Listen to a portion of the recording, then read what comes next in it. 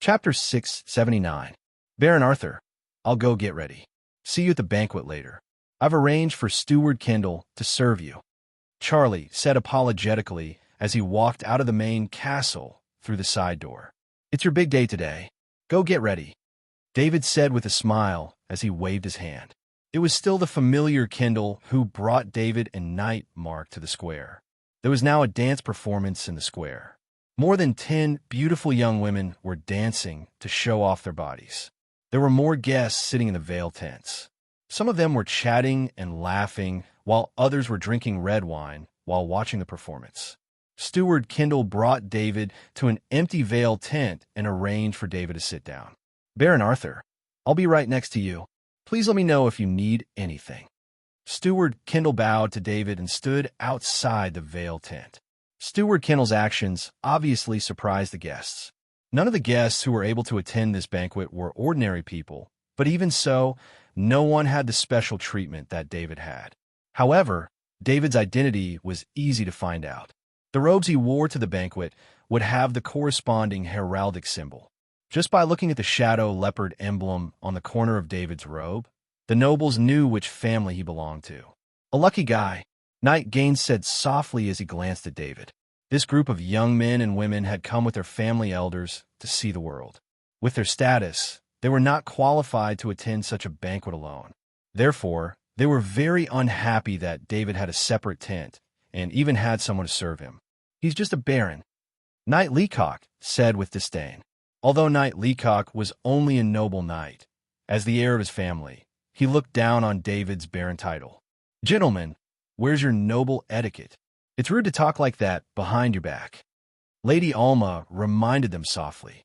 In fact, after the Knight Leacock said that, other than the Knight Gaines, the others did not look too happy. Among this group of young men and women, only the Knight Gaines and the Knight Leacock had the possibility of inheriting the family title. The rest of them had the lowest rank of lord. In powerful aristocratic families, under certain conditions, only the descendants who had the right to inherit the family would not be given a title of nobility. They would only be given the title of knight. As for the rest of the younger generation who didn't have the right to inherit, they would be helped to obtain the lowest rank of nobility, such as lord. Thus, when they left the family, they could still live the rest of their lives as nobles. If the Knight Leacock looked down on the title of baron, he would be hurting the nobles and ladies here. Why don't we go over and make friends? Lady Alicia suggested. Go ahead, I don't want to know him, Knight Leacock said, shaking his head. I'll go with you. Lady Alma stood up and replied. The two ladies looked at the others and found that they had no intention of leaving. At this moment, Ian walked into the tent, which made the two ladies sit down again. Hello, Baron Arthur. Let me formally introduce myself. My name is Ian, the second son of Lord Gould of the main family's White Dragon bloodline. Ian bowed to David and said, Hello. David stood up and bowed back. David didn't know why Ian was looking for him, but he knew who Ian was, so he had a trace of vigilance in his heart. Please sit. Ian sat on the other side of the table and made an inviting gesture to David. Ian's behavior could only be said that he looked down on David. Even if the tent belonged to his family, as the tent was arranged for David, the owner should be David during the time that David was using it. David didn't care about Ian's words. He didn't want to have anything to do with Ian, so he didn't care about Ian's character. I heard that Chinya Manor now belongs to you. Would you be willing to give it up? Ian asked after taking a sip of his drink. Although the people around Ian had been cleaned up, he had already bought a lot of servants in the castle. These servants couldn't do anything for him, but it wasn't a problem for them to get some information. This time, he got the news that his father, Lord Gould, was going to use the heartwarming lotus soup to entertain the other lords and the temple knight. With the status of the leader of Gould, it was naturally impossible for him to take out heartwarming lotus seed soup from his space ring when he was greeting people. Naturally, he had to be more stylish. Therefore, the heartwarming lotus soup was handed over to Steward Hayes. When the time came, the servants would bring it up. This news was known to the servants. To be honest, the servants that Ian bought were already scared. Ever since they found out that all the people around Ian had been killed, they knew that taking Ian's money was too hot. But it was too late to regret it now. The servants could only tell Ian some unimportant news. For example, the heartwarming lotus soup was something that the servants didn't think was important. But when Ian heard the news, he immediately took it seriously. Of course, the food that could be brought to a small gathering couldn't be simple. When he thought about how Baron Arthur had just met with Lord Gould, it wasn't hard to imagine where the heartwarming lotus soup came from. Ian didn't think that there was anything special about the heartwarming lotus soup. He thought that there was some mutation in the heartwarming lotus that improved the quality of the heartwarming lotus seeds. As for the cooking, there was a grandmaster chef in the family. It wasn't easy to cook. Therefore, he came to David to buy back Chinyam Manor and control the source of the heartwarming lotus. That way, he would be able to score points with his father, Lord Gould. Ian always thought that Lord Gould liked him very much. Even Charlie was not as important as he was in Lord Gould's heart. This could be seen from the fact that Lord Gould didn't pursue the matter after he revealed Charlie's location to the evil god's followers. More importantly, Lord Gould still hadn't helped him get a noble title. He was still a noble knight. All this meant that Lord Gould treated him as a successor. Ian wanted to show Lord Gould that if Charlie gave away Chinyam Manor to someone else, the source of the heartwarming lotus would no longer be controlled by the family. On the other hand, he could take back Chinyam Manor and regain control of the source of the heartwarming lotus. I really like Chinyam Manor. I don't want to give it away. David didn't expect Ian to make such a request. He shook his head and refused. Don't you want to hear my offer? 5 manors of the same size as Chinyam Manor. In addition, I can pay you 1 million divine gold coins. Ian saw David's firm attitude and gritted his teeth as he said the most he could pay. From this, it could be seen that Ian wasn't suitable for negotiation. Ian didn't receive a real noble education for long. Before he was 11 years old, he was still by his mother's side. After his mother's death, he was brought back by Lord Gould to receive the noble education of the main family. Although after many years of noble education, some of the foundations had been wrong and it was difficult to correct them. Ian's self-righteous little schemes were extremely laughable in the eyes of many people in the main family. He was also proud of his wit. I said I don't want to give it away, David said in a deep voice. Baron Arthur, this is the main family. Have you considered the consequences of rejecting me here? Ian said with a gloomy face. If David hadn't seen Lord Gould and didn't know about Ian's situation from Charlie, he might have been scared by Ian. However, he knew that Ian was just an illegitimate child who wanted to murder the heir of the main family. Although David didn't know why Lord Gould didn't pursue Ian's responsibility, he thought that Ian's right to speak in the main family was extremely limited. Knight Ian, if you expel me on behalf of the main family, then I will leave immediately, David said in a deep voice. Lord Gould, who was preparing to entertain his old friends on the upper floor of the main castle, frowned. The whole castle was covered by his bloodline power. When Ian went to find David, he paid attention to him. He didn't expect Ian to threaten David, which made Lord Gould extremely angry. He didn't hide his anger. For him, anything that could trigger his emotions needed to be expressed so that he could be more emotional. Gould, what's the matter? Lord Ferdinand asked happily when he saw Lord Gould angry. Perhaps they would still use honorifics outside, but in this private gathering, they were very casual. Their small circle could be regarded as a small alliance among the top nobles. In the huge, great world of God, even the top nobles needed to survive in order to protect their families and forces. Ian is doing something stupid again. Lord Gould glared at Lord Ferdinand and replied. He had long been accustomed to Lord Ferdinand's gloating behavior. It was just a joke between old friends. You really have a good temper. If I had a son like him, I would have slapped him to death. Lord Ferdinand shook his head and said. They all knew what Ian had done. The heir of the main family was almost killed. How could they not investigate such a big thing? Lord Gould also didn't keep his secret, so the 5 people in the room all knew what Ian had done. You know, Gould used his family to train his feelings. He can't do anything to his own son. Lord Emile said with a smile. Gould, you can't always spoil Ian like this. Last time he almost killed Charlie. Who knows what he will do in the future?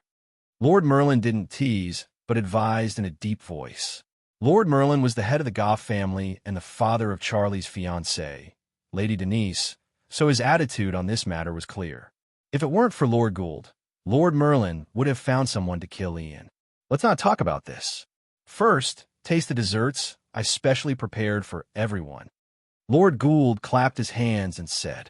Several servants came in with small bowls and carefully placed them in front of the 5 people. Get rid of the 3rd servant. Lord Gould glanced at the servants and then sent a message to Steward Hayes outside the door. Ian had a lot of little tricks. This was the result of Lord Gould's connivance. So many servants couldn't see the actual situation clearly.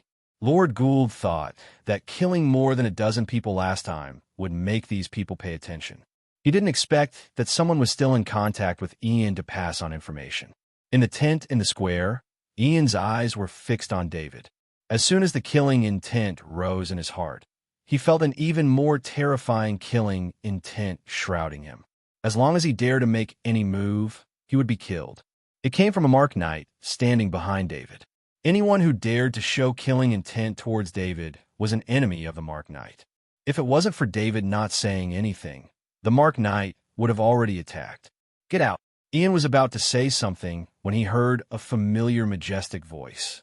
It was the angry voice of his father, Lord Gould. This voice was like a clap of thunder in his ears, and his face turned pale. Ian immediately understood that David must be very important to Lord Gould. His actions had angered Lord Gould. He stood up, turned around, and left without saying a word. On the other side, a group of young men and women were watching a good show. They only saw that there was a conflict between Ian and David. In the end, Ian was scared away by David. They couldn't hear Lord Gould's voice. The only one who could hear was Ian. David was also a bit confused. Ian seemed to be very aggressive when he came. Why did he leave halfway? On the upper floor of the main castle, Lord Gould scolded Ian and left. Then, he gestured to his 4 old friends to have some heartwarming lotus seed soup. Heartwarming lotus seed soup. Gould, you're being lazy. This is produced by your industry. My family has a share every season. I often eat it. Lord Ferdinand glanced at the small bowl and said, more than half of the heartwarming lotus seed production was supplied to some noble families, and those present had a large share. Normally, at a gathering like this, there would be something that could be used as a treat. Otherwise, they would be laughed at in this small circle. Old Lion, this heartwarming lotus seed soup is a bit different. Before Lord Gould could say anything, Lord Emir pointed out with a smile. Lord Merlin and Lord Luca both nodded. They smelled the heartwarming lotus seed soup. They were sure it was very different from the heartwarming lotus seed soup they drank before. What's the difference? Isn't it the same heartwarming lotus seed soup? Lord Ferdinand also smelled the difference after being reminded by the others, but he still said stubbornly. Lord Ferdinand put the heartwarming lotus seed soup on the table. Then, in a flash of white light, the heartwarming lotus seed soup disappeared from the table. Lord Ferdinand's eyes flashed with surprise. He didn't hesitate and immediately closed his eyes, carefully feeling the feeling in his mouth. Chapter 680. The 5 lords in this room had all sent their energy avatars, not their main bodies. Of course, this was normal. Under normal circumstances, a level 5 knight would only send their energy avatars. At their level, energy avatars were enough to deal with most things. In addition, using energy avatars would also minimize the possibility of accidents. It had to be known that the safety of each of them was related to the survival of their families. Lord Merlin, Lord Emir, and Lord Luca also placed the small bowls on the table. In the white light, the small bowls were teleported back to their main bodies. Although Lord Gould had just drunk a bowl of heartwarming lotus seed soup, with his strength as a level 5 knight, that bowl of heartwarming lotus seed soup prepared for official knights was not his limit. He also teleported the heartwarming lotus seed soup back to his main body. The room was quiet for a few minutes. No one spoke. The 5 powerhouses of the great world of God were all carefully savoring this dessert. Gould, you're up to no good. Tell me, what do you want in exchange for this heartwarming lotus seed soup? Lord Ferdinand said with a glare. There were too few things that could affect his mood. In the past decade or so, this was the first time he had been moved by something. This was the first time his mood had fluctuated so much. Every lord present had access to treasures that were unimaginable to ordinary people. It was becoming more and more difficult for them to be affected by certain items. They all had their own way of preserving their feelings, but no matter which way it was, the effect was slowly weakening. Take Lord Gould, for example. It wasn't that he didn't touch his second son, Ian, but that he would wait until this method of entrusting his feelings was no longer effective. Then he would solve the problem of his family. Every lord was a decisive person. If they didn't have such a mentality, they wouldn't be able to become a lord. Ferdinand, do you know how to take out the good stuff? Lord Gould asked with a faint smile. Gould, this heartwarming lotus seed soup's effects are really not bad. I wonder how long the effects will last after repeated consumption? Lord Luca asked with great interest. The problem he raised was also the concern of the other lords. In fact, the heartwarming lotus seed soup had such a strong effect on the soul. So if they could maintain the same effect every time they took it, these fifth-ranked temple knights wouldn't have to worry about their emotions fading away. To be honest, this is the second time I've consumed the heartwarming lotus seed soup. I don't feel any weaker than the first time. Lord Gould replied after some thought. Those present were his staunchest allies. The 5 top nobles had supported each other for thousands of years, and the friendship between them had long since seeped into every corner of the family. For thousands of years, the 5 top nobles had been united through marriage, so Lord Gould had no intention of hiding anything when he spoke. Is there any problem with the supply of heartwarming lotus seed soup? Lord Merlin asked with concern. It was cooked by Charlie's friend. He's a very interesting kid. Lord Gould said with a smile. Charlie's friend? That's good. Lord Merlin said with a smile when he heard that it was related to Charlie. Is there any problem with the kid's safety? Do you want to? Lord Ferdinand asked in a deep voice. His meaning was obvious. He wanted to keep David, who had cooked the heartwarming lotus seed soup, in captivity. That kid is a rare friend of Charlie's. Besides, he has a Sky Knight protecting him. There's no problem with his safety. We shouldn't interfere. Lord Gould said with a shake of his head. The other 4 lords understood how much Lord Gould valued his child. It could be said that he spoiled him. Of course, he spoiled his eldest son less because he didn't want Charlie to grow up bad. However, he spoiled his illegitimate son, Ian, very much. With he taking care of him, there's no problem with his safety. He's also Charlie's friend, so there's no problem with the supply. It all depends on how long the heartwarming lotus seed soup can last. Lord Merlin said with a nod. David didn't know that the 50 servings of heartwarming lotus seed soup he made would have such a big impact. In fact, as the strength of a knight increased too quickly, the strength of the body and the improvement of the spirit did not reach a balance. This was the main reason why the Knight of the Holy Temple became less emotional. Especially when making an energy clone, a part of the spirit was needed, which weakened the spirit of a Knight of the Holy Temple even more. Of course, this weakness was relative. The spirit of a Knight of the Holy Temple was much stronger than that of an ordinary master alchemist. It was just that their bodies were strengthened by the power of the blood. Affected by Ian's appearance, David was not in a good mood. Anyone who came to the banquet excitedly and was disgusted by someone would be like this. Steward Kendall carefully directed the servants to serve the best drinks. He was arranged by Charlie to serve David. Before Ian came over, he couldn't do anything about it. Now he could only serve him more carefully. As the sky darkened, Main Castle emitted a blue light, illuminating the world with an intoxicating color. The tallest watchtower of the castle projected a few beams of light at the entrance of the hall. Charlie appeared at the center of the light with a smile on his face and a formal dress. David, who was familiar with Charlie, saw his expression and knew that the smile was extremely formulaic. Baron Arthur, the banquet is about to begin. You need to enter the banquet first.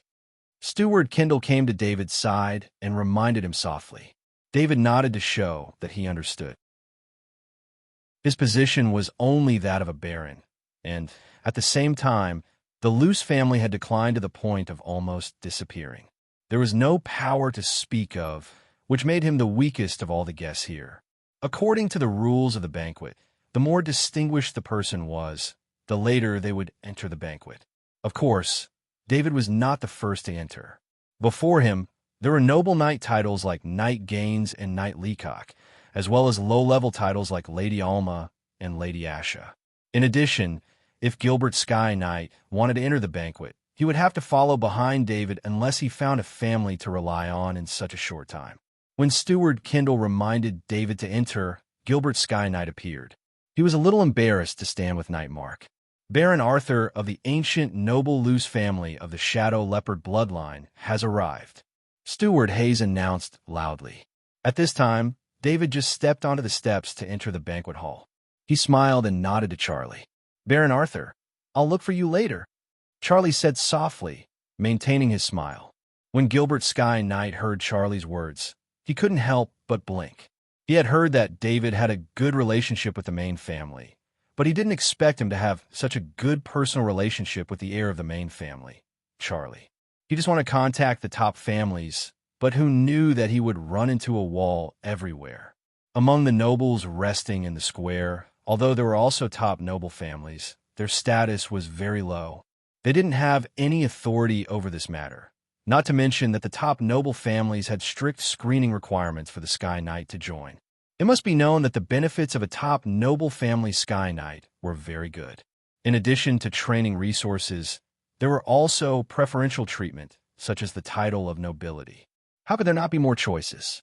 Gilbert Sky Knight didn't have a referral, so it would be very difficult to get in touch with him on his own. David didn't pay attention to Gilbert Sky Knight. After he entered the hall, he was attracted by the layout of the hall. The entire hall was circular, and the light was arranged in light blue. David remembered that this light blue was the background color of the main family's coat of arms, and it was also the special color of the main family. In the sky above the hall, a transparent white dragon figure was flying in the air. It was the white dragon on the main family's coat of arms, and it was also the source of the main family's bloodline.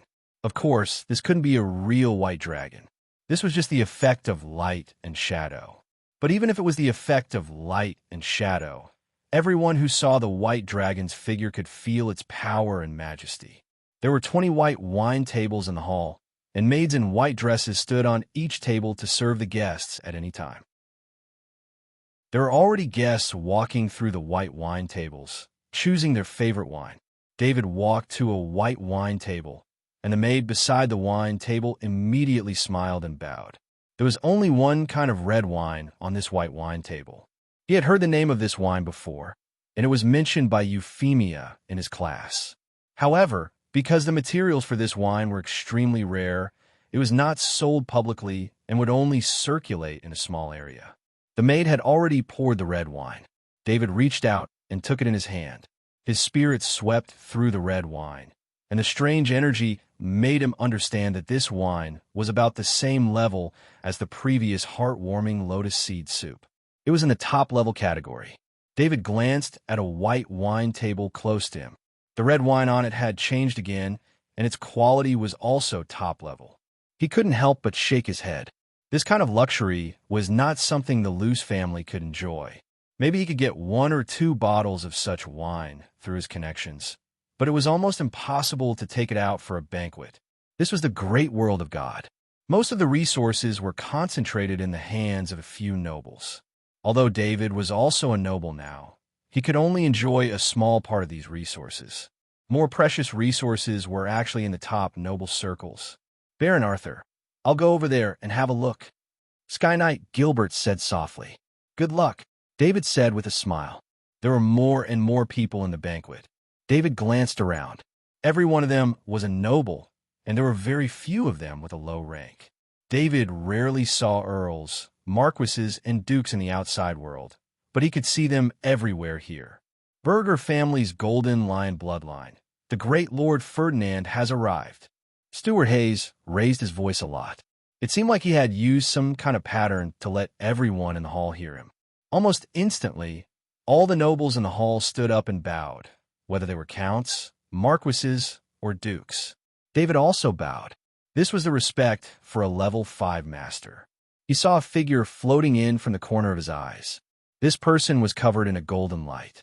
After entering the hall, he rose to about 5 meters in height and flew directly to the second floor. It's an energy doppelganger again. David could clearly see that the body in the golden light was an energy doppelganger. He couldn't help but think to himself, when Lord Ferdinand's powerful aura disappeared on the second floor, all the guests stood up straight. Many of the nobles' faces were flushed. They were proud to be in such close contact with a powerful lord. Even if it was a top noble's banquet, very few lords would personally attend. Just when the guests had calmed down, they heard Stewart Hayes' voice again. Cooper family's giant bear bloodline. The great Lord Emir has arrived. Kirk family's moon wolf bloodline. The great Lord Luke has arrived. Goff family's black tiger bloodline. The great Lord Merlin has arrived.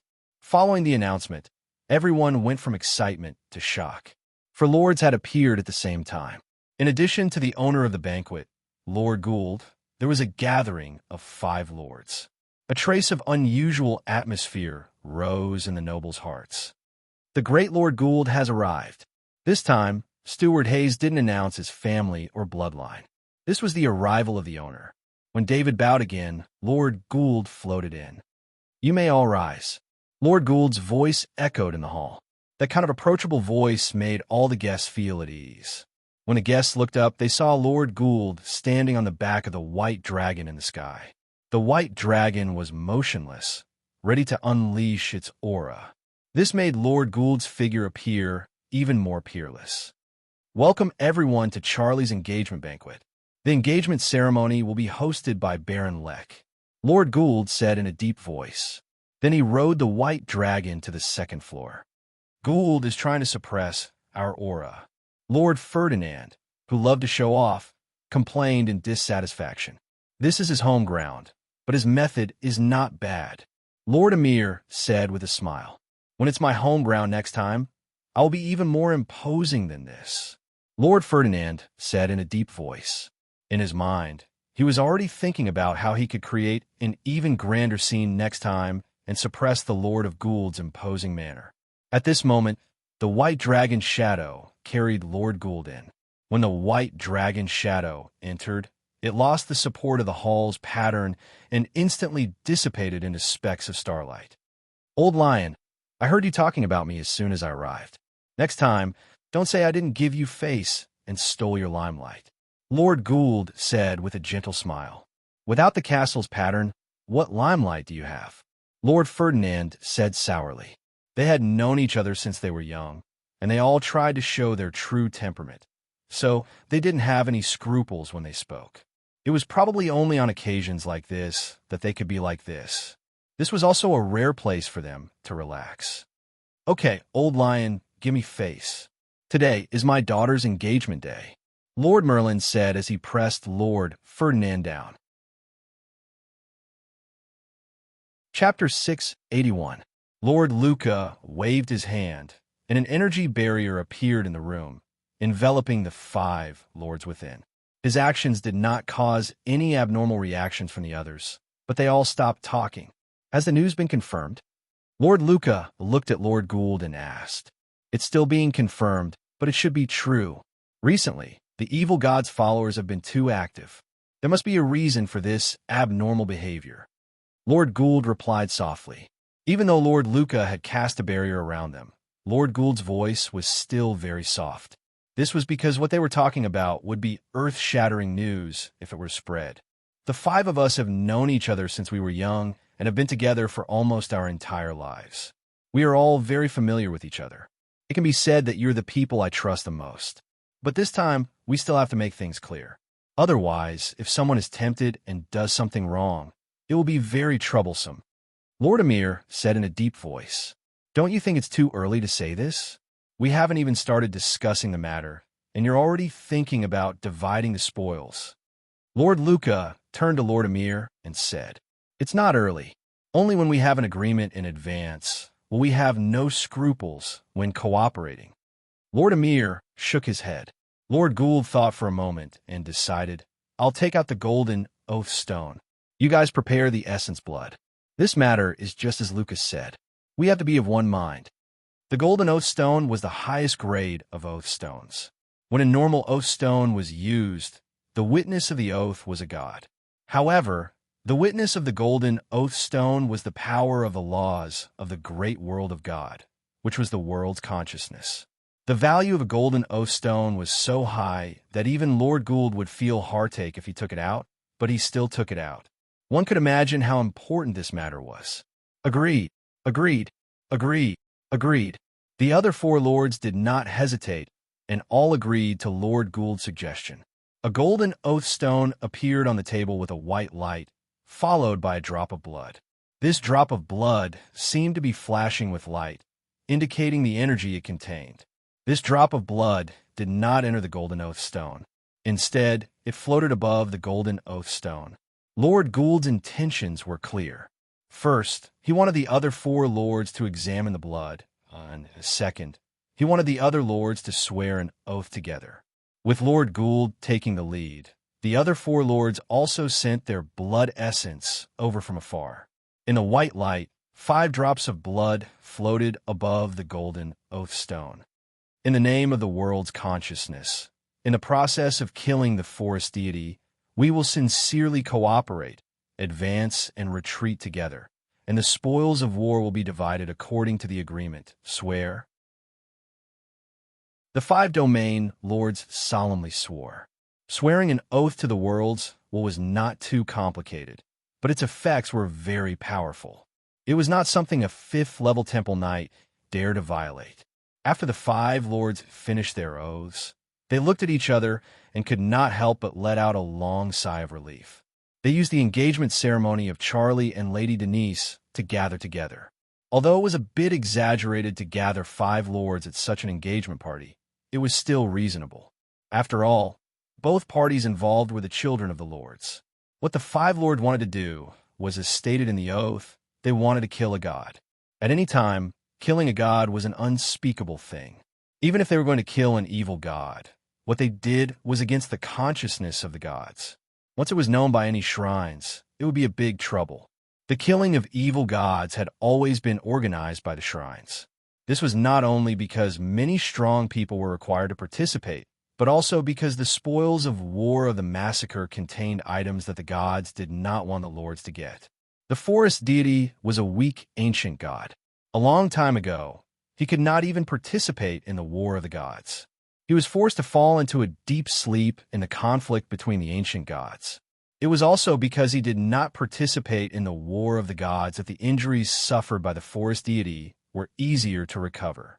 After sleeping for countless years, the forest deity showed signs of awakening, and some weak miracles were appearing. This matter was discovered by the main family, and the news was immediately blocked. The family's men of sacrifice began to search. Although they did not find the exact location, they were more than 80% sure that they would find it. It was only a matter of time before they found it. Lord Gould did not want to kill a god alone.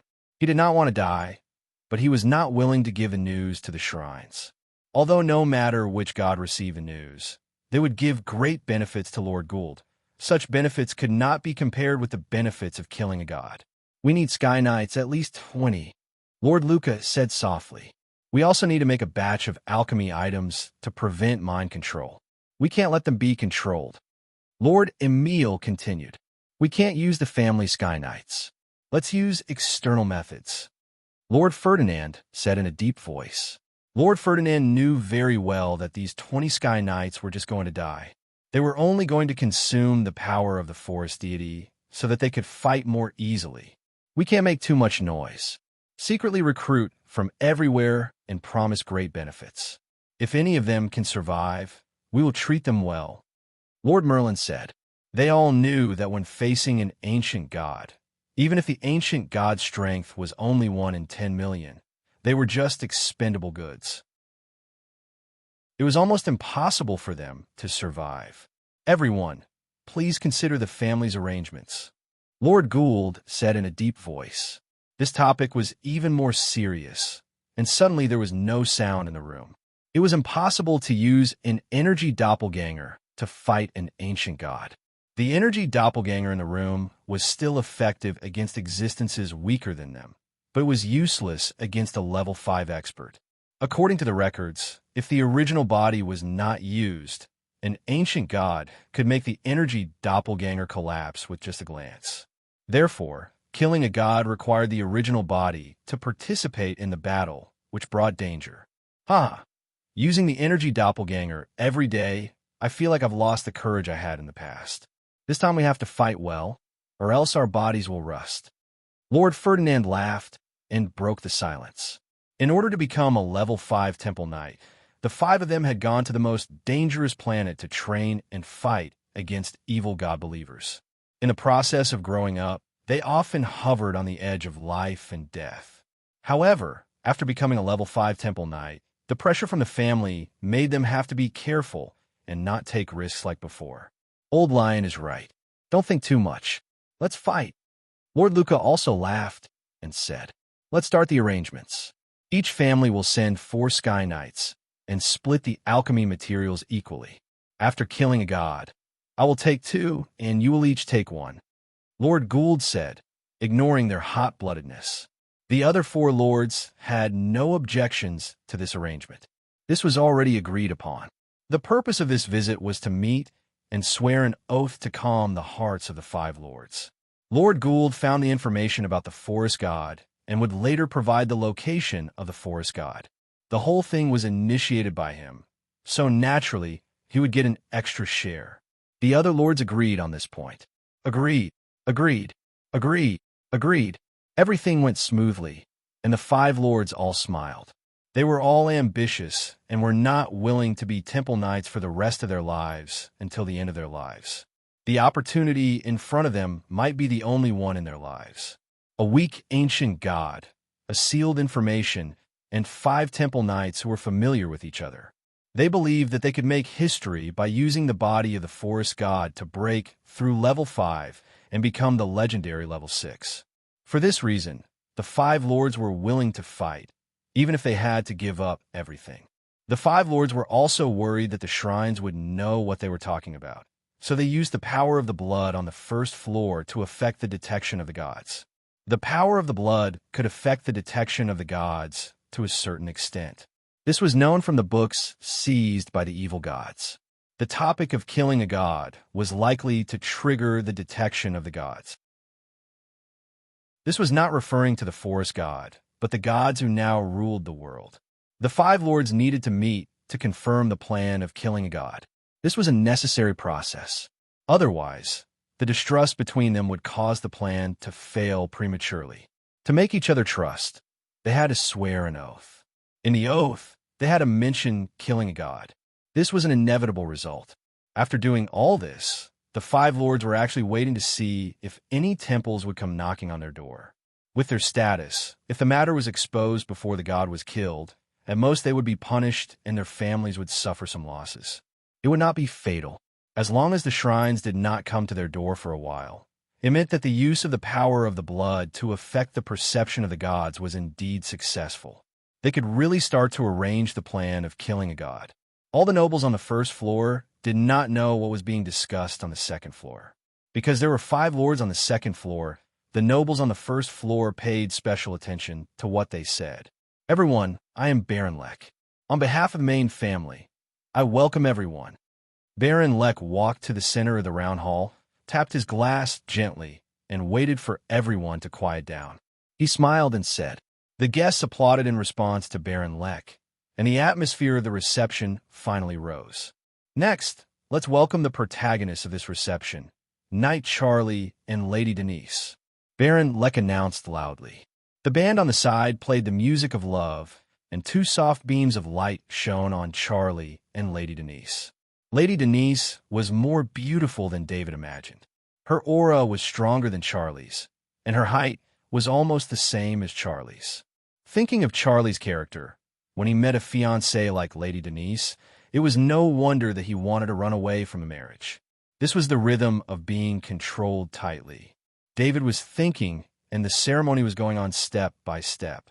Gifts were exchanged, champagne towers were poured, and finally, Charlie and Lady Denise began to dance with the music and then many guests joined in. David did not participate, and he did not bring a dance partner, nor did he have a familiar woman. He just walked to the edge of the hall with red wine and watched Charlie and Lady Denise dance, and there was a little friction between them from time to time. But in David's view, Charlie and Lady Denise definitely had feelings for each other, and that kind of friction was more like a game between lovers. David turned his head and inadvertently saw Sky Knight Gilbert chatting with a viscount.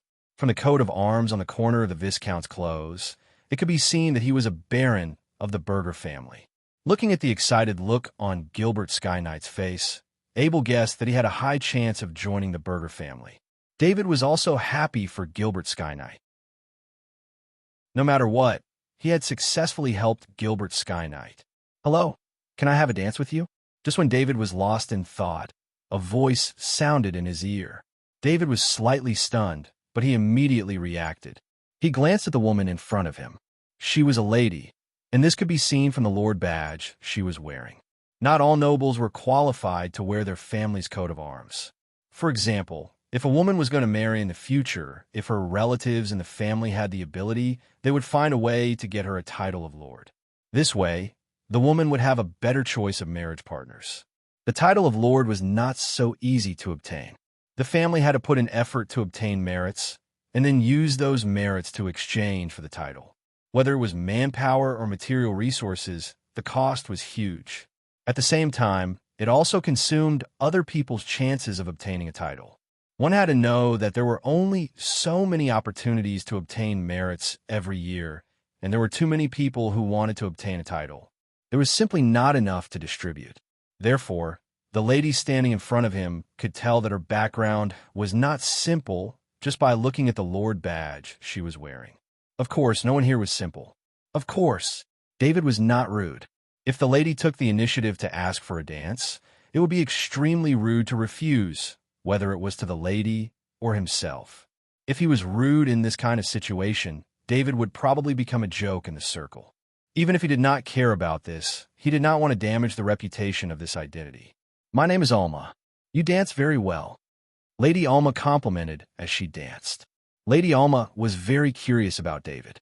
It was very strange for an ordinary baron to appear at this kind of banquet. In addition, the second son of the main family made things difficult for him, and then left for no reason. The main family also had a special steward to receive him, and a series of things made David full of mysteries. "My name is Arthur. You dance very well, too." David and Lady Alma chatted awkwardly. At this moment, Charlie took the time to make a gesture to David to chat for a while, causing Lady Denise to also notice David.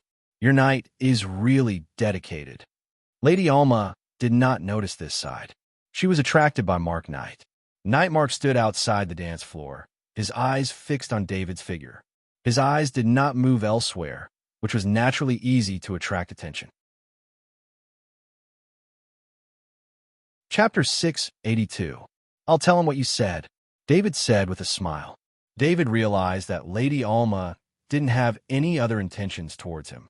She was just curious, so he danced and chatted with her. While he was dancing with Lady Alma, he sensed two unfriendly gazes. He moved his feet and turned around with Lady Alma, just in time to see the owners of the gazes. David didn't understand where the other party's malice came from. In this kind of cocktail party, it was a very common social activity for strangers to dance.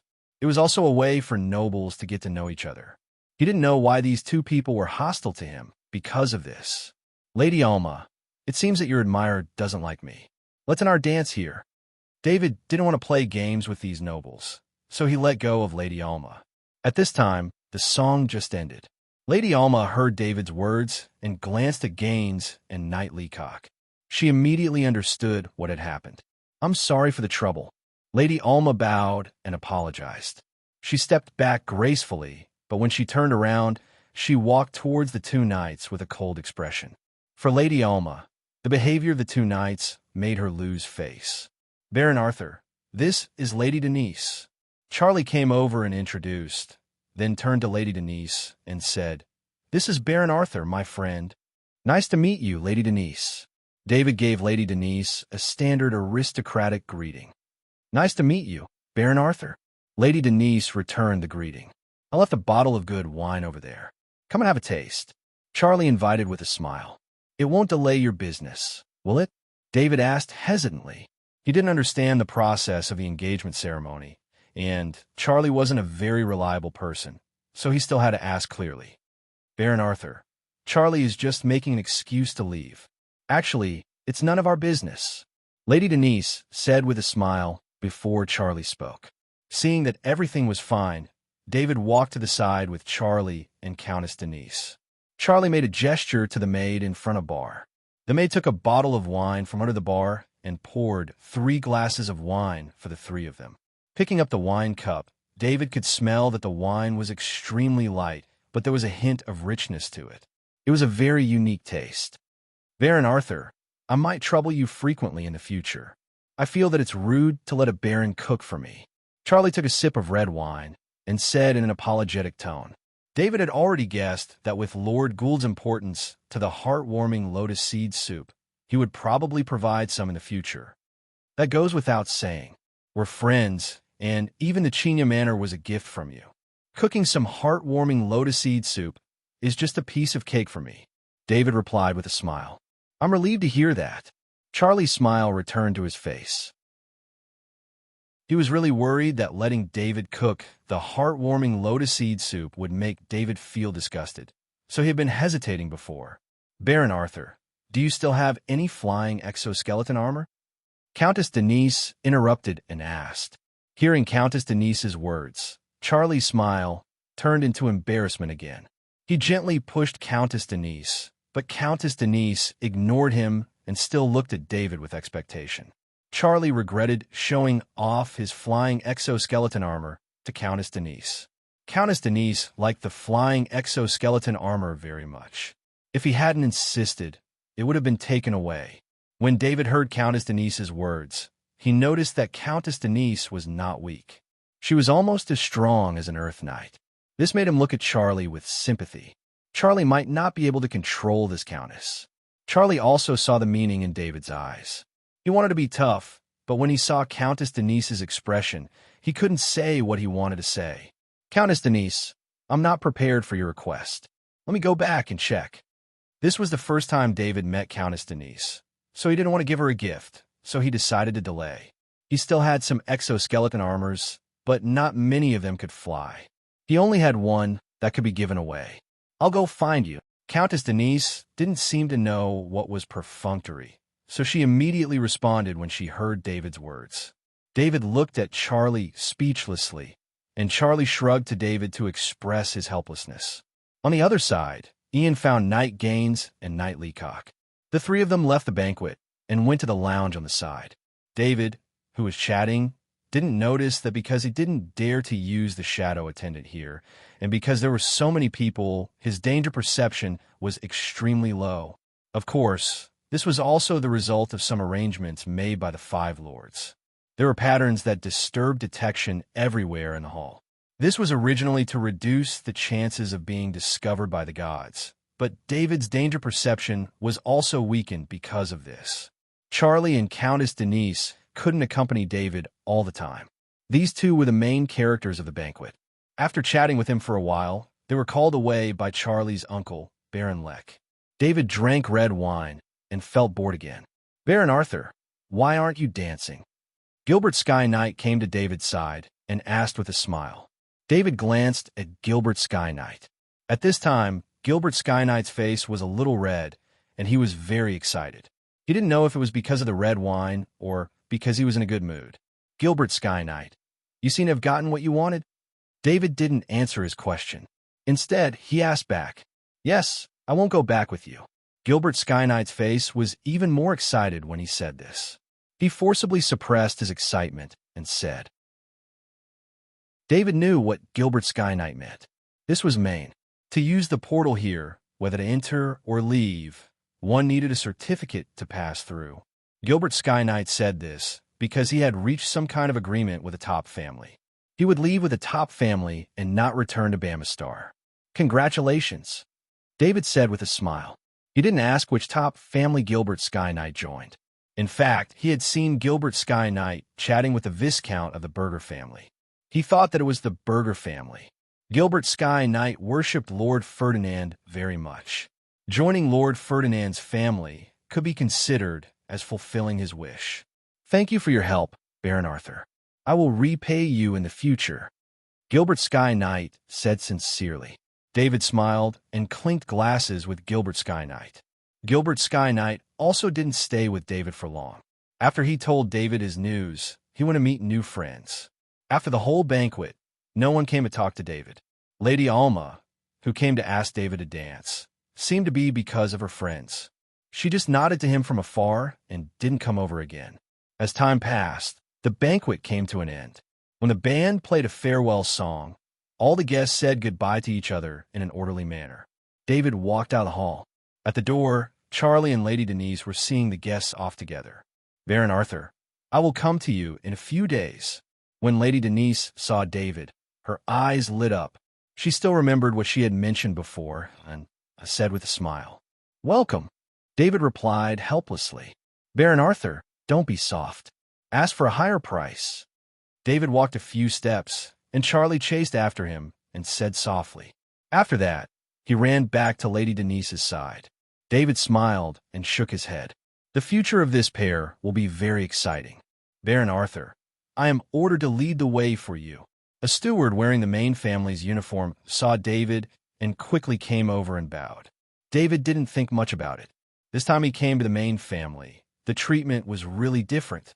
Whether it was coming or going, there was a steward leading the way. The rest of the guests rarely had such treatment. The steward led David and Knight, Mark, to a small portal. After passing through the small portal, they came to the vicinity of the large portal. There were several people lining up at the portal here. The steward trotted over and whispered a few words to the staff of the portal, and then walked back. Baron Arthur, please use the portal first. The steward respectfully made a gesture of invitation. David was a little surprised. There were several nobles in front of him who were higher than him. Wouldn't this make him offend people? But the steward had already arranged it, and he couldn't refuse. He could only apologize to the few people waiting in front of him before walking to the portal. In fact, the few nobles waiting had no objections to cutting in line. This was Maine, and those who could be arranged to use the portal here had a very close relationship with the Main family.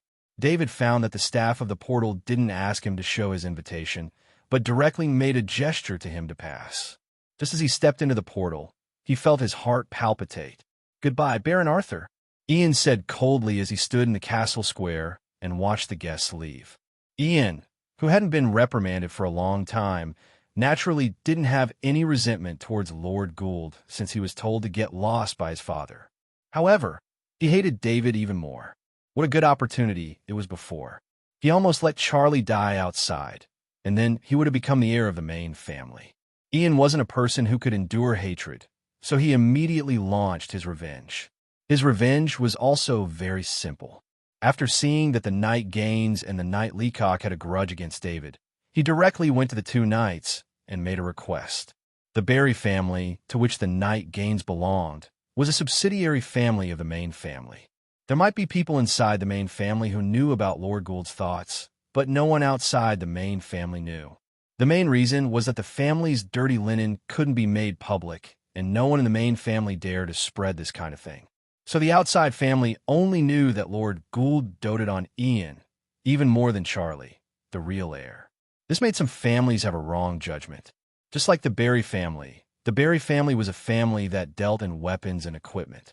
The family had the ability to make weapons and equipment from level 1 to level 4. It must be known that the forging of level 4 weapons and equipment required a master blacksmith, and no one would let an ordinary blacksmith do this kind of material. The Barry family didn't have a source of raw materials themselves.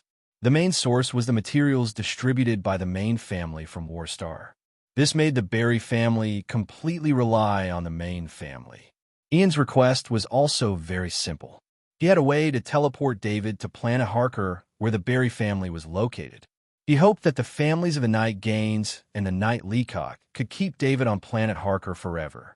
For Ian's request, the Knight Gaines and the Knight Leacock naturally couldn't decide, so they went to find their elders. They didn't know what kind of conditions Ian promised, but the two families agreed to help. Of course, the one who contributed the most was the Barry family. When they came out, the family's 2 Sky Knights were all dispatched. As for the Knight Leacox-Carney family, they dispatched a Sky Knight to help. It could be said that 3 Sky Knights could easily deal with David, who only had 1 Sky Knight by his side. Ian's identity as the son of the Lord played a decisive role, and the weak noble Baron Arthur was also the reason why the 2 families didn't refuse. Some rumors said that Ian was likely to become the successor of the main family. Even if there was a slight possibility, the 2 families wouldn't let go of this opportunity to curry favor with Ian. As for the matter of Baron Arthur saving Charlie, they didn't believe that Charlie would care about an ordinary lone noble. Since they didn't say anything, Ian naturally wouldn't say anything either. They would be on good terms with Ian, and they wouldn't let Charlie know. Ian also knew about the knight's perception of danger, so he thought of a solution. He ordered a steward to receive David and told him where David needed to go. However, the destination wasn't Planet Harker, but Planet Harker. But the steward himself didn't know that the destination was fake. He only thought that the destination David needed to return to was Planet Harker. This kind of performance could make the steward not have any other thoughts in his mind, so David wouldn't be able to find a wrong destination. It can only be said that Ian was very lucky. If he did this normally, Lord Gould would definitely find out and stop him. Even if Lord Gould didn't find out, Charlie or the others would find out. But today's situation was a bit special. Lord Gould and the other 4 lords were discussing important matters together. They couldn't hide, so how could they release their perception? Charlie and the rest of the family were also busy for the day. The finishing work of the banquet was still ongoing. Only Ian was idle, so no one had time to pay attention to him. Chapter 683. David's heart palpitated, and he reacted almost without any hesitation. His spirit swept over the knight Mark beside him, and during the teleportation process, he put the knight Mark into the summoning ring. Now David's summoning ring was no longer the small one from before. From the spoils of war of the Leaky family, he chose a summoning ring with a large space. The largest summoning ring of the Leaky family was the Viscount's. The space was about the size of a room, which was enough for him to put all his puppets and warhorses. The teleportation process continued, and after many teleportations, David was already familiar with it.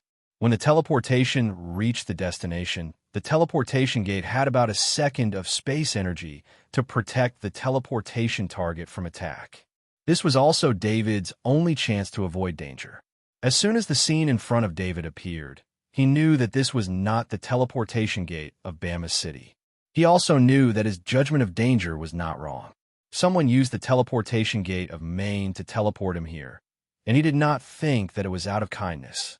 David's spirit connected to the transcendent stiletto on his calf.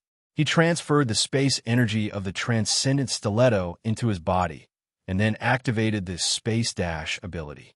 His figure disappeared the moment the teleportation gate teleported him out. The underground sneak ability was activated along with the space dash ability, which allowed him to appear 10 meters underground. David's breath was completely hidden, and he had a lot of confidence in this. This was also why he put the knight Mark into the summoning ring. He had no way to hide the knight Mark's breath. At this time, the shadow attendant flew out of the ground and came to the place where he was just now. Through the eyes of the shadow attendant, David saw the 3 Sky Knights floating in the sky. Their target was the place where David appeared. If he was one step late, David would have to face the attacks of the 3 Sky Knights at the same time. By then, it would be difficult to even resist, let alone escape. David knew how scary a Sky Knight was. In order to deal with Baron Cyril, this Sky Knight, he had thought of all the ways and means to win by a hair's breadth. "Oh, where is he?" the Alberta Sky Knight exclaimed. He was 100% sure that a figure appeared when the teleportation gate was activated, but that figure flashed too quickly. When he saw that it was Baron Arthur, it disappeared inexplicably. "He must be nearby. He can't escape," the Maynard Sky Knight said in a deep voice. Of course, he had the confidence to activate the Barry family's sealing circle to deal with Baron Arthur and the Sky Knight beside him. This mid-sized teleportation gate was the Barry family's exclusive teleportation gate. This was also a requirement for their business. Their goods were different from normal goods. For example, rank 3 and rank 4 weapons and equipment, each of them needed to be negotiated with the seller individually. This required a convenient teleportation gate. After many years of accumulation, the Barry family spent an unimaginable amount of money to build this mid-sized teleportation gate for convenience. Of course, this mid-sized teleportation gate also brought more business to the Barry family, especially high-end custom-made equipment. This had become the main business of the Barry family. These were the benefits of the mid-sized teleportation gate. This was the reason why Ian chose to teleport to Planet Harker's Barry Castle. As long as the sealing circle of Barry Castle was activated, no one would be able to escape. By that time, no matter how fast David was, he would not be able to escape. The Barry family and the Carney family agreed to help because this matter was too easy. They didn't need to pay anything. They only needed to send out 3 Sky Knights. Angelo Sky Knight from the Carney family didn't say anything. He unleashed the power of his blood and turned it into a white light screen that scanned the surroundings. This Baron Arthur must have a treasure that can teleport. But with the sealing circle, he can't teleport out of Barry Castle. Angelo Sky Knight lowered his voice after a fruitless search. His words made the other 2 Sky Knights' eyes sparkle. This was an unexpected surprise. If they could get their hands on a teleportation treasure like this, they would have another life-saving card. Find him, Maynard Sky Knight said in excitement. Let the family night out and search everywhere. Alberta Sky Knight nodded.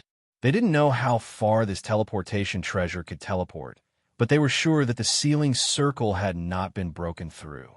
This meant David was still inside the circle. As a matter of fact, the amount of teleportation energy needed to break through the sealing circle was not something a portable teleportation treasure could do. Only large teleportation items, like the portal, could do it. This was why they believed David was still inside Barry Castle. Now, they just needed to find David. At this time, David was below the medium-sized teleportation gate. If he wanted to leave this place, he had to go through this medium-sized teleportation gate. He was waiting for someone to use the portal, and he would suddenly appear.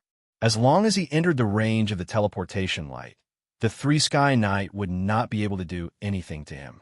They could only watch him leave. David's idea was good. He just wanted to leave this dangerous place as soon as possible. Close the portal, cut off the energy, Maynard Sky Knight commanded. Afterward, David sensed the energy wave of the medium-sized portal slowly calming down. Finally, the energy wave completely disappeared. This made him feel helpless. He looked at the 3 Sky Knight in the sky through the shadow attendant. His eyes flashed with murderous intent. The other party was determined to find him and open the portal. He had to solve all the problems before he could leave this place. With that in mind, David used his underground sneak to move towards the castle not far away. David liked the great world of God. For safety reasons, the underground of the castle was made of rocks. With his underground sneak ability, no matter what kind of rock it was, it could easily open up a path.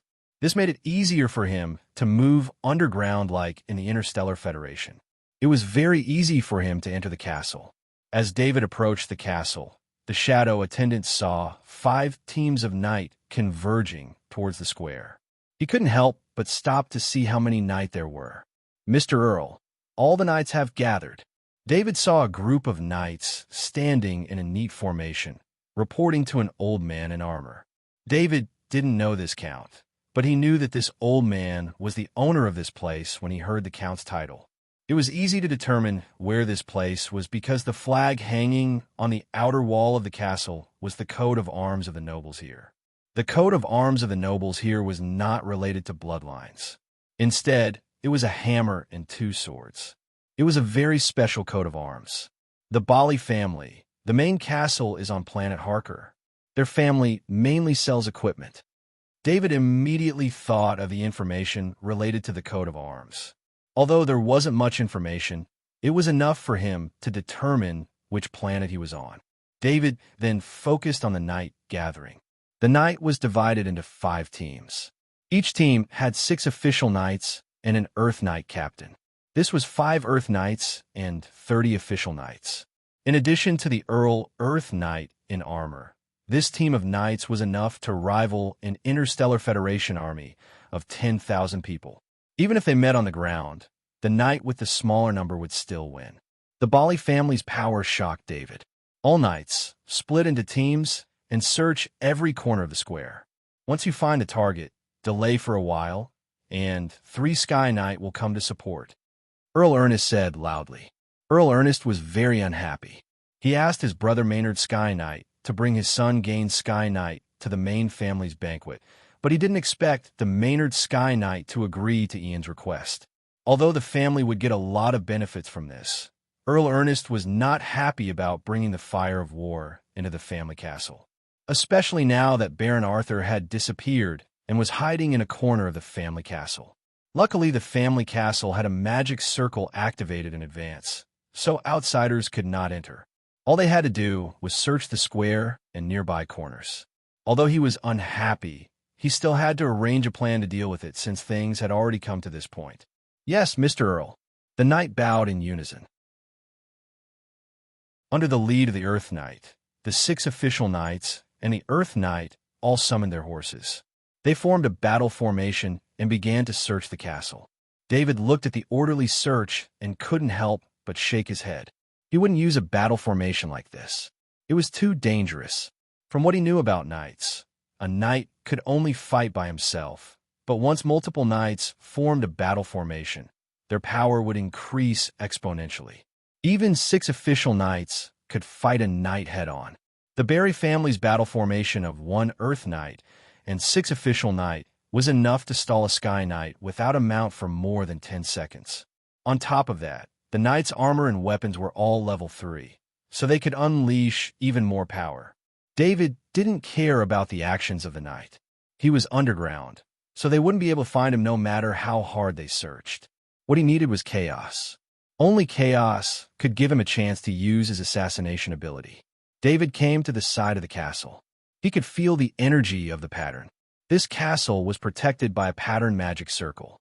However, he was already 10 meters underground, so he was already out of the range of the pattern magic circle. This allowed him to easily enter the castle. The structure of the Barry Castle was no different from a normal castle.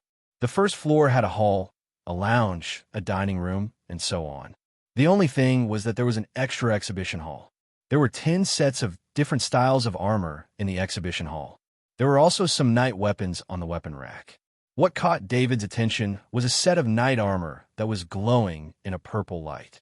Under the knight armor was a level 4 light purple horse armor. The knight was holding a level 4 heavy sword in his hand, and there was a level 4 long spear next to the horse armor. There were also 6 level 4 short spears on the horse armor. This was a full set of level 4 armor. David rarely saw level 4 knight armor made with level 4 materials. Level 4 materials were too rare, so it was a waste to use them to make a knight armor, especially a Sky Knight armor. Once the power of blood was turned into armor, its defense could be comparable to a level 4 knight armor for a short period of time. What a Sky Knight lacked the most was a powerful level 4 weapon. This set of armor is mine, David thought to himself. This set of level 4 equipment was the treasure of the Bali family, and it was also a tool to attract customers. Level 4 knight armor was not for sale, but level 4 weapons could be sold as long as you could afford it. Of course, the price would be astronomical. Even a big noble would find it hard to afford it. In order to protect this level 4 armor, the Barry family protected it with a small totem circle. This small totem circle produced an energy shield, and the energy came from the energy supply of the castle. It would be very difficult to break this energy shield in a short period of time. It would consume the energy supply of the castle, and it would take enough time to alert the Barry family's knight to appear. David didn't need to care about the energy shield. He controlled the shadow attendant to go through the energy shield and arrived next to the level 4 armor. With a move of the will of the shadow attendant, the level 4 knight armor and the rest of the level 4 weapons were all put into the portal ring. Let's call this interest, David thought to himself. He put away the level 4 knight armor and weapons so that the Barry family's knight would not use them against him in the future. David was not only going to put away this set of armor, but he was also not going to let go of any other equipment in the exhibition hall. Everything that could be displayed here was of the highest quality. The shadow attendant quickly flew in front of each equipment, and the whole exhibition hall became empty. David was about to control the shadow attendant to leave when a steward walked in. When he saw the situation in the exhibition hall, he opened his mouth and was about to scream. The shadow attendant suddenly appeared behind the steward. A level 3 dagger stabbed into the back of the steward's head, and the steward's life was ended in an instant. Since the slaughter had begun, David no longer had any scruples. He ordered the shadow attendant to automatically kill all life within 100 meters. Without David's command, the shadow attendant's shadow kept flashing in the castle. Every time it appeared, it would take away a life with a level 3 dagger. There were no knights in the castle. All the knights were outside, searching for David. The ones inside were all normal people. Chapter 684. The Bali Castle was being massacred. Since the shadow servants were too fast, no one could warn the knights outside. David's shadow was moving under the castle, and the shadow attendant's range was expanding. David had experienced war before.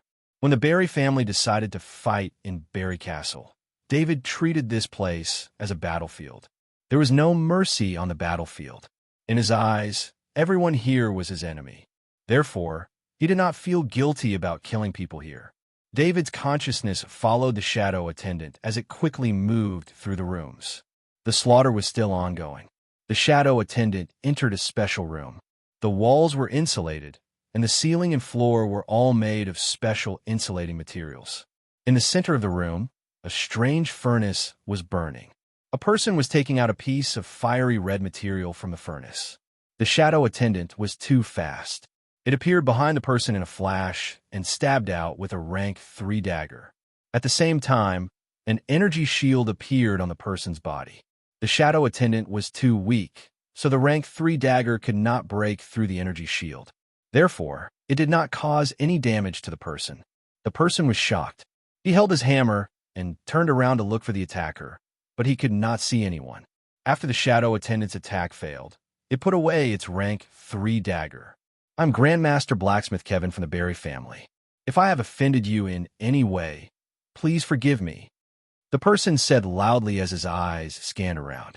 If Grandmaster Blacksmith Kevin's life-saving magic talisman did not automatically activate and block the attack, he would have become a corpse by now. Grandmaster Blacksmith Kevin did not see the attacker. He reported his identity, hoping that the attacker would be wary of his identity as a Grandmaster Blacksmith. At the same time, he activated the help talisman. David looked at the layout of this room. This was a forging room. A normal forging room would not be placed inside a castle. It would cost a lot to block out the sound and vibration. Therefore, forging rooms were usually built on the side, not together with the living area. This forging room was obviously placed inside the castle because of the importance of the user's identity, or perhaps because of the preciousness of the materials and the secrecy of the technique. So you are Grandmaster Blacksmith. No wonder you are so important. David understood after hearing Grandmaster Blacksmith's identity. However, he soon sensed a weak energy wave from Grandmaster Blacksmith Kevin. This made him realize that Grandmaster Blacksmith Kevin wanted to notify the people outside. David didn't hesitate at all. His body quickly rose from the ground. This forging room was originally on the first underground floor. He then rose from the ground of the forging room. Forging Grandmaster Hopkins widened his eyes and looked at David's appearance in disbelief. David's appearance had refreshed his understanding of the world in his life. The solid fireproof rock on the ground strangely separated in front of his eyes. When David came out, the ground closed without leaving a trace. Are you a human or a ghost? Grandmaster Blacksmith Kevin asked without his usual calmness. I'm here to kill you, David said faintly. A level 4 heavy axe with a level 5 axe blade appeared in his hand. He was ready to attack. Please wait a minute. Your level 5 axe blade is too rough. Spare my life. I can use these materials to make a new weapon for you. As a Grandmaster Blacksmith Kevin, even the way he begged for mercy was very special. If it was someone else, they might spare Grandmaster Blacksmith Kevin's life, or take him away, or make him swear an oath in order to get a weapon made by a Grandmaster Blacksmith. However, Grandmaster Blacksmith Kevin met David. When David heard Grandmaster Blacksmith Kevin say that he was a Grandmaster Blacksmith, he did not want to use Grandmaster Blacksmith Kevin. Instead, he wanted to kill Grandmaster Blacksmith Kevin so that he could get the ability of a Grandmaster Blacksmith. Therefore, Grandmaster Blacksmith Kevin's response was a pale golden light flashing. Grandmaster Blacksmith Kevin's face was full of disbelief. His body was split into two diagonally. The energy shield produced by the life-saving magic talisman did not even last for a moment in front of the level 5 axe blade. It was split open. David sensed that the shadow attendant had absorbed Grandmaster Blacksmith Kevin's soul, and he could not help but smile. He turned his head and looked at the forging room. The furnace in the middle and the tool rack next to the furnace were all very old. In his eyes, these things were at least thousands of years old. However, David would not underestimate these things. Anything that could be used by a Grandmaster Blacksmith was not simple. David scanned the furnace, tool rack, and workbench with his power of will. He put everything in this room that could be moved into the portal ring.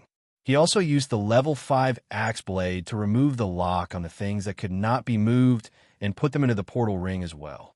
After doing all this, he did not forget to put away Grandmaster Blacksmith Kevin's portal ring.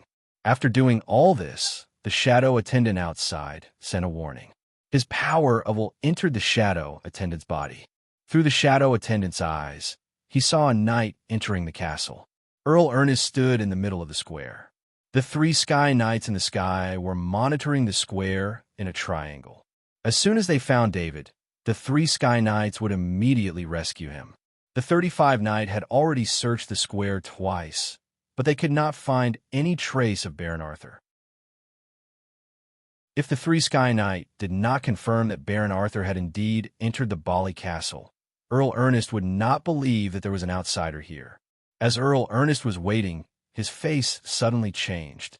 A warning signal came from the alchemy card on his waist. Only an important member of the Bali family could send a warning signal. No matter who it would be a great loss to the Bali family. Something happened to Grandmaster Blacksmith Kevin. Go save him.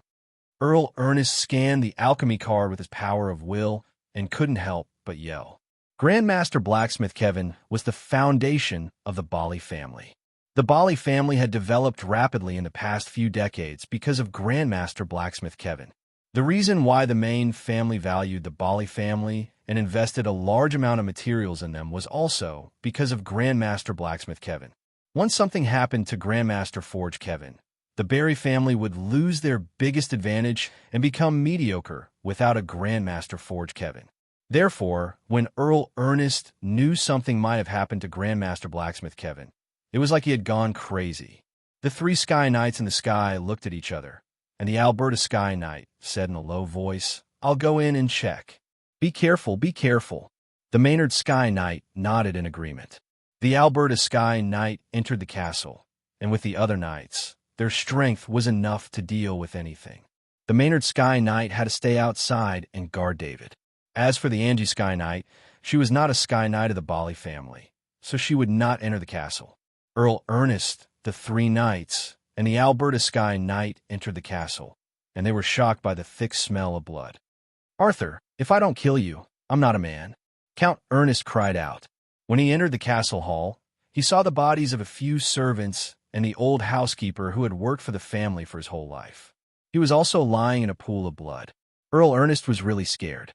There were not only servants in the castle, but also family members of himself, the Sky Knight, and the Earth Knight. This was the safest place, and it was also the Bali family's special treatment for powerful knights. Every knight had an ominous thought, but because forging Grandmaster Hopkins was too important, they needed to go to forging Grandmaster Hopkins's forging room as soon as possible and then check the rest of the place. The Alberta Sky Knight looked at the bodies on the ground with a gloomy face. He had a feeling that his family was dead, just like these bodies. He was the fastest because he valued his family more than anything else. He was the first to reach the forging room. The Alberta Sky Knight did not wait for the knight behind him. He used his authority to open the door and rushed in. Grandmaster Blacksmith Kevin. As soon as he entered the forging room, the Alberta Sky Knight saw a body that was split in half on the ground. He couldn't help but scream when he saw the familiar body. Just as he screamed, the door of the forging room seemed to be pushed by someone, and it closed with a click sound. After it closed, a few patterns flashed on it. Even if the Alberta Sky Knight was not an alchemist, he was sure that this forging room did not have these patterns on the door before. Of course, it was David who did this. When he saw the knight enter the castle, he immediately activated his underground sneak ability and went back underground. He did not leave immediately. Instead, he observed the situation. When he saw that only one Sky Knight had rushed into the castle, he immediately drew a pattern on the door of the forging room with the shadow attendant. The function of this pattern was very simple. It blocked the original authority to open the door so that people could not use their authority to open it from outside the forging room. David had also taken a look at it. This forging room was constructed with increased security, which was almost the same security level as an ordinary castle's treasure vault. It would take some time for one to break through the defenses of the forging room from the outside. David wanted to use this time to kill the Sky Knight who had entered. He wanted to kill the Sky Knight one by one because he had rushed in so quickly. He had no way to deal with 3 Sky Knights at the same time. When the Alberta Sky Knight heard the door open, he instantly took out a level 4 Ape and got into a battle stance. As he got into a battle stance, a figure suddenly appeared. It was the summoning ring that David asked the shadow attendant to summon Knight Mark. Knight Mark was also a Sky Knight. He also had a level 3 armor and a level 4 Ape. You're the Sky Knight beside Baron Arthur. What a strange hiding ability. You're probably an assassin, right? The Alberta Sky Knight looked at Knight Mark and said in a deep voice while adjusting the distance between them. The Alberta Sky Knight did not think that David had this hiding ability. He only thought that it was a special ability of Knight Mark. Therefore, he judged that Knight Mark, who he had never seen before, was most likely an assassin. Although it was rare for Sky Knights to be assassins, there were some in some large families. This type of Sky Knight was usually an Earth Knight with an abnormal identity who accidentally broke through and was arranged to become a Sky Knight assassin. For example, after a wanted Earth Knight became a Sky Knight, he could not reveal his identity and could only do some dark deeds for his family. It was just that this kind of Sky Knight was extremely rare.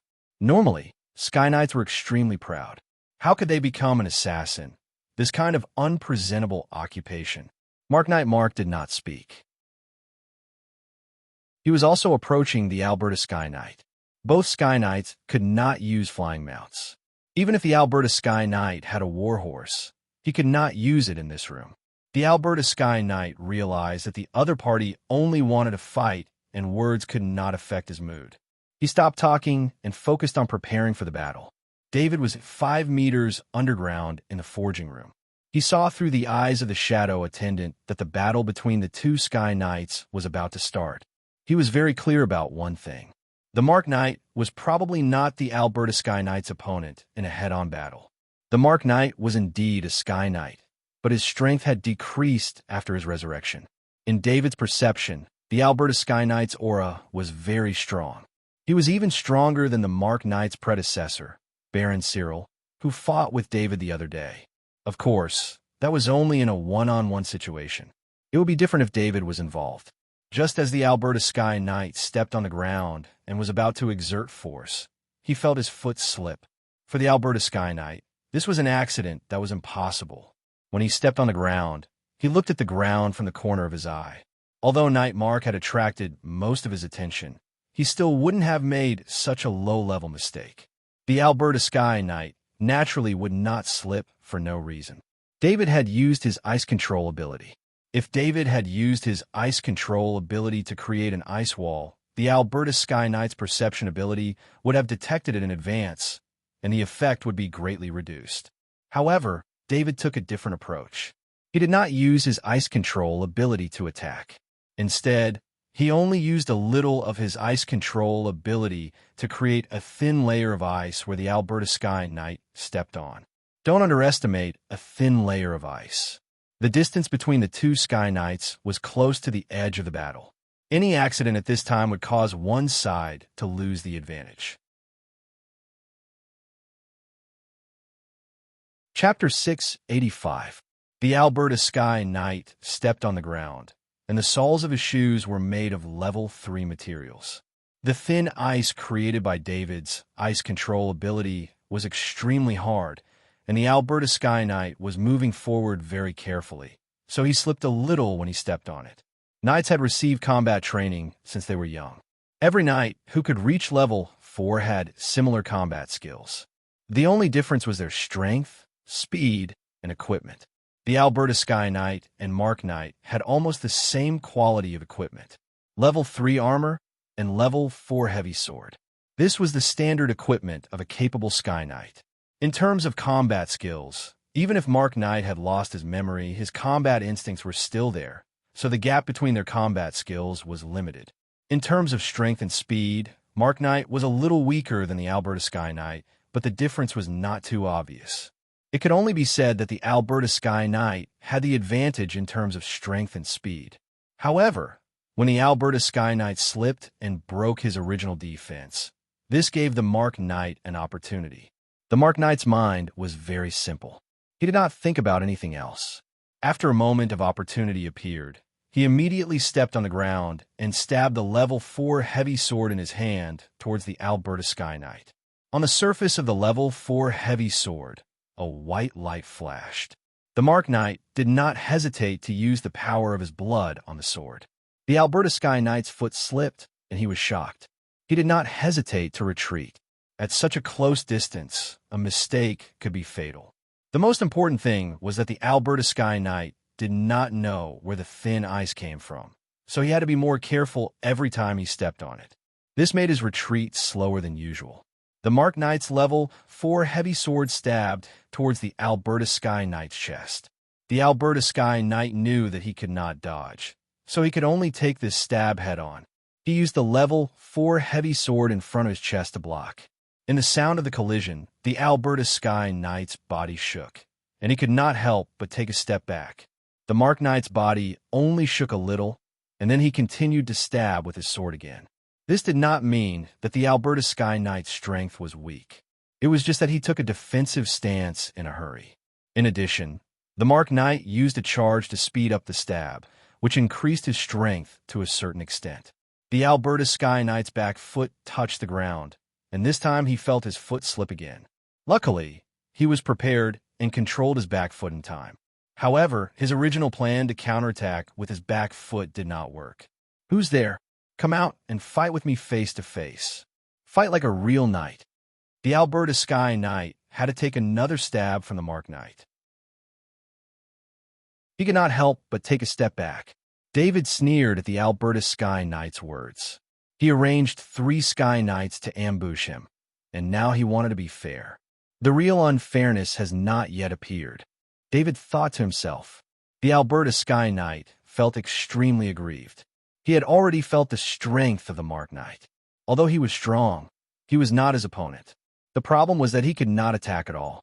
Every time he wanted to counterattack, a thin layer of ice would suddenly appear on the ground. The Alberta Sky Knight did not know how long he could last. In the midst of the Mark Knight's crazy attacks, he found that the Mark Knight's combat power was increasing rapidly. In the beginning, the Mark Knight was like a novice who had not been in real combat for many days. However, after a few attacks, the Mark Knight's combat power was increasing rapidly. After the Mark Knight stabbed 5 times in a row, the Alberta Sky Knight felt that he had lost the opportunity to counterattack. The Mark Knight in front of him was no different from him in terms of combat skills and experience. The Alberta Sky Knight knew that he had to stall for time. As long as he waited a little longer, the knight outside would inform the other 2 Sky Knights. When the Mark Knight stabbed the Alberta Sky Knight for the 8th time, the Alberta Sky Knight blocked 1 step too late. If he kept defending, he would definitely lose, especially when the Alberta Sky Knight had to pay attention to whether the thin layer of ice appeared under his feet. The Alberta Sky Knight did not hesitate. The power of the blood in his body surged, and a set of white light armor formed by the power of the blood appeared outside his body. The Mark Knight's stab collided with the white light armor. The white light armor shook a few times and then dissipated. The Alberta Sky Knight, who was protected by the white light armor, only received a little impact and did not suffer much damage. However, the Alberta Sky Knight's heart sank. The white light armor formed by the power of the blood could only be used once in a while. This was already one of his life-saving skills. He would not be able to use the white light armor again in a short period of time. The Mark Knight's attack was still ongoing. The ninth stab followed. The Alberta Sky Knight scanned the ring on his finger, and then a grade 3 shield appeared in his left hand. In a battle between two knights, if one side used a shield, it meant that the other side had lost the battle. They could only use defense to stabilize the situation. However, this was a battle of life and death. The Alberta Sky Knight's shield blocked the Mark Knight's stab, and a deep sword mark was left on the shield. Without a grade 4 shield, this grade 3 shield could only delay the time of defeat when the opponent had a grade 4 weapon. The Alberta Sky Knight regretted that he did not bring a few more grade 3 shields. Otherwise, he would have been able to stall for more time. The grade 3 shield in his hand could not be used anymore. The next stab from the Mark Knight could break the defense of the grade 3 shield and hurt his arm. The Mark Knight did not care at all. He was an attacking machine at this time. The 10th stab came out without any delay. Since the Alberta Sky Knight blocked the Mark Knight's stab, he had a little bit of time to adjust his body. He turned his body and wanted to meet the Mark Knight's stab head-on. However, as soon as he turned his body, he found that the ground he was about to step on was covered in a thin layer of ice. This made his movements slow down, and his chance to fight back disappeared. At this time, footsteps and shouts came from outside the door.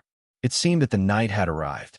The Alberta Sky Knight was happy, but at the same time, his eyes flashed with determination. He knew that if he did not fight with all his might, he would not be able to delay the arrival of the two Sky Knights. He did not pay attention to the Mark Knight's stab. The grade 4 knight in his hand stabbed towards the Mark Knight. This was a lose-lose battle. At this close range, the Mark Knight only had two choices.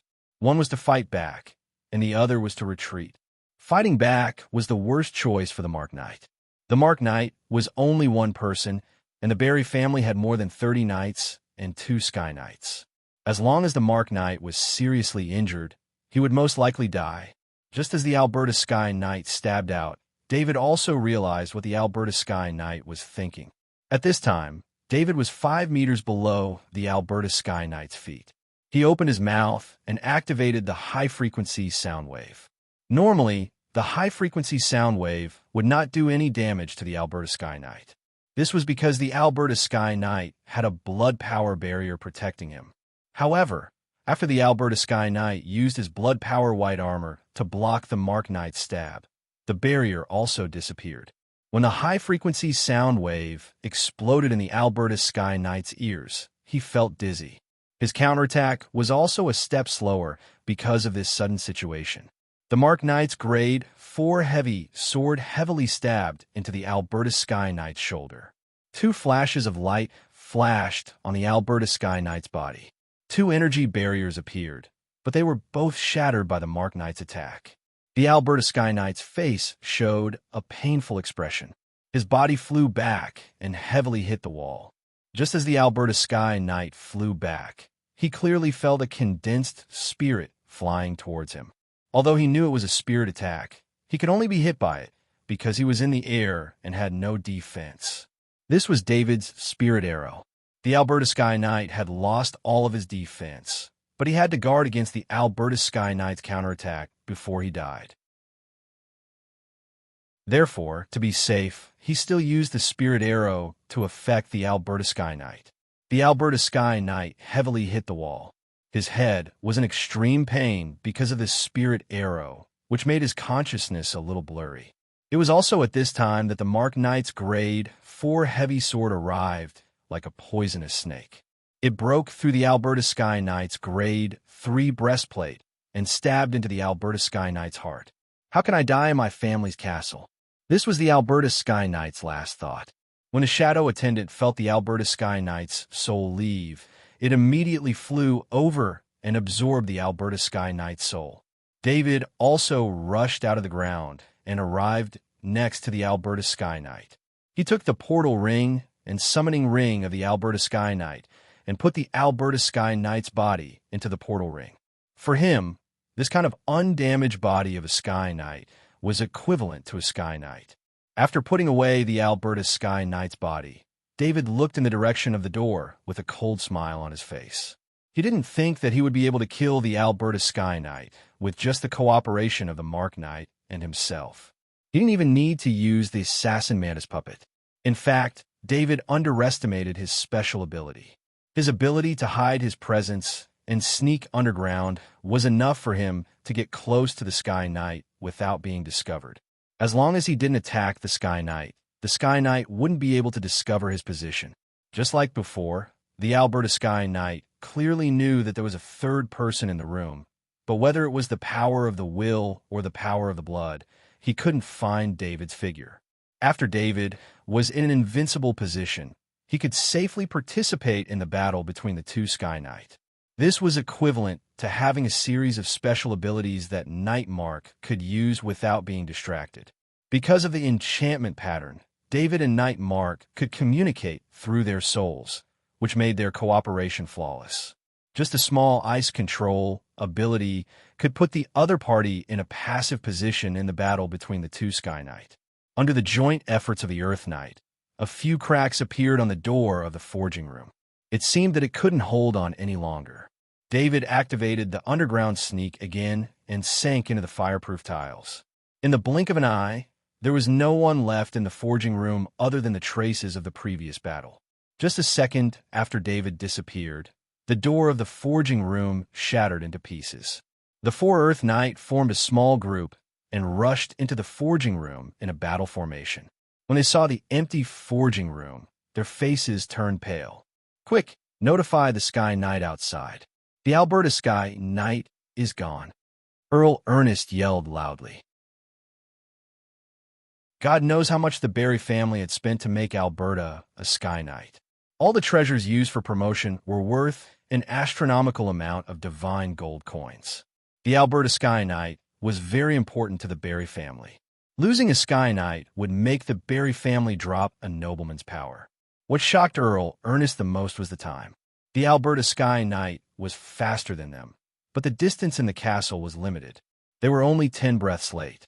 But who could kill the Alberta Sky Knight in 10 breaths? The Earth Knights knew that the Alberta Sky Knight couldn't be alive. Otherwise, he wouldn't have disappeared into thin air. His body must have been taken away after he died. The fastest official knight turned back to report. The rest of the night began to search the forging room. "I'm afraid that Grandmaster Blacksmith Kevin has also been killed," Count Ernest said in a deep voice with an incomparably heavy heart. The rest of the night were silent.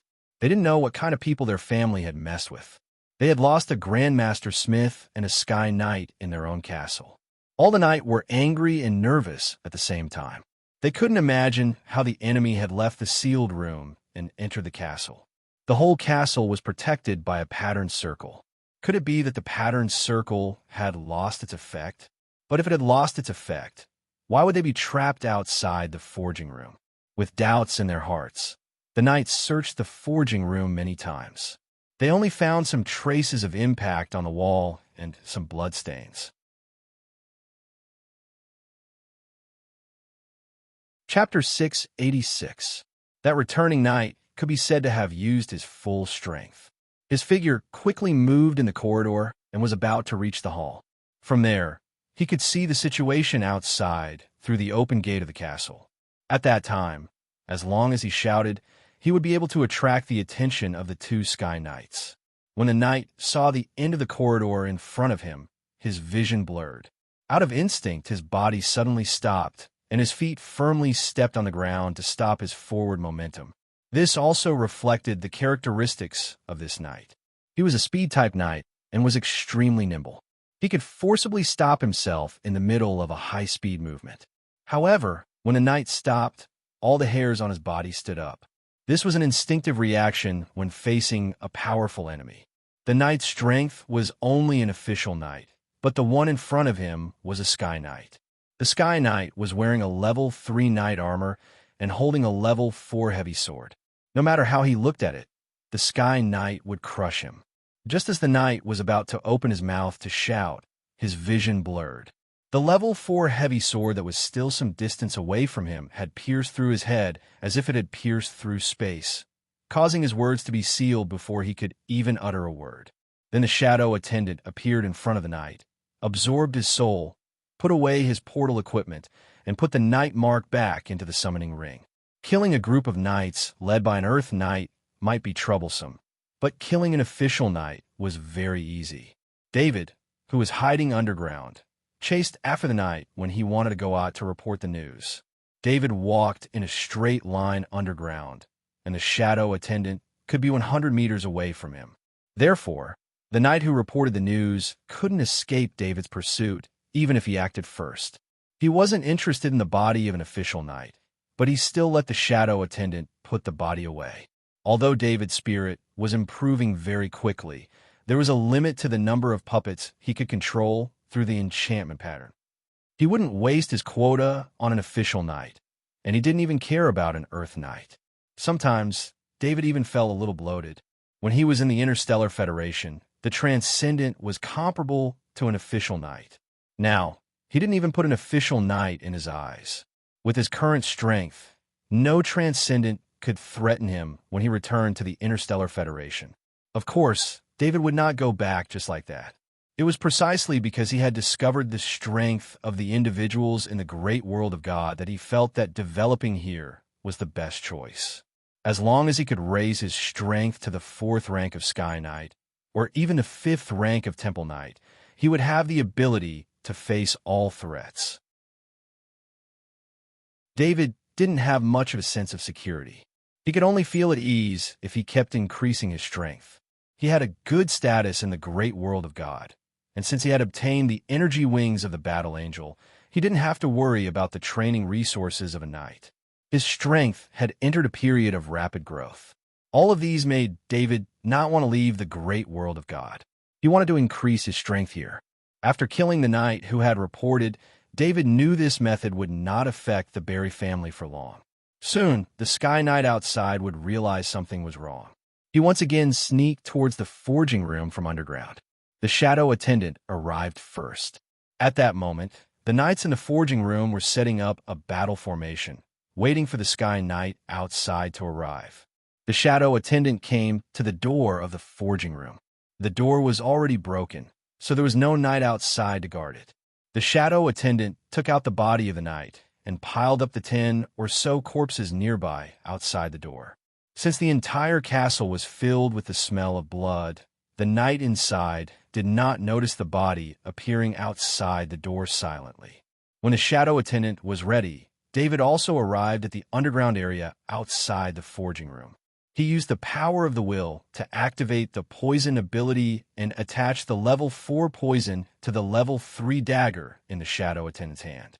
The shadow attendant stabbed the knight's body a few times with the dagger, and the body emitted a black poisonous fog.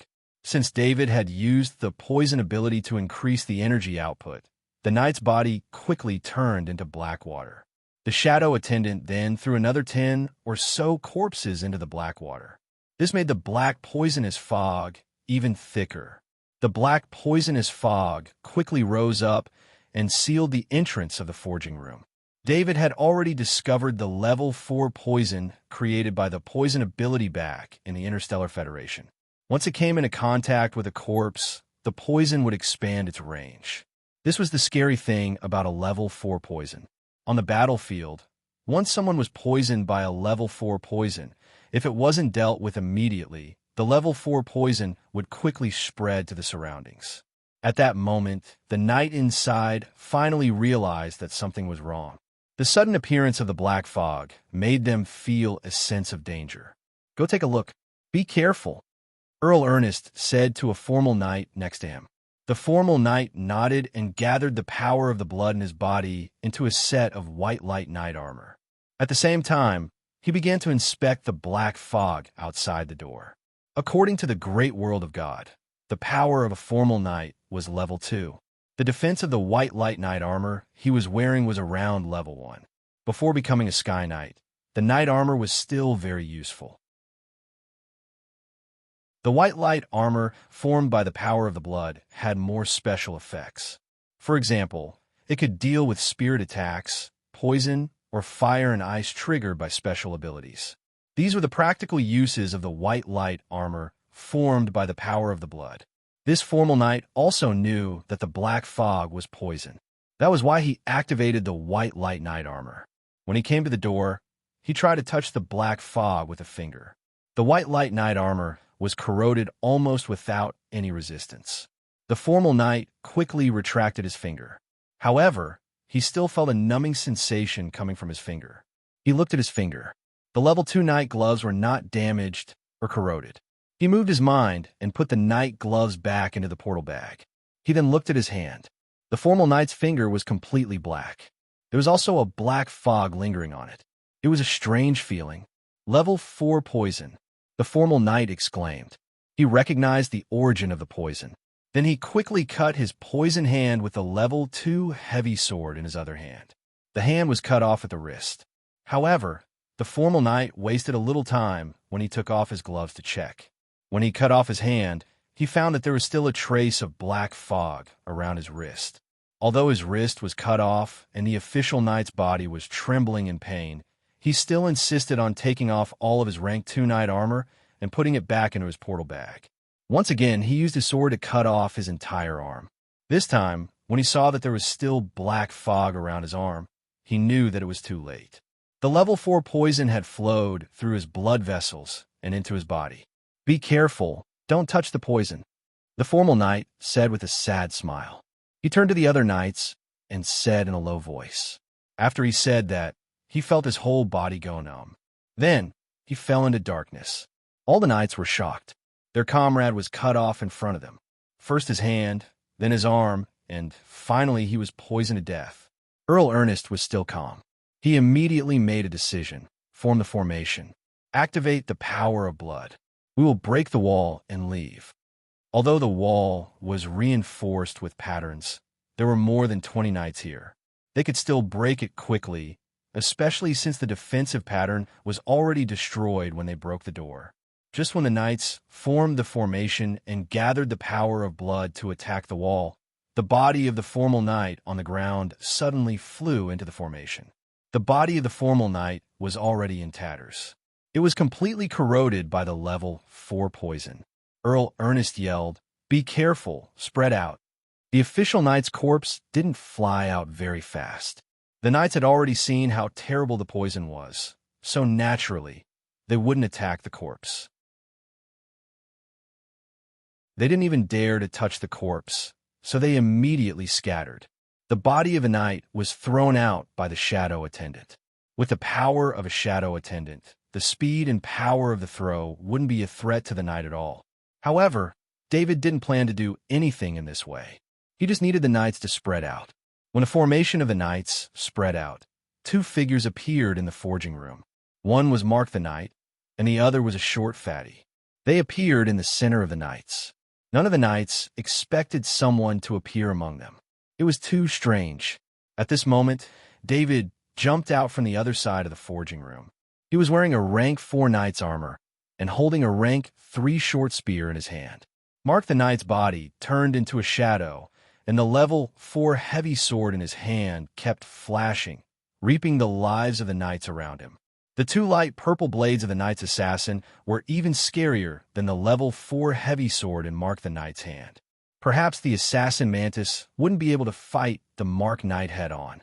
However, the assassin mantis was much faster than the Mark knight when it came to killing the weak.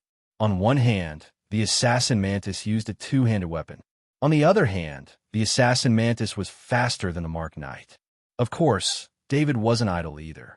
He kept throwing out the level 3 short spear in his hand. With the constant replenishment from the portal ring, the power of the level 3 short spear was almost unparalleled after activating the Titan's power. It was a massacre, an unfair massacre. Two level 4 powerhouses joined forces with David, who was only second to level 4, to launch a surprise attack on the 20 knights. Without a battle formation, the knights couldn't organize an effective resistance. Count Ernest, who was the leader, didn't even have time to speak before he was killed by the Mark Knight.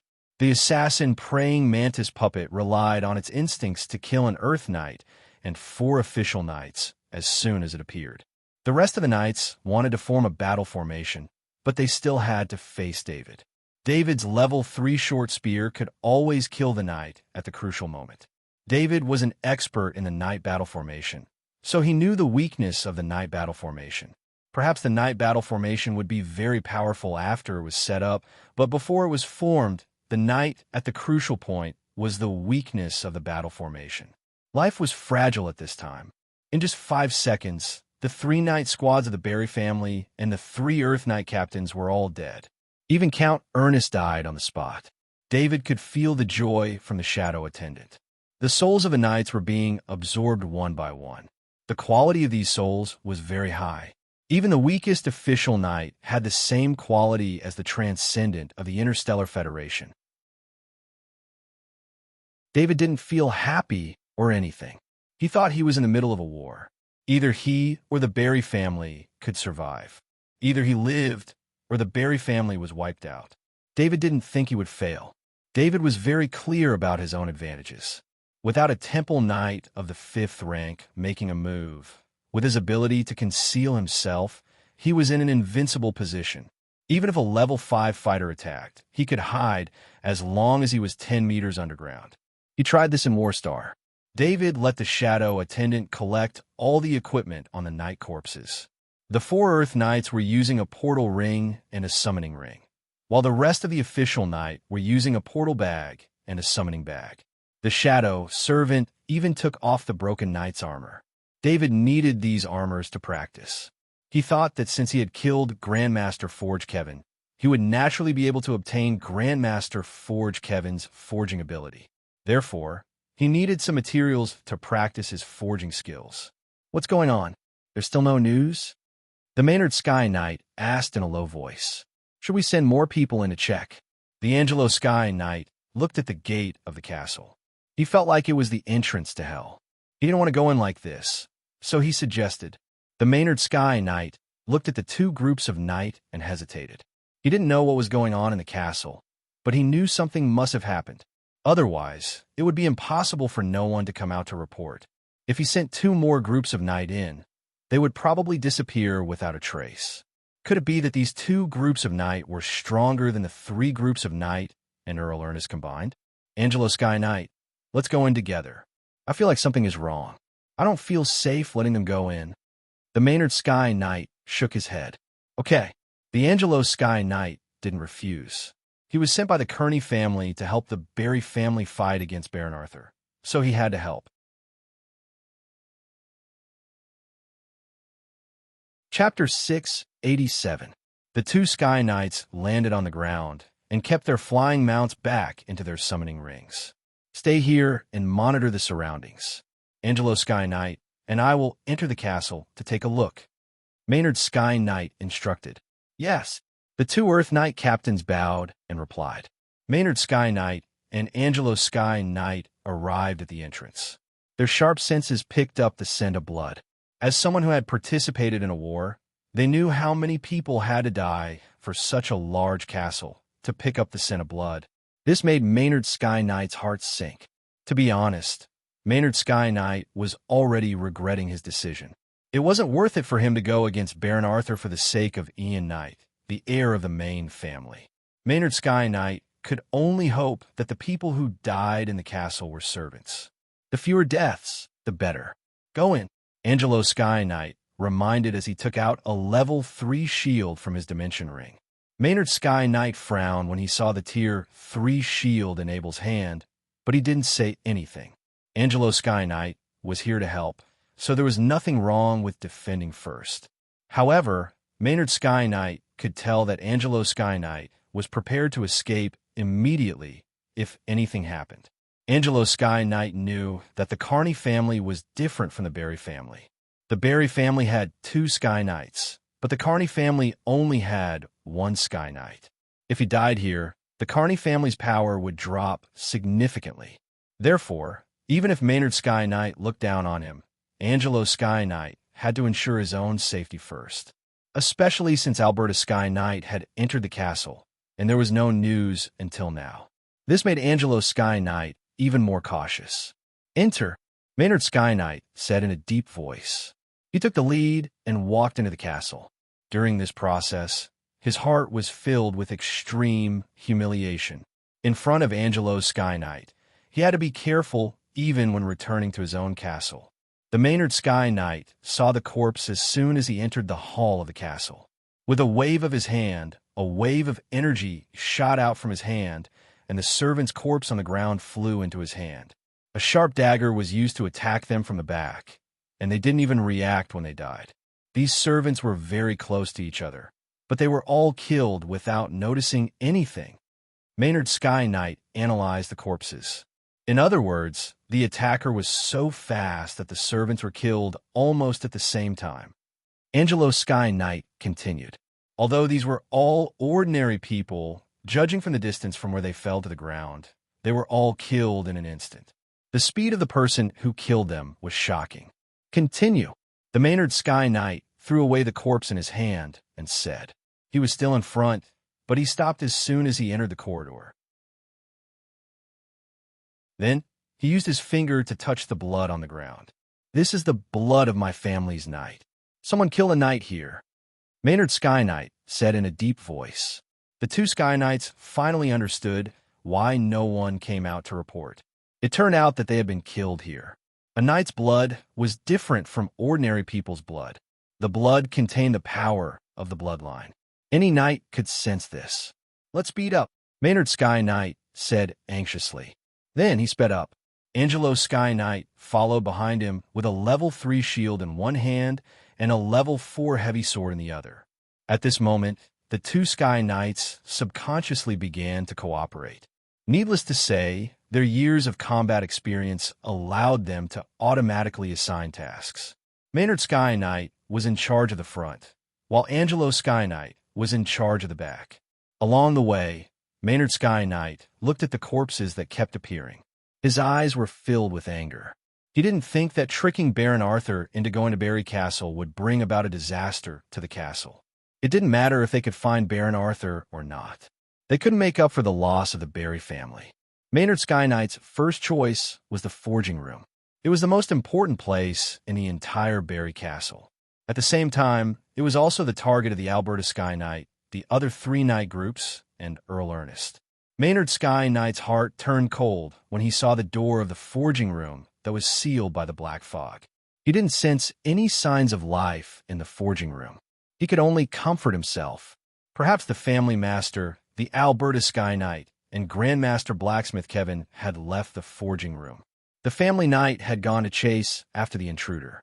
Maynard Sky Knight used his blood power to form a large white hand and slammed it on the black fog. The black fog's effect was greatly reduced when facing a blood power of the same level. It only caused some corrosion on the outer layer of the large white hand. However, it was pushed aside by the blood power of the Maynard Sky Knight. When the black fog was pushed aside, the damaged door and the scene inside the door were revealed. "Earl Ernest!" Maynard Sky Knight screamed. He flashed into the forging room. He saw Earl Ernest's body among the corpses on the ground. Beside Earl Ernest's body were the corpses of the other knight groups that entered this time. Angelo Sky Knight saw the corpses on the ground and couldn't help but be shocked.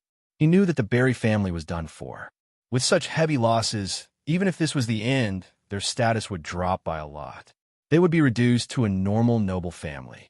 Although Maynard Sky Knight was still alive, no family could rely on just one Sky Knight. They needed a large number of knights as a foundation. The Barry family only had 2 groups of knights outside. There were only 12 official knights and 2 Sky Knights. The most important thing was still Grandmaster Forge Kevin. Although there was no Grandmaster Forge Kevin's body here, from the traces, it was clear that the attacker had enough time to clean up the corpses and put away all the forging equipment. Without a Grandmaster Forge Kevin, The Barry family was still a family of blacksmiths. Would they still be able to make weapons? There's no Alberta Sky Knight's body. Maybe he's still alive. Maynard Sky Knight looked around the corpses on the ground and said in a low voice. He might have said this to give himself some hope, but both Maynard Sky Knight and Angelo Sky Knight knew that the possibility was very low. While the two Sky Knights were still in the castle, David arrived at the square below the castle. There were two groups of knights riding on war horses, carefully observing the situation around them. Since they were in an open area, they naturally formed a knight battle formation. This was the training of knights since they were young. It had also become an instinctive habit for knights. This gave David a headache as he observed through the eyes of the shadow attendant. These knights were not the same as the knights in the castle. Although there were more knights in the castle, a knight without a mount was not complete. Although it was easy to kill the three groups of knight with Mark Knight and the assassin man as puppet, that was because he had an absolute advantage. The life force of the knight in the castle was not even half of the life force of the knight riding a horse. The horse could also increase the speed of the knight battle formation. This made it very difficult for David to launch an effective attack. I can only force my way through, David thought to himself. The two Sky Knights would immediately rush over once they realized that something was wrong. He did not have much time to think of a solution. The shadow attendant came to David's side. He took out a handful of thorn seeds and cast the secret thorn technique on them one by one. Then the shadow attendant kept them in the dimension ring. 12 official knights and 2 earth knights stood in the middle of the square. Their horses kept a distance from each other and formed a defensive formation for knights. Every knight had a white light flashing on their body. Also, the knight was connected by a white light chain. This made them look like a single entity. Something's happening. An Earth Knight shouted. He saw many small seeds suddenly appear on the ground.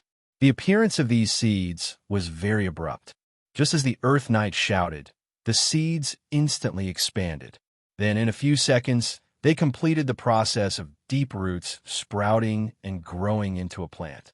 With the Knight battle formation as the center, the area within a radius of 100 meters was completely covered by thorns.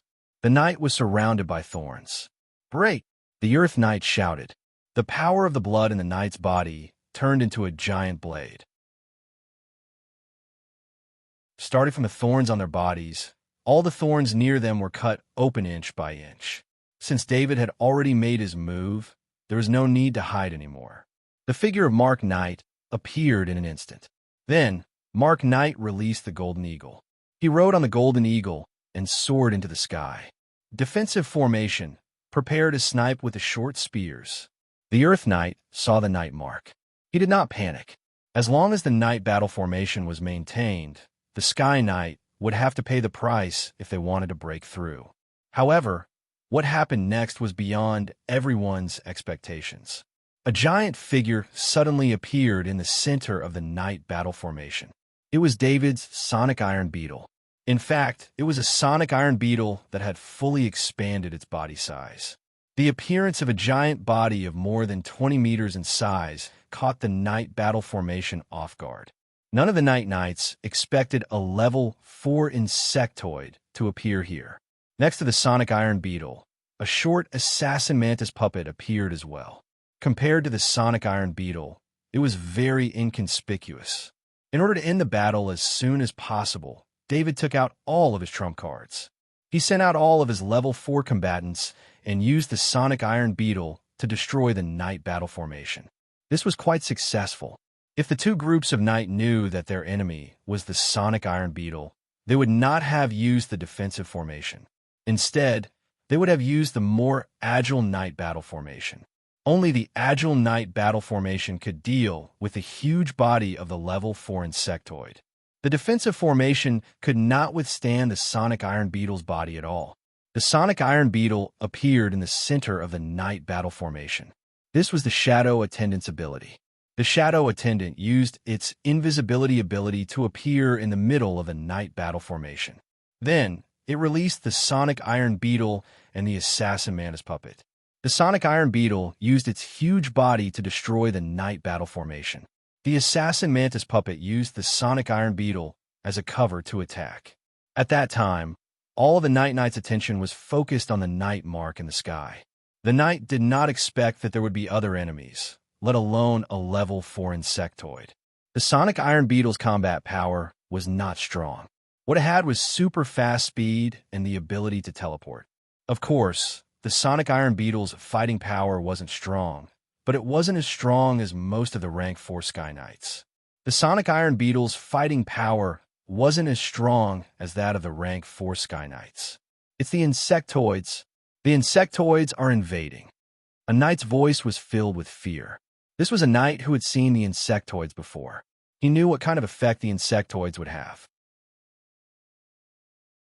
As soon as the knight finished speaking, he was cut into 4 pieces by 2 light purple blades. As soon as the Sonic Iron Beetle appeared, it used both its tail and its mouth. With one tail, it sent a knight flying. With another, it bit another knight. In just an instant, the knight battle formation collapsed. The knights wanted to get away from the Sonic Iron Beetle and regroup, but David would not give them the chance. The assassin mantis puppet's blade kept flashing, and the knight and his horse were cut in half. The night mark in the sky also swooped down. When the golden eagle was at full speed, it almost turned into a golden line. It passed through the night, and the light purple level 4 heavy sword kept reaping the lives of the knights. David did not participate in the battle because there was no need for him to. This time, it was even faster than the massacre in the forging room. The corpses on the ground showed what kind of battle had happened. David was worried that there would be clues left behind, so other than having the shadow attendant absorb the souls of the knights, he also collected all of the items and corpses. There were only a few traces of the battle left in the square. Even so, David was still worried. After the Sonic Iron Beetle and the Assassin Mantis puppet were all put back into the summoning ring, Nightmark rode on the Golden Eagle to destroy all traces of the battle. Nightmark also put away the Golden Eagle, and the Shadow Attendant also put it back into the summoning ring. After the battle, the square became a mess. The hard stones on the ground were cut into pieces by Nightmark's level 4 heavy sword, and they were mixed with the mud. Blood, mud, and rocks dyed the area brown, and it was no longer the same as before.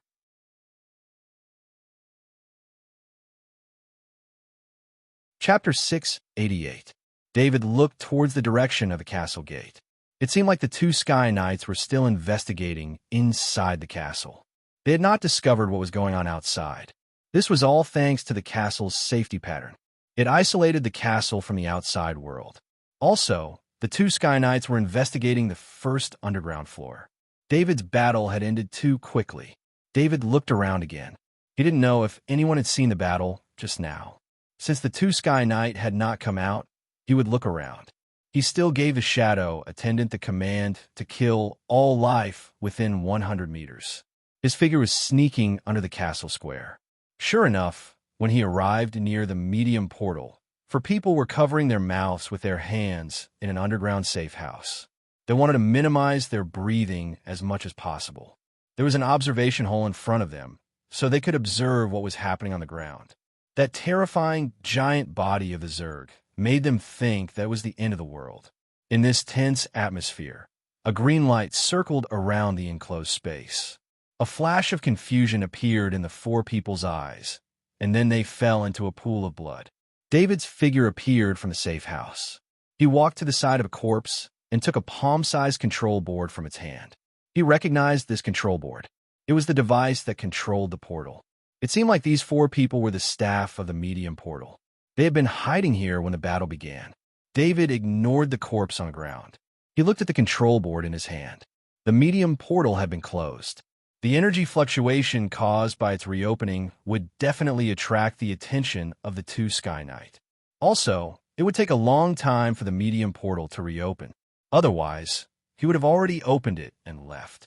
Since he couldn't use the medium portal in a short time, he might as well take it apart.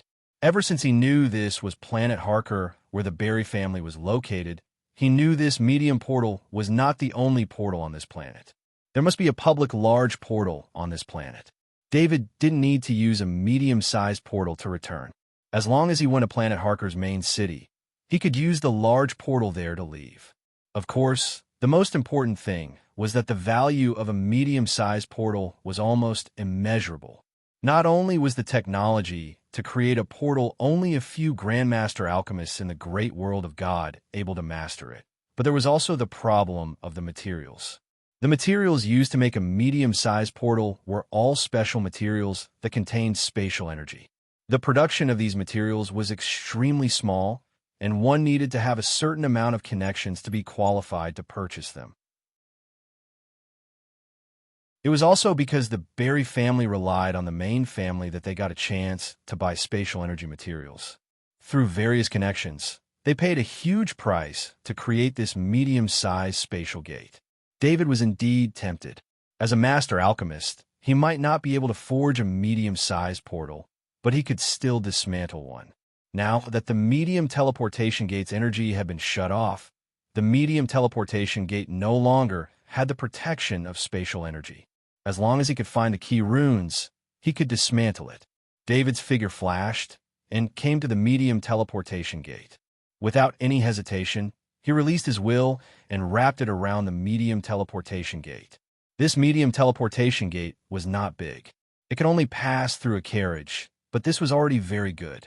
Compared to the small teleportation gate that could only accommodate one person, the medium teleportation gate was enough for a family to use. Because the energy had been shut off, David found a few key runes on the medium teleportation gate. He took out a feather pen and made a small modification to the key runes. This modification made the key runes lose their function. He didn't dare to destroy these runes. This kind of modification could still be restored in the future. This kind of rune drawn by a grandmaster alchemist, he wasn't sure if he could draw the same effect again. David's will took out the 4 key modules that had lost the protection of the runes on the medium teleportation gate. The whole medium teleportation gate seemed to have lost its support and fell to the side in several sections. The shadow attendant quickly appeared and opened the portal ring. As the several sections of the medium teleportation gate fell, they were all put into the portal ring. David then came to the foundation. There was no other way here. He activated Underground Move and separated the rocks around the foundation from the foundation. Only then did he put the foundation into the portal ring. This was David. If it was someone else who wanted to dismantle the medium teleportation gate, it wouldn't be so easy. After doing all this, David went underground again. He didn't want to fight the 2 Sky Knight at all. The Sonic Steel Beetle and the Assassin Mantis were 2 level 4 insectoids. Unless it was a battle where he was sure to win, he wouldn't dare to let them out to fight. If news of his relationship with the insectoids got out, he would become the public enemy of the entire great world of God. Maynard Sky Knight and Angelo Sky Knight searched the castle from the basement to the top floor. They didn't find the Alberta Sky Knight, but they saw more dead bodies. Maynard Sky Knight's relatives were among the dead bodies. When he saw all his relatives die, his heart was like a volcano erupting. Maynard Sky Knight, there are no clues here. Could it be that Baron Arthur has left the castle? Angelo Sky Knight didn't say anything, but he couldn't help but remind Maynard Sky Knight. Maynard Sky Knight was in a terrible mood because of the dead bodies of his family. He lost his rationality. Now that Angelo Sky Knight reminded him, he remembered the knights outside. Let's get out quickly. This Arthur wants to destroy the Berry family. Maynard Sky Knight yelled. He didn't even go through the door. Instead, he slashed open the window with his sword and jumped out. The safety pattern of the castle was to protect the inside from attacks from the outside. It didn't defend against attacks from the inside. However, this was also destroying the safety pattern. Under normal circumstances, no one would do this. Maynard Sky Knight didn't care about this. The Berry family only had a few knights left. The remaining 2 groups of knights were the last hope of the family. If the bloodline power of those knights was passed down, the Berry family could still continue. Although the family would suffer a lot of losses, as long as he was still alive, they could slowly recover. Maynard Sky Knight jumped out of the castle and scanned the square outside the castle. He didn't see a single knight in the square. Maynard Sky Knight felt a chill in his heart. He knew that the knight outside must have been killed. Otherwise, the 2 groups of knights wouldn't have left the square without his orders. Angelo Sky Knight also came out of the castle. He also saw the messy battlefield in the square. The ground was almost shattered into pieces. He could imagine the intensity of the battle. He was shocked. Although there weren't many knight groups, there were still 2 Earth Knights and 12 official knights. They were all in their peak condition. With the buff of a battle horse, normal injuries wouldn't affect their fighting ability. As a knight himself, Angelo Sky Knight knew how scary the knight formation was. The reason why only one group of knights was needed to help the Interstellar Federation defend against the attack of the Zergs in the great world of God was because of the knight formation.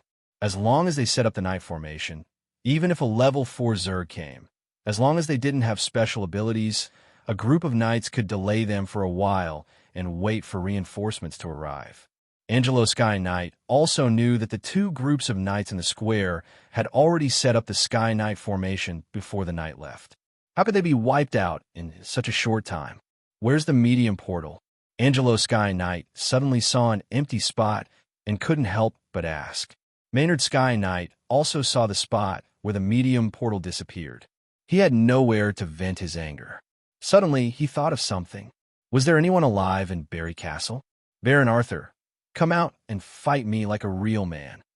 Maynard Sky Knight roared. He had completely lost his mind at this thought. The Barry family, a powerful family, was completely destroyed because of Baron Arthur, who only had the combat power of an official knight. No one answered Maynard Sky Knight. The entire castle was extremely quiet. It was eerily quiet. Angelo Sky Knight thought of something. If this scene happened in his family's castle, then he couldn't imagine it. If he knew that the enemy he was going to face was so terrifying, he wouldn't have come.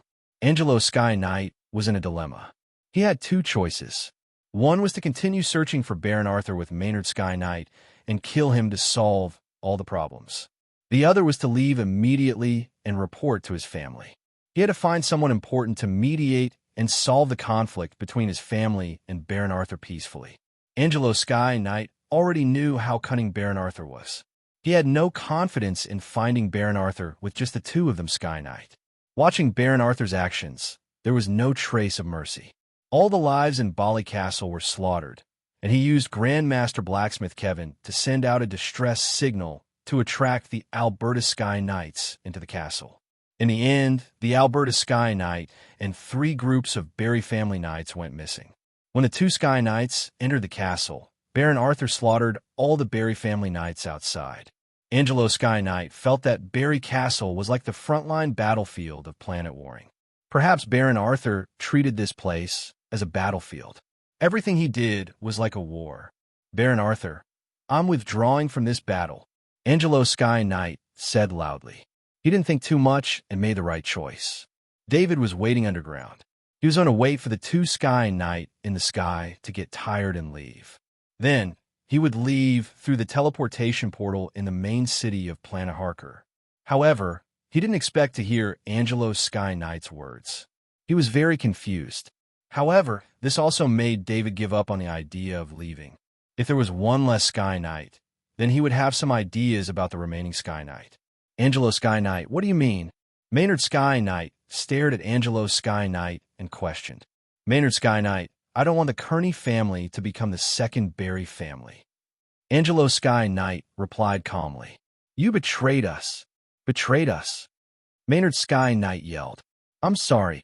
Angelo Sky Knight bowed to Maynard Sky Knight. His flying mount received the order and flew away. When he arrived in front of the barrier of the ceiling formation, the Class 4 heavy sword in his hand carried the purest bloodline power in his body as he slashed down heavily. The barrier of the ceiling formation was immediately broken open, and the gap quickly grew larger. The entire ceiling formation barrier then turned into starlight and disappeared. Sky Knight Angelo's face turned pale. He had used the bloodline power that was closest to the bloodline crystal in his mind. This strike had almost destroyed all of his years of training.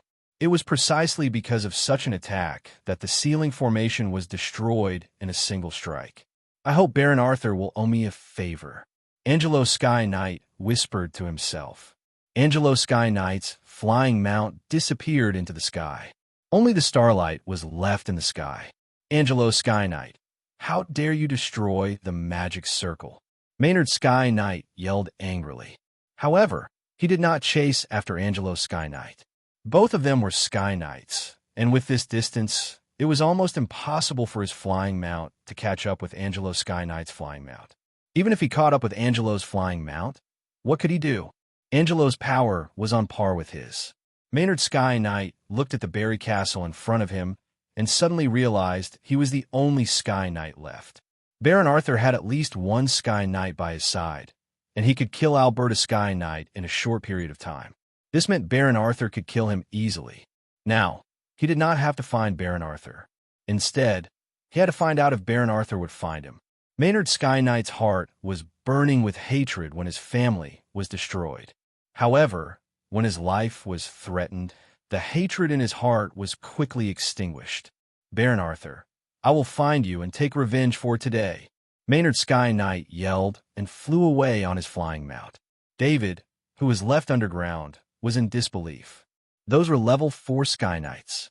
Previously, he was thinking of leaving because he could not deal with the 2 Sky Knights. Now, the 2 Sky Knights had left one after the other. David shook his head. He could not understand the 2 Sky Knights' thoughts. However, he could see that Angelo Sky Knight was trying to please him by destroying the magic circle. Therefore, he set his sights on Maynard Sky Knight. As for Angelo Sky Knight, he would let him go for now.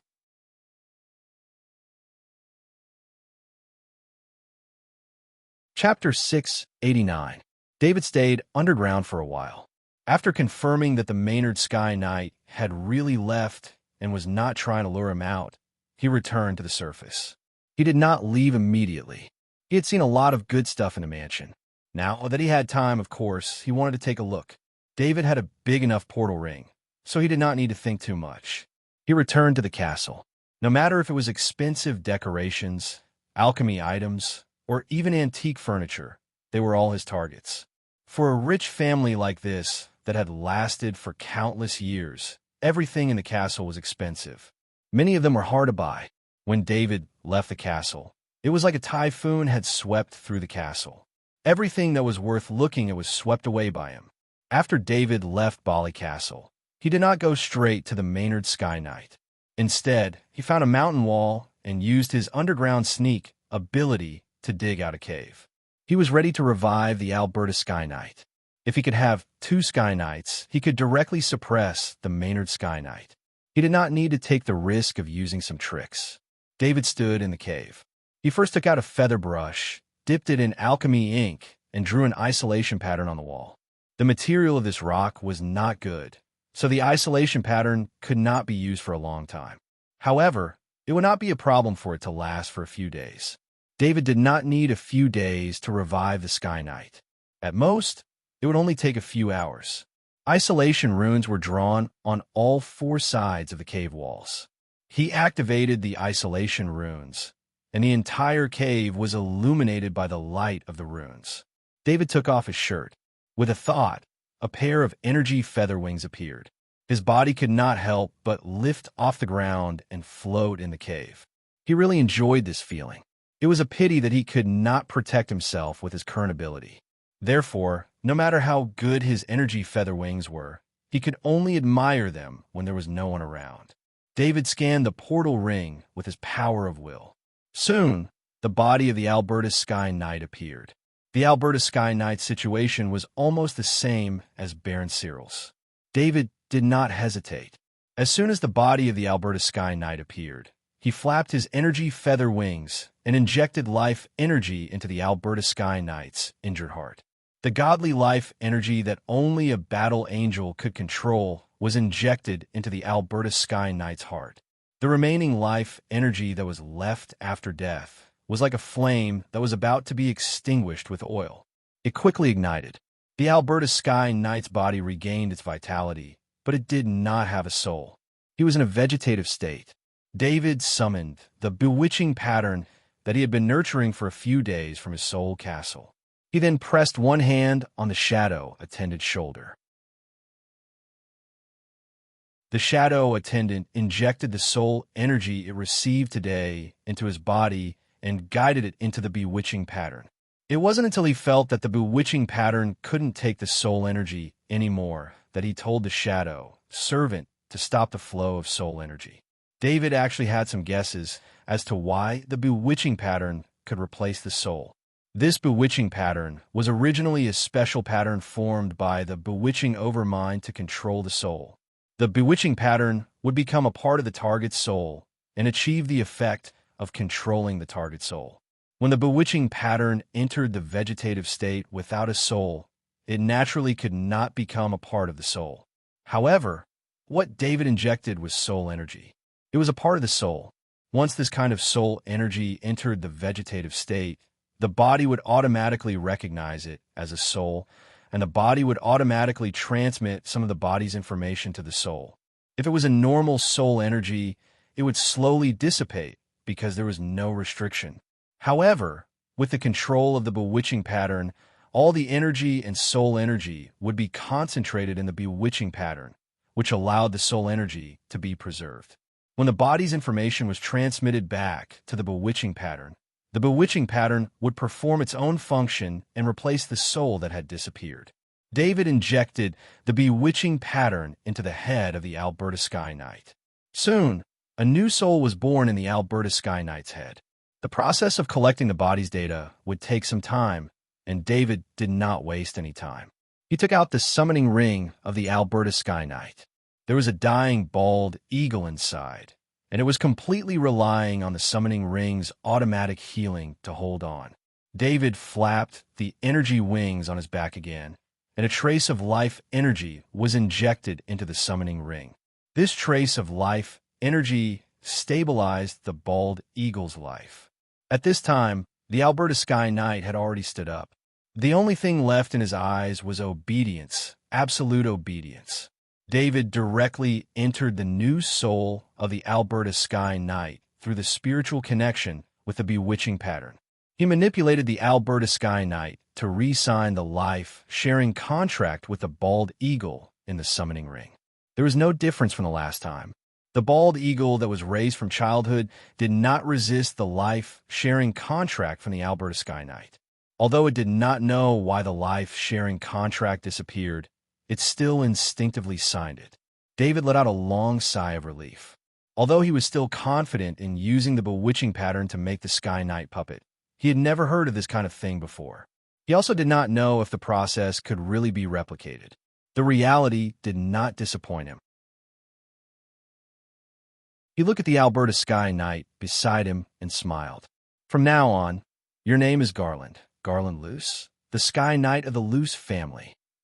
David looked at the Alberta Sky Knight and said, at this time, the Alberta Sky Knight, now called Garland Knight, was still in a state of ignorance. It still needed some time to learn to understand his words. However, the current Garland Knight already had combat power.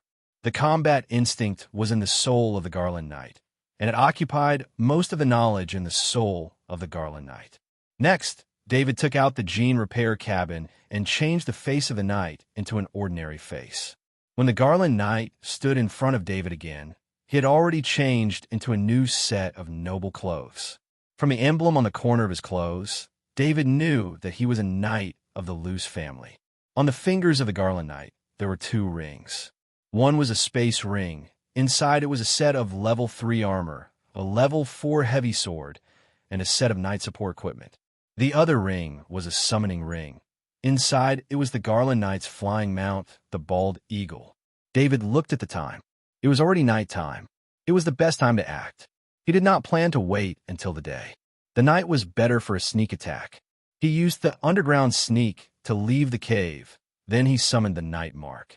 The Knight Garland and the Knight Mark summoned their flying mounts at the same time. The 2 figures flew straight into the sky.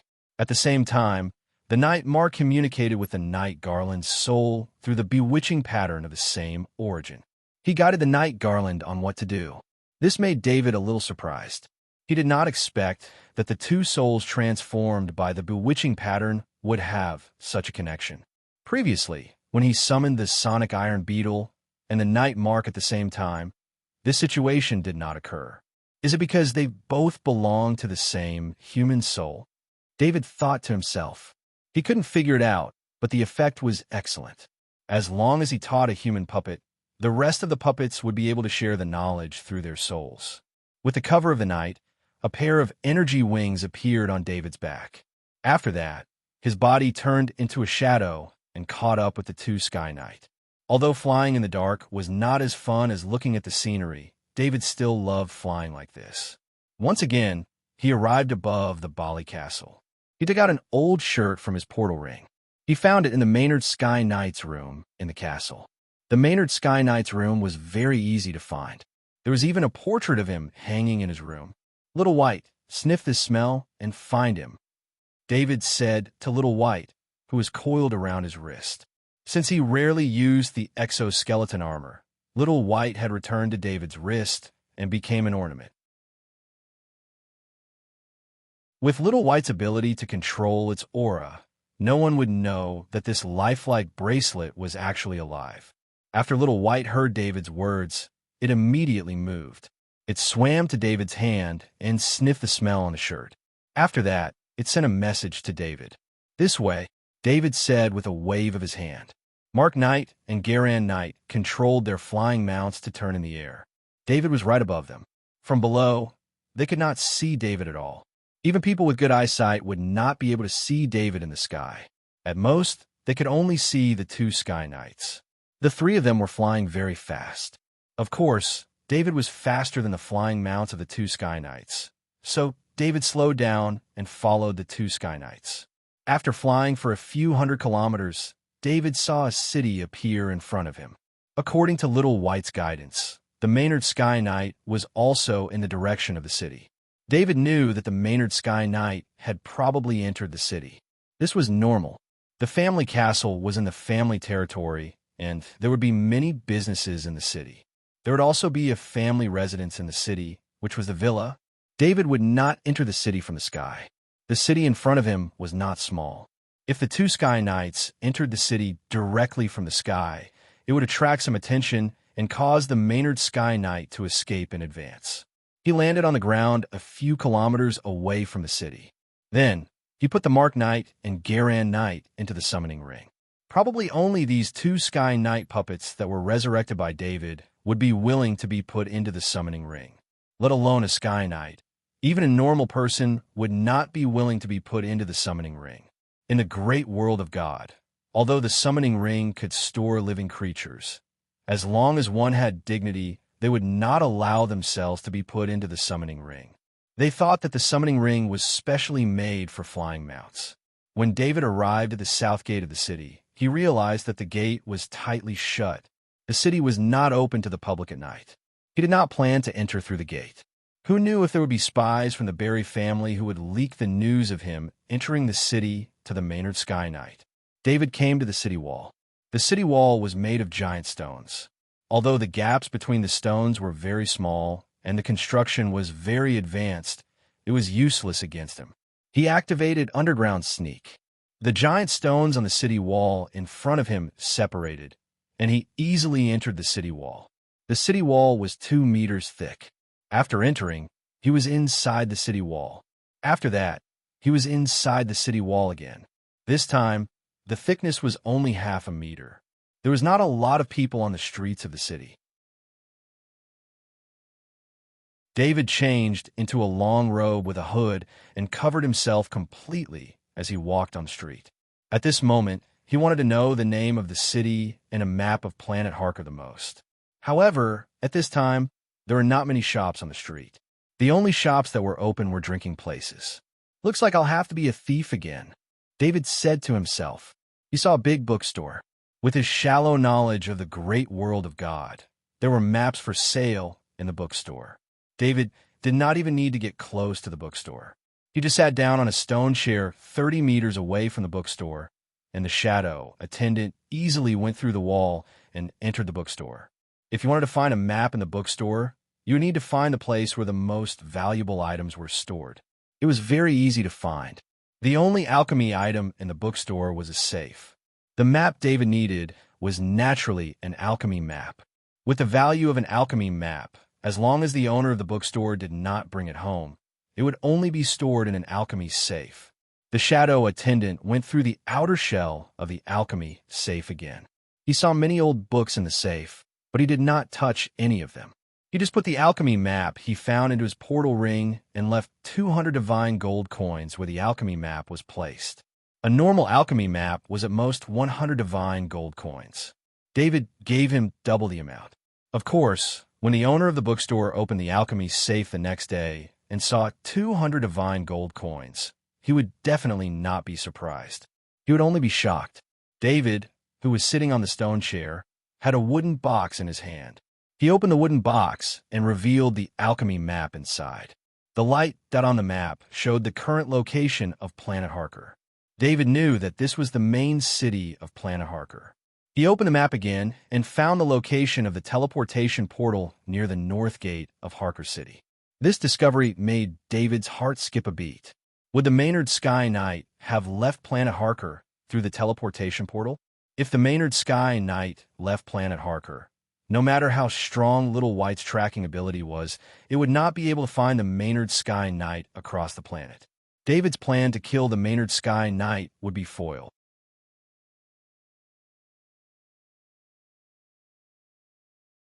Chapter 690. David didn't want to be targeted by a Sky Knight, especially since he had killed all the Sky Knight's family members. Therefore, killing the Maynard Sky Knight was a must.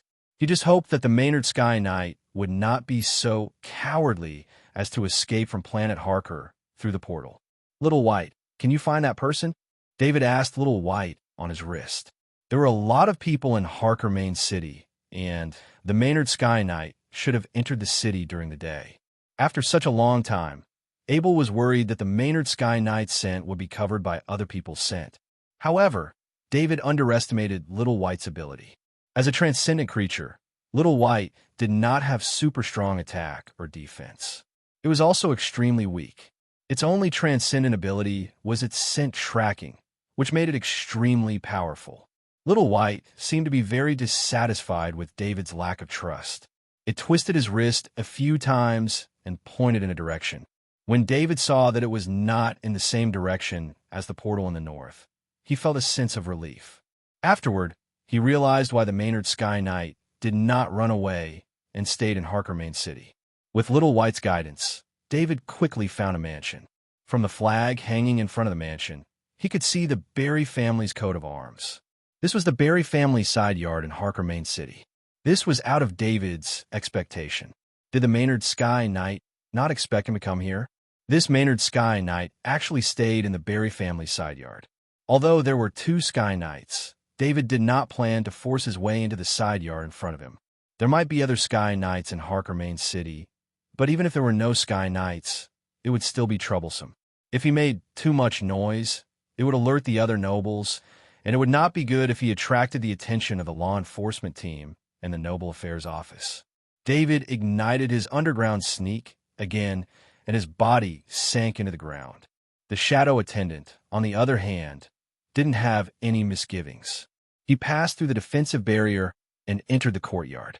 In the hall of the courtyard, David saw the Maynard Knight in his level 3 Sky Knight armor through the eyes of the shadow attendant. The Maynard Sky Knight was resting with his eyes closed. With a Sky Knight's physique, it was not a problem for him to not rest for a few days and nights. However, the destruction of the Maynard Sky Knight family was a huge blow to him. This kind of mental blow made him physically and mentally exhausted. David had already arrived at the basement of the hall. He was about to summon the Night Mark and the Night Garan, but he stopped as soon as he made the decision. Although he didn't sense any other presence in the hall, and the shadow attendant didn't see anyone else, the Maynard Sky Knight's behavior was too strange. David put himself in the Maynard Sky Knight's shoes. If he was in the same situation as the Maynard Sky Knight, he would definitely not wait in the Barry family's courtyard, even though he knew the opponent was strong. From his perspective, the Maynard Sky Knight was either resting or waiting for him to come. Where did the Maynard Sky Knight's confidence come from? This was the question in David's mind. David took a deep breath and calmed himself down from the impulsiveness of having another Sky Knight. First, he scanned the hall through the eyes of the shadow attendant. It seemed like everything in the hall was normal. David decided to use the stupidest method. He let the shadow attendant fly back and forth in the hall and cover every corner. Although the main hall of this courtyard was very large, with the shadow servant speed, it didn't take long for them to cover the entire hall. When the shadow attendant flew past the left side of the hall, it obviously went through a barrier. Then, David used the shadow attendant's eyes to see a knight who wasn't wearing a knight's armor and whose presence was suppressed to the lowest possible level. David saw 6 magic circles on the ground. They formed a hexagram pattern. This hexagram pattern completely isolated this space that could only fit one person from the outside world. David didn't even need to check the strength of this knight to know that this was a Sky Knight. Otherwise, with his previous record of slaughtering the entire Barry family, a non-Sky Knight wouldn't be a threat to him. Maybe the Maynard Sky Knight wouldn't have invited a non-Sky Knight to help him. This Sky Knight was clearly a veteran assassin. His eyes were closed, and his bloodline power was withdrawn into his Heart's space. All of his equipment was stored in his spatial ring. Even if he didn't use the hexagram array to hide, he could still avoid ordinary detection. With the isolation of the hexagram circle, this Sky Knight was even more hidden. As for his equipment, for a knight, as long as his blood power was stored in his portal ring, he could instantly equip his armor and weapons. David didn't disturb the Sky Knight. He continued to let the shadow servant explore the hall. Soon, he found another Sky Knight in the same position on the right side, who was isolated by a hexagram array. That Sky Knight was also an experienced assassin. They were in a triangle with the Maynard Sky Knight. If anyone wanted to attack the Maynard Sky Knight, they would immediately be pincered by these 2 Sky Knights. With the cooperation of these 3 Sky Knights, unless it was a level 5 Sky Knight, no Sky Knight would be able to block their premeditated trap. The Maynard Sky Knight looked like he was resting, but his muscles were always in a state where they could explode at any moment. After he escaped from the Barry castle, he didn't spread what happened to the Barry family. Instead, he immediately found an organization called the Blade of Darkness. The Blade of Darkness was a top assassin organization. It existed to solve problems that were inconvenient for nobles to deal with. Of course, not many people knew about the Blade of Darkness. This was because they only accepted business from a few big nobles. Since the Barry family made knight equipment, they had some connections with the Blade of Darkness. The Maynard Sky Knight sent out the highest level mission request to the Blade of Darkness. The price was almost half of the Barry family's wealth. Of course, if the Blade of Darkness knew about the Barry family situation, they might not even accept this kind of business. The Maynard Sky Knight didn't care about the consequences of the Blade of Darkness not receiving a reward. Other than a few outer members of the Barry family, almost all the core members of the family were killed. In this situation, the Barry family's business couldn't be protected. Most of the family's wealth was in the Barry castle. The wealth that was probably gone. The Maynard Sky Knight used the time difference and information to ask the Blade of Darkness to help him take revenge. The huge amount of wealth made the Blade of Darkness react quickly. In a short period of time, they sent 2 Sky Knight to carry out this mission. The Maynard Sky Knight used himself as bait to lure David to assassinate him. He thought that David might have the help of a Sky Knight, so he desperately invited 2 Sky Knights from a top assassin organization. As long as Baron Arthur is dead, I will leave Planet Harker and join the main family. The Maynard Sky Knight made a decision in his heart. Originally, what he should have done was to escape and immediately leave Planet Harker for the main family. He would have chosen to join the main family and be protected by the main family. The other reason the Maynard Sky Knight wanted to go to the main family was for Ian. He wanted to find an opportunity to take revenge on Ian. Of course, he had to wait for an opportunity. As long as Ian didn't become the successor of the main family, he would do everything he could to take revenge on Ian, the culprit who destroyed the Barry family. Actually, the Barry family had another underground. That was the direct descendant of the Barry family, the Night Gaines. Since the Night Gaines was in the main family, he wasn't killed. This also led to the destruction of the Barry family. The Maynard Sky Knight couldn't inherit the title of Earl, which was why he wanted to join the main family. As for the Night Gaines, without the background of the Barry family, even if he inherited the title of Earl, he would only be an empty shell. Perhaps he would soon be targeted by someone and snatch the title of Earl through marriage. At that time, the Barry family would completely disappear. The Maynard Sky Knight wouldn't protect the Night Gaines. Everything was caused by the Night Gaines. It was good enough that he didn't kill the Night Gaines. This time, he invited the Blade of Darkness to do things for him. After that, he had to rely on the main family to protect himself. How could he spare the energy to take care of the Night Gaines? The hall was very quiet. The breathing of the Maynard Sky Knight was faintly discernible. At this time, David had already arrived at the bottom of the hexagram on the left. He carefully controlled the distance between him and the Sky Knight, maintaining a distance of more than 5 meters. He observed the Sky Knight and thought about how to make a move.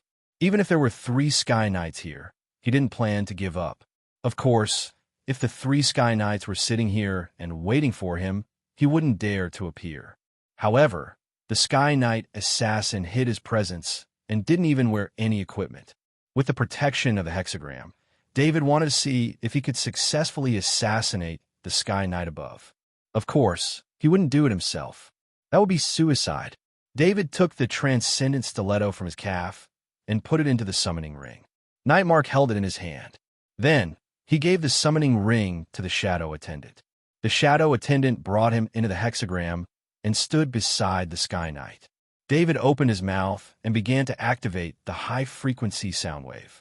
He didn't dare to use his power of the will because the Sky Knight could easily detect his power of the will. The high-frequency sound wave was silent. It would only be detected by the enemy after being attacked. The other reason for using the high-frequency sound wave was that the Sky Knight above had to hide his presence and didn't have any energy waves on him. This meant that he didn't have anything like a magic talisman. Perhaps this was a kind of confidence. The Sky Knight assassin had absolute confidence in his ability to hide. David prepared the high-frequency sound wave.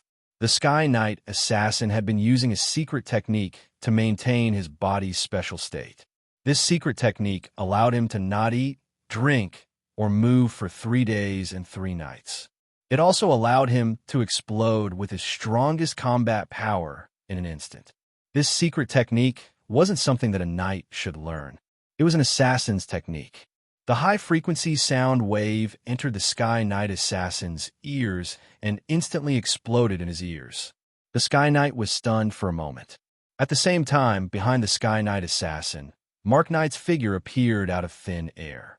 As soon as he appeared, he used the transcendent stiletto in his hand to stab the Sky Knight assassin's back. The Sky Knight killer displayed an unimaginable reaction speed. His brain was affected by the high-frequency sound wave, causing him to feel dizzy for a moment. When facing another Sky Knight, this should have been a fatal mistake. However, the Sky Knight assassin's body instinctively made his left arm reverse the limit of his body and block Mark Knight's transcendent stiletto. Seeing the Sky Knight assassin's reaction speed, David couldn't help but praise it in his heart. This wasn't a reaction that a knight should have. This kind of reaction speed could only be achieved by someone who had undergone death training since young. This Sky Knight assassin should have practiced a technique similar to David's soft body technique, which allowed his body to perform actions that were beyond his limit. If Mark Knight's weapon wasn't the transcendent stiletto, this assassination attempt would have failed. As long as the Sky Knight assassin was given a little time to breathe, the Sky Knight assassin could put on his equipment or leave the hexagram circle to summon other Sky Knights. The transcendent stiletto in Mark Knight's hand had been charged for a period of time, and the space energy had already recovered. Therefore, when the Sky Knight assassin wanted to use his hand to block the attack, the transcendent stiletto in Mark Knight's arm that was holding the transcendent stiletto suddenly disappeared. When the Sky Knight reappeared, the transcendent stiletto had already pierced the Sky Knight assassin's heart. The Sky Knight assassin felt his heart being attacked. He lost the ability to use the bloodline power in his heart, but after a long period of training, he still had to wave his hand to make a final attack. The power of this attack was limited. Even if it hit Mark Knight, it wouldn't cause much damage. However, the Sky Knight assassin's attack was only halfway through before it stopped. His arm hung limply by his side. At this moment, The shadow attendant quickly flew over and absorbed the Sky Knight assassin's soul. It removed the dimension ring and summoning ring from the Sky Knight's body and put his body into the dimension ring. Because the battle happened too quickly, the hexagram circle wasn't touched during the entire process. Therefore, the hexagram circle wasn't transmitted during the entire battle. Of course, this also had to do with the fact that Mark Knight didn't use his bloodline power. After all, the hexagram circle was too close to Maynard Sky Knight and the other Sky Knight assassin. David didn't know if the hexagram circle could still hide the aura of the battle if he used his bloodline power.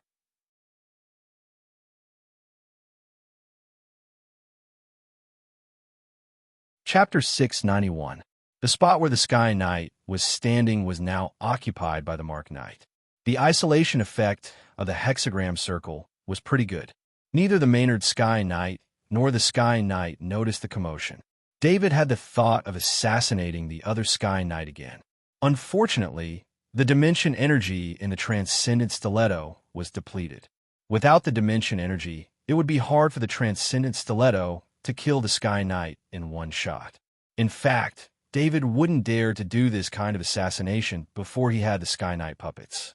This was because the Sky Knight's reaction was faster than his. Even if he did it himself, he would still be killed by the Sky Knight, even if he was prepared beforehand. Now that he had two Sky Knight puppets in his hands, he became more daring. David stayed underground while the Mark Knight stood in the hexagram circle. Just like the Sky Knight before, the only difference was that the Garan Knight was standing on the Mark Knight's shoulder. Although the two Sky Knights could squeeze inside the hexagram circle, it would affect the two Sky Knights' attacks. David didn't want to take the initiative to fight again. He was waiting for an opportunity. The Maynard Sky Knight had set up this trap for him. He just didn't know how long the Maynard Sky Knight could wait. The longer the battle dragged on, the better it was for David. As long as the Maynard Sky Knight couldn't wait any longer and walked up to the hexagram circle, the two Sky Knight puppets could launch a fatal attack. David didn't expect it to drag on for so long. Before he knew it, the sky was getting brighter. The Maynard Sky Knight didn't rest anymore. His face was filled with anxiety. He knew he couldn't hide what happened in Bali Castle for long. Perhaps it wouldn't be long before the Blade of Darkness found out about the destruction of the Bali family. At that time, it wouldn't be him using the Blade of Darkness to deal with David, but the Blade of Darkness would deal with him. Maynard Sky Knight was 100% sure that with Baron Arthur's temperament, he would definitely come after them. Just thinking about how Baron Arthur killed his way into Bali Castle and slaughtered everyone in the castle, you could imagine how strong Baron Arthur's desire for revenge was. Normally, after encountering an ambush, being able to escape was already considered lucky. As for revenge, they would have to wait until they were safe before they could think of a way. But what did Baron Arthur do? Revenge was on the spot. Baron Arthur used a massacre to avenge the Barry family's ambush. Therefore, Maynard Sky Knight didn't think that Baron Arthur would let him go.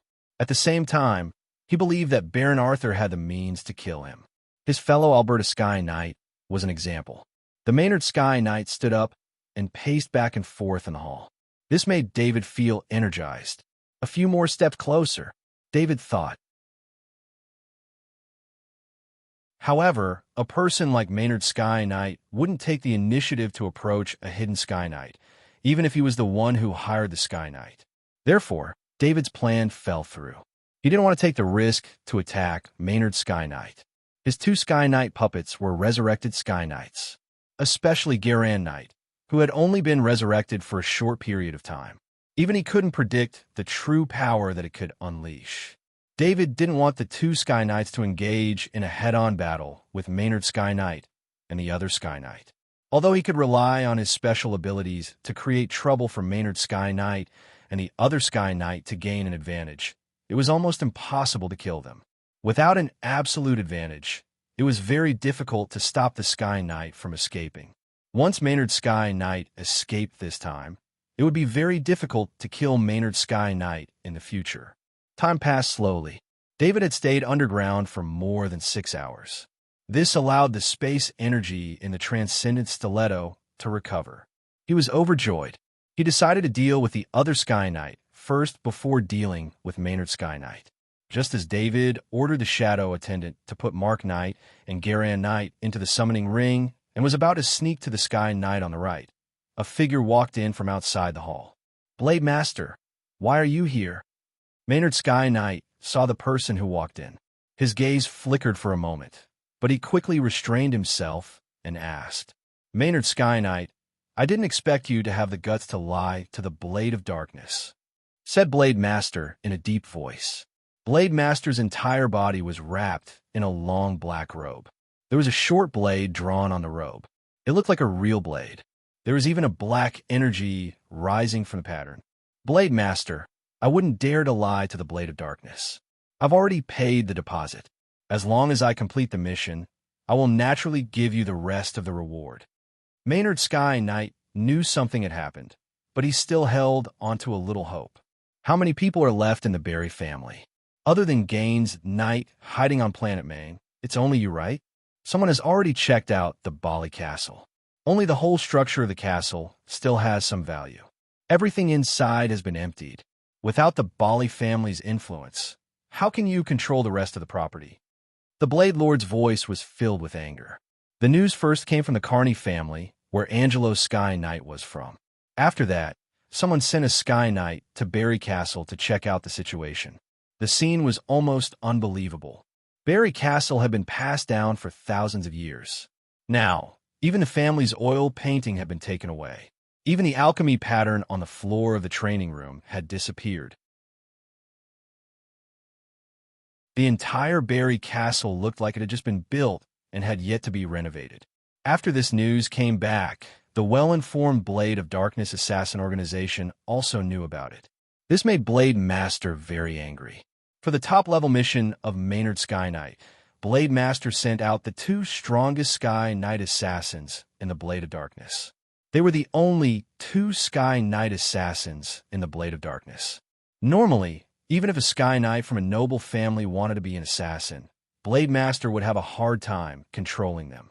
These two Sky Knight assassins were children that Blade Master had tried to steal with a strong bloodline talent. After that, he spent a lot of effort to cultivate them. Normally, Blade Master would rarely send out two Sky Knight assassins to reduce the chances of the Sky Knight's identity being exposed.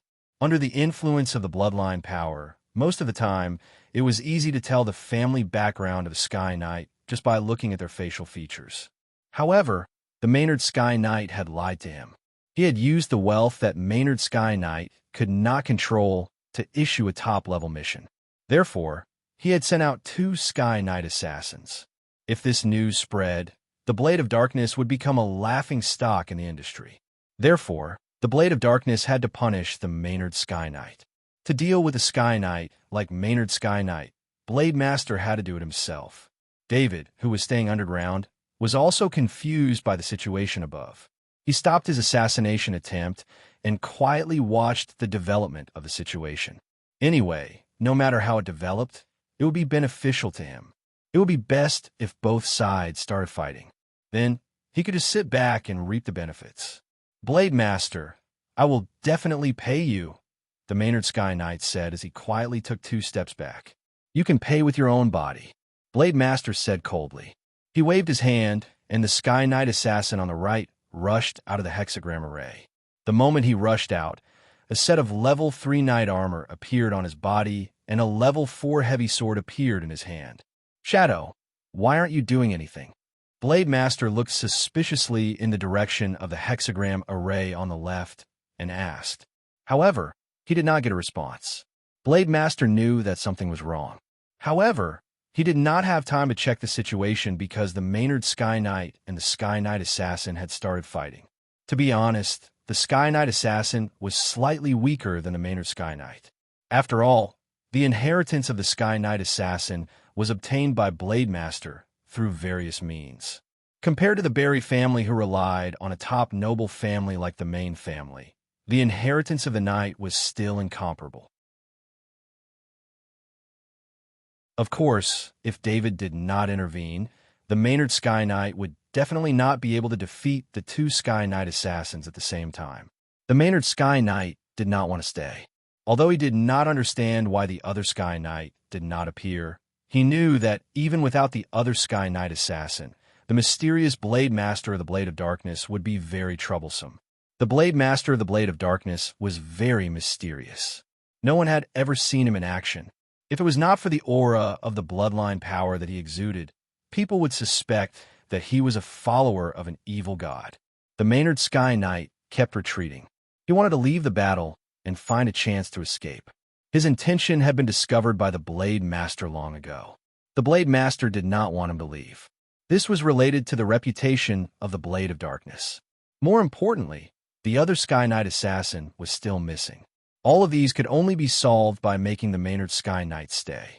Therefore, just as the Maynard Sky Knight was retreating, the Blade Master took the initiative. His movement was very strange. One could only see a flash of lightning spreading under his feet. His body was moving in the flash of lightning. The speed of the lightning was too fast. In a flash, the Blade Master was already behind the Maynard Sky Knight. This speed was far beyond the Maynard Sky Knight's imagination. The Maynard Sky Knight had just retreated 2 steps when he realized that he had lost his escape route. This is not the bloodline power. You are a follower of an evil god. The Maynard Sky Knight's eyes moved, and he shouted. The Maynard Sky Knight shouted so loudly so that the people outside could hear it and scare the Blade Master away. The followers of an evil god were all guilty. Once they were discovered in the city, they would run away immediately. You don't have to shout. Thanks to the mansion's security pattern, it can confine all sounds within the mansion. The Blade Master said with a mocking smile. The Maynard Sky Knight then remembered that he had shared the mansion's security pattern with the Blade of Darkness in order to set up the trap for Baron Arthur. This was originally to make it easier for the Blade of Darkness to set up the mansion's security pattern. Who knew that he would be the one to set up the trap? The Maynard Sky Knight glanced at the Sky Knight assassin and turned to look at the Blade Master. Blade Master, you and this Sky Knight can't keep me here. Let me go. I swear to keep this a secret. The Maynard Sky Knight was really scared. The speed of the Blade Master was too fast. In addition, there were rumors that the Blade Master had assassinated many Sky Knights. Therefore, he begged for mercy. Maynard Sky Knight, since you know my identity, the only outcome is death. The Blade Master said in a deep voice. After saying that, he took off the black robe on his body, revealing his skinny body underneath. He was wearing an extremely strange armor. This armor wasn't a knight's armor. Instead, it was a close-fitting chainmail made of an unknown material. Every buckle on the chainmail was flashing with lightning. This made the Blade Master look as though he was made of lightning. Then I'll kill you first. The Maynard Sky Knight wasn't a kind person. After hearing the Blade Master's words, he stopped begging and charged forward with a roar. Lightning trap, the Blade Master said calmly. Just as the Maynard Sky Knight charged forward, countless lightning bolts appeared on the ground beneath his feet. The lightning bolts crawled along the Maynard Sky Knight's armor and covered his entire body. He felt that the blood power defense shield couldn't withstand the lightning bolts at all. It was as if the lightning bolts would become stronger after coming into contact with the knight's armor. Before the blood power defense shield collapsed, the Maynard Sky Knight activated the blood power in his body and added a white light armor to his body. At the same time, he didn't stop charging forward. He was still charging towards the Blade Master. The Blade Master's body kept flashing and moving in the lightning bolts on the ground. The Maynard Sky Knight couldn't catch up with the Blade Master at all. Instead, he was hit by the lightning whip in the Blade Master's hand.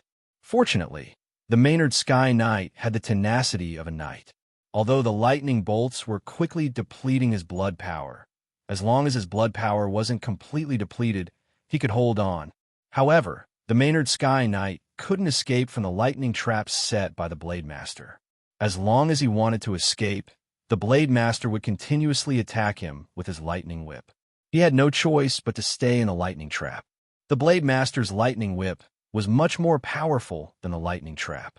Every time he was hit, he would involuntarily take 2 steps back. His body would also feel a little numb. At this time, the Sky Knight assassin joined the battle. The lightning bolts seemed to recognize people and didn't affect the Sky Knight assassin at all. The Maynard Sky Knight's heart sank.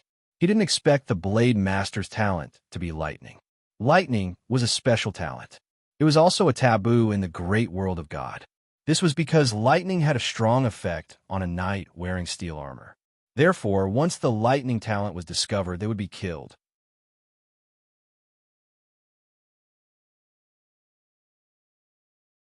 Chapter 692. In fact, Blade Master was also having a hard time. Why was the great world of gods ruled by knights and not people with spiritual talents like them? Although some of it was due to the gods, but most of it was due to the archgod warlocks themselves. When a warlock fought, he used up the accumulated energy in his body. The upper limit of this energy was bestowed by the ancient gods. It could unleash extremely powerful energy attacks during a battle. However, once this energy was depleted, the warlock would lose his ability to fight. However, it was different for a knight. Even if a knight did not use the power of the bloodline, he could still rely on his own strength and speed. Together with his mount, he was still very powerful. If a knight was in a fierce battle, the knight would adjust his fighting style. He would only use the power of the bloodline at the crucial moment to delay the battle. In this aspect, a warlock could not compare at all. A warlock could not compete with a knight in terms of stamina. He had to end the battle quickly. Fortunately, Blade Lord had the help of a Sky Knight. Otherwise, he would have given up after failing to injure the Maynard Sky Knight after a few consecutive lightning attacks. Blade Lord knew very well that he was only an assassin. Assassination was his forte. With his lightning talent, he could hide and ambush the knight. If the knight's reaction was slow, he would be paralyzed by the lightning. In the past, the few Sky Knights that Blade Lord had successfully assassinated were killed in this way. He checked the energy in his body. The consecutive attacks just now had depleted almost half of his energy. Normally, no matter what kind of battle he was in, he would reserve 1/3 of his energy to save his life. Therefore, in the following battles, he could not use much energy. Fortunately, maintaining the lightning traps on the ground did not require much energy. Seeing the Maynard Sky Knight retreating under the attacks of the Sky Knight made him feel more at ease. The Maynard Sky Knight could not be let go. Otherwise, no matter how secretive the Blade of Darkness was, they would not be able to withstand the pursuit of multiple shrines. By then, Blade Lord would have to give up everything and seek refuge with the evil god's followers. He would not be able to enter the prosperous world again. To the Blade Lord, who had enjoyed the beauty and power of the world, this was unacceptable. Therefore, Maynard Sky Knight had to die. Only the dead could keep secrets. In fact, if Blade Master had known from the beginning that only one of the 2 Sky Knight assassins was left, he would definitely not have fallen out with Maynard Sky Knight immediately. He would not have exposed his lightning talents and his identity as a follower of the evil god. Now that Blade Lord was in a difficult position, he could only try his best to make Maynard Sky Knight stay. A shield appeared in Maynard Sky Knight's left hand. This meant that he had switched to defense. Defending in a lightning trap was definitely not a good choice. The Maynard Sky Knight could feel the bloodline power in his body depleting rapidly. The Sky Knight on the other side had an absolute advantage in terms of speed, as the Maynard Sky Knight was constantly affected by the lightning traps. The Maynard Sky Knight wanted to retaliate, but the lightning from the lightning traps made his entire body feel numb. It slowed down his muscle and nerve reactions. This was even after he used his bloodline power to shield himself from the lightning. Once his bloodline power could not shield him from the lightning, he would instantly lose his ability to fight back. The level 4 heavy sword in the hands of the Sky Knight killer heavily struck the level 3 shield. Even if the shield was strengthened by the power of the bloodline, it still left a mark on it. At the same time, the Maynard Sky Knight's body involuntarily took a step back. The bloodline power trembled, and some of the lightning entered his body. The Maynard Sky Knight had goosebumps all over his body. If not for the helmet and mask on his head, all his hair would have stood up. David looked at the battle above. Blade Lord's lightning talents shocked him. In the past, he had encountered the Lightning Sky Scorpion on Warstar. This Blade Master's lightning talent was even more powerful than the Lightning Sky Scorpions. The lightning sky scorpion was only a rank 3 insectoid and could not threaten a rank 4 sky knight. However, David could see that something was wrong with Blade Lord. With the Maynard Sky Knight's current passive state, as long as Blade Lord increased his lightning attacks, the Maynard Sky Knight would immediately collapse. However, Blade Lord did not use his full strength. It was as if he was watching from the sidelines. David did not think that he was really watching from the sidelines. When the shadow attendant approached Blade Lord, he could clearly feel that Blade Lord's aura was not as strong as before. Perhaps this Blade Master is not as strong as I imagined. David thought to himself. The battle was still going on. There was no one else in the villa. The servants and butler were all sent away to set up a trap for David. Who would have thought that the villa would become the death zone of the Maynard Sky Knight? Of course, it was useless even if the servant stayed behind. With Blade Lord's speed, he could probably kill everyone in the villa within a few breaths. After 5 minutes, the Maynard Sky Knight's panting echoed in the living room. Through the shadow attendant's eyes, David could see that the Maynard Sky Knight's left hand, which was holding the shield, was trembling nonstop. The level 3 shield on his left hand was basically useless. There was a deep wound on the Maynard Sky Knight's left arm. This wound was caused by the Sky Knight's heavy slash. Now, the Sky Knight was preparing for the next heavy slash. The Maynard Sky Knight was in despair. He did not expect that he would not die in the hands of Baron Arthur. Instead, he would die because of his own actions. His heavy breathing was a sign that his body was about to collapse. He knew this very well. The Maynard Sky Knight decided not to defend anymore. He wanted to die together with the Sky Knight. As a knight, the Maynard Sky Knight chose to die in a knight's way. He threw the broken shield in his left hand to the ground and tightly gripped the class 4 heavy sword with both hands. He tried his best to call out the bloodline power from the space in his mind and added it to the class 4 heavy sword in his hand. The world seemed to have stopped at this moment. The 2 Sky Knight were preparing for their final attack in the Sea of Lightning. "Ah!" the Maynard Sky Knight shouted. He gathered the last of his strength and gave up all his defenses for this final attack. At this moment, something that the Maynard Sky Knight did not expect happened. The Sky Knight, who was preparing for the heavy slash, suddenly retreated a few steps and left the battlefield. As the Sky Knight retreated, a thick bolt of lightning hidden in the lightning trap suddenly appeared beside the Maynard Sky Knight and hit his body. If it was in the previous battle, this bolt of lightning would at most cause some minor injuries to the Maynard Sky Knight and slow him down. However, the Maynard Sky Knight was different now. He gave up all his defenses and only used a small amount of bloodline power to resist the lightning trap. He had calculated this well.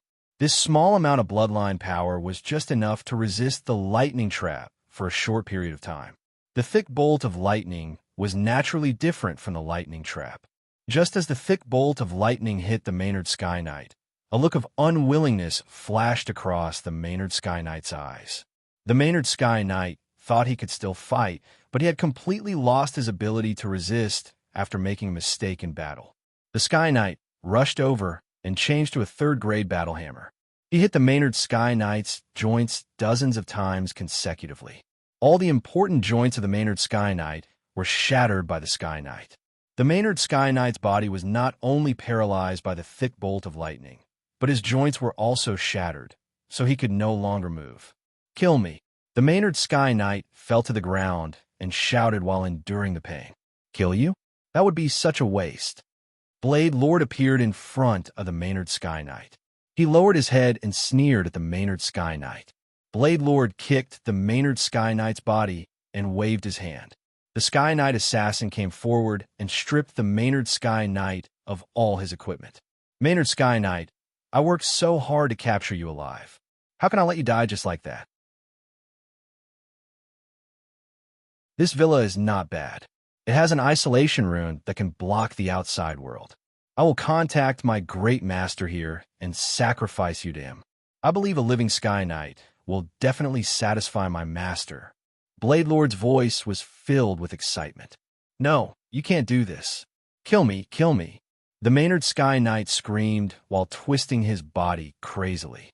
As a Sky Knight from a noble family with thousands of years of history, the Maynard Sky Knight knew a lot of secrets. When offering a sacrifice to a god, if the sacrifice was a living person, then the god would receive a complete soul. The Maynard Sky Knight couldn't imagine what kind of torture he would receive if his soul was taken by an evil god. He couldn't even imagine the consequences. An ugly smile appeared on Blade Lord's skinny face. A chain appeared in his hand. The chain was filled with runes. This was an ancient god-binding chain. It could lock the power of a knight's blood and physical strength so that the knight wouldn't be able to resist. The god-binding chain was like a poisonous snake that bound the Maynard Sky Knight. Blade Lord personally carried the Maynard Sky Knight and walked towards the back door of the hall. David controlled the shadow attendant to follow Blade Lord. He wanted to find a chance to get the Maynard Sky Knight's soul, let alone the body of the Sky Knight. Moreover, he was also jealous of Blade Lord's lightning talent. He just didn't know if it was Blade Lord's talent or a gift from the gods. If it was a talent, then David could obtain it through the light ball of knowledge. If it was a gift from the gods, even if it could be obtained through the light ball of knowledge, David wouldn't be able to enjoy it. Unless David wanted to become a follower of an evil god. Blade Lord seemed to be very familiar with this villa. This was expected. Blade Lord placed a lot of importance on such a big mission. After he asked the Maynard Sky Knight to hand over the security runes of the villa, he did a detailed investigation of the entire villa. He was familiar with every corner of the villa. This was the preparation that a qualified assassin should do. Blade Lord was now going to the training room. The training room in this villa was the same as the training rooms in other noble villas. They were all built in the basement. This way, they could avoid disturbing others to the greatest extent. Stay at the door. Don't let anyone disturb me. Blade Lord came to the door of the training room and ordered the Sky Knight behind him. The Sky Knight bowed and stood beside the door. Blade Lord carried the Maynard Sky Knight into the training room. He closed the door of the training room and threw the Maynard Sky Knight on the ground. He came to the center of the training room and took out a small white altar from his infinite space ring. He carefully placed it on the ground. Then, Blade Lord took out a bowl. The bowl was filled with an oil made of an unknown material. There was a crack on the side of the bowl. Blade Lord placed a fire near the crack on the side of the bowl. A flame ignited above the crack. The flame wasn't red. Instead, it was a strange blue. Soon, the white altar was illuminated blue by the flame. It couldn't be seen when it was white. Now, it could be seen that there were countless small white runes drawn on the white altar. Under the reflection of the blue flame, the white runes became even whiter. Blade Lord took out a top-grade Krypton crystal and placed it on the altar. The white runes flashed with white light. I can't wait any longer. David was 5 meters away from Blade Lord. He saw everything in the training room through the shadow attendant's eyes. After seeing the altar, he immediately made a decision. If this continued and the altar contacted the ancient gods, the Maynard Sky Knight would be used as a sacrifice. Then, he wouldn't be able to get any benefits. He might even be exposed here. David didn't dare to bet on whether the ancient gods would discover him and a shadow attendant through the altar. Just like how he didn't bet on whether the level 5 Holy Knight could discover the shadow attendant. Unless it was absolutely necessary, he wouldn't expose his secret in front of a strong opponent. David commanded the shadow attendant to come to the Maynard Sky Knight's side. At this moment, the Maynard Sky Knight couldn't resist at all. At this moment, even an ordinary person could kill the Maynard Sky Knight with a sharp weapon. So, David decided to let the shadow attendant kill the Maynard Sky Knight and put the corpse into the dimensional ring. David was now stubbornly possessive of the Sky Knight's corpse. In his opinion, the Sky Knight who had just died would most likely become his living puppet, just like the Mark Knight and the Garan Knight. He didn't notice that Blade Lord had started chanting. If he understood the process of the sacrifice, he would realize that Blade Lord's chanting had nothing to do with the sacrifice. This chanting was the prelude to the special ability of the sorcerer by borrowing the power of the ancient god they believed in. This was the most magical ability of the sorcerer. However, it was very difficult to use it normally. It required the sorcerer to make preparations to contact the ancient god in advance and then chant for a long time. This process was enough for the enemy to fight or escape. No one would give the sorcerer the chance to chant continuously.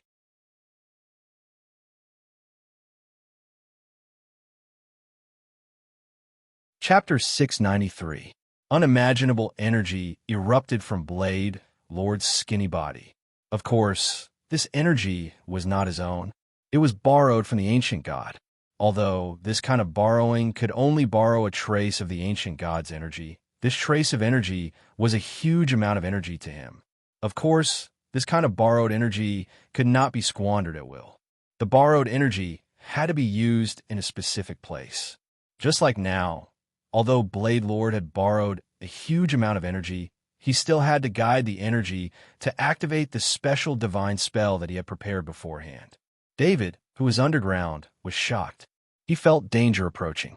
Without any hesitation, he activated Underground Sneak and sneaked away.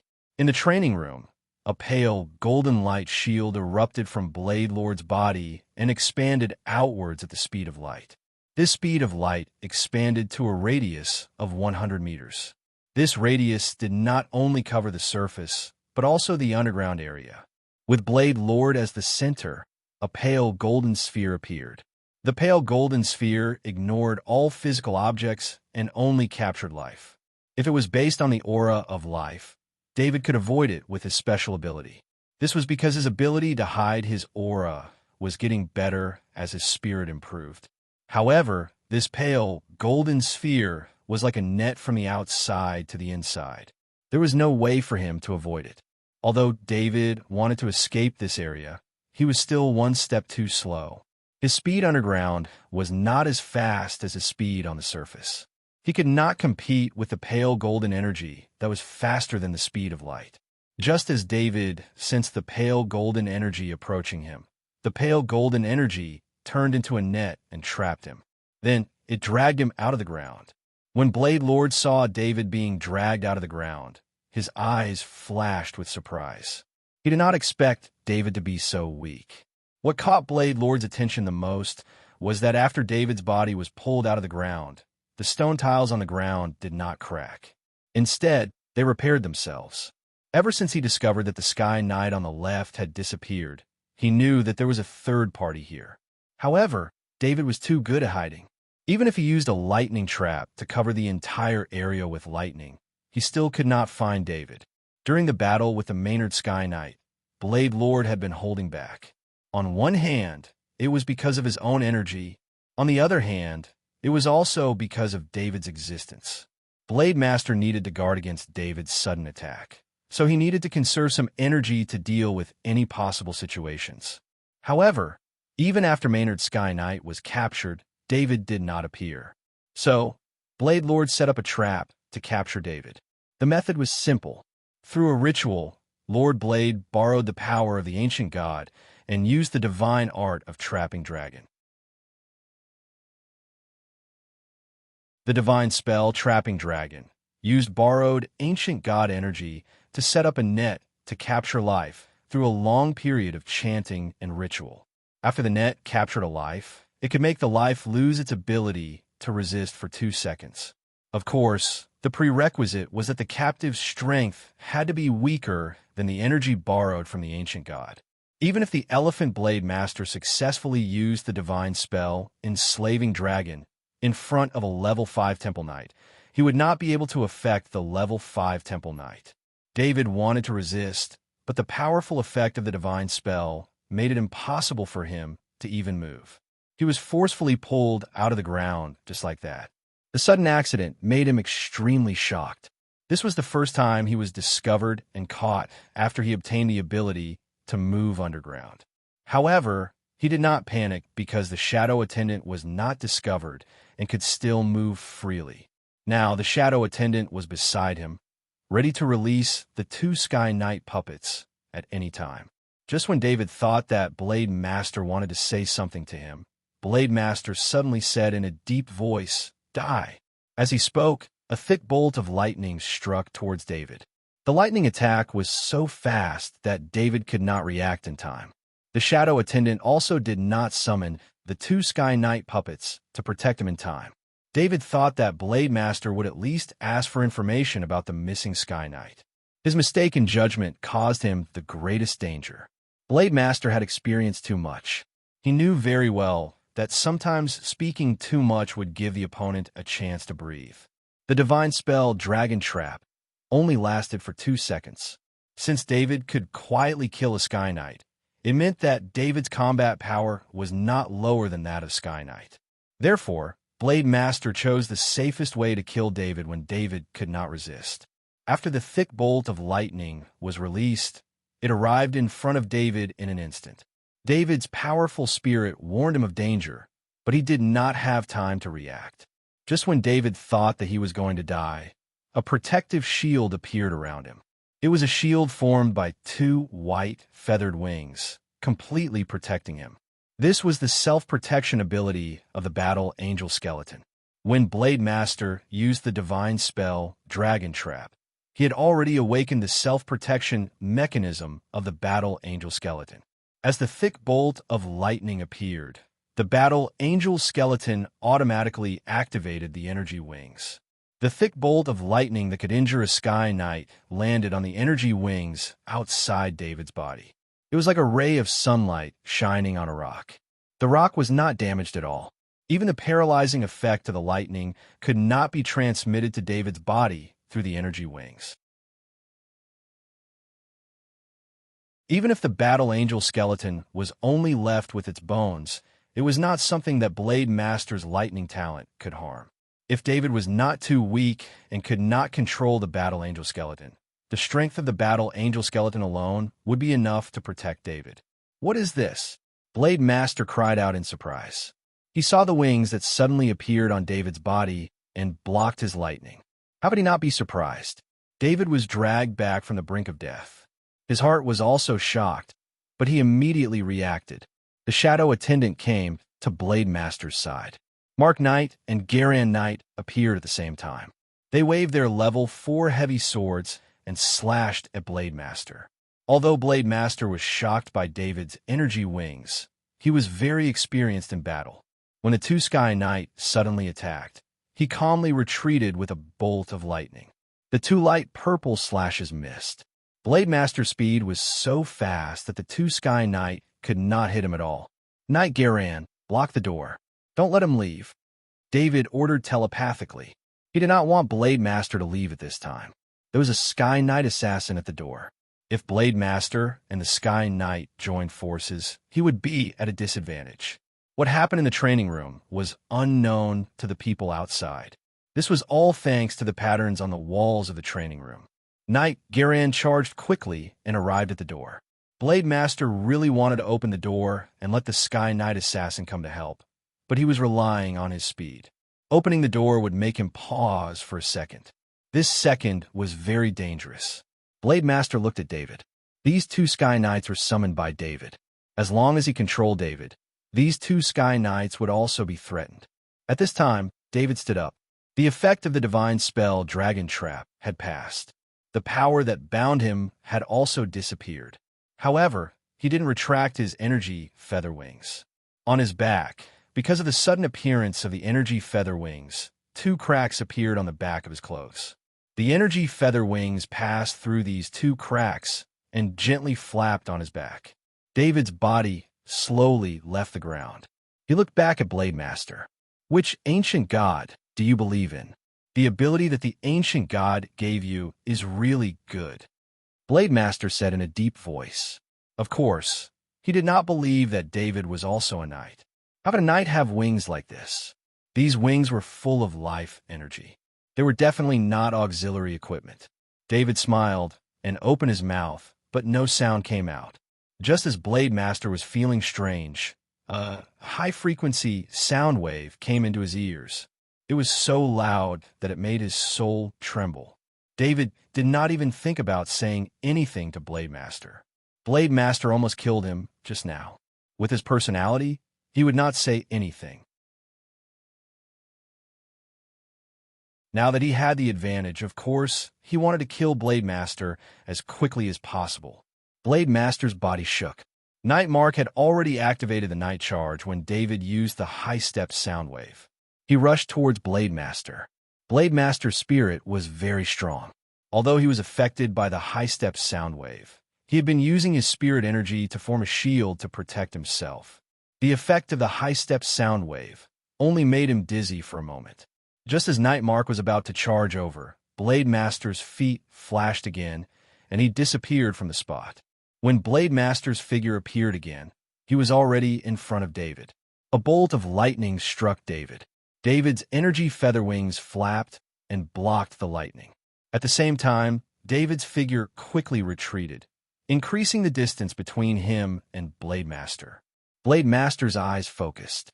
David's speed surprised him. Although it was not as fast as his lightning speed, his movement speed was faster than a normal Sky Knight's. Blade Master's performance in the battle made David suspicious. Now, Blade Master was only dodging and did not make any effective attacks. This was not consistent with his previous battle.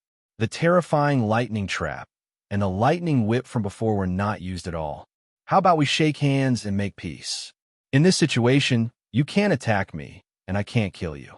Instead of wasting time like this, why don't we end this battle and go our separate ways? Anyway, you have my secrets, and I have yours. As long as you don't tell my secrets, I won't tell yours. Blade Master said as he dodged Mark Knight's attacks. Blade Master did not have much energy left in his body. At the beginning of the battle with Maynard Sky Knight, and just now, he had activated the divine spell Trapped Dragon. The energy in his body had already dropped to 1/3 of the maximum. After Blade Master tried to attack twice, he realized that he could not kill David.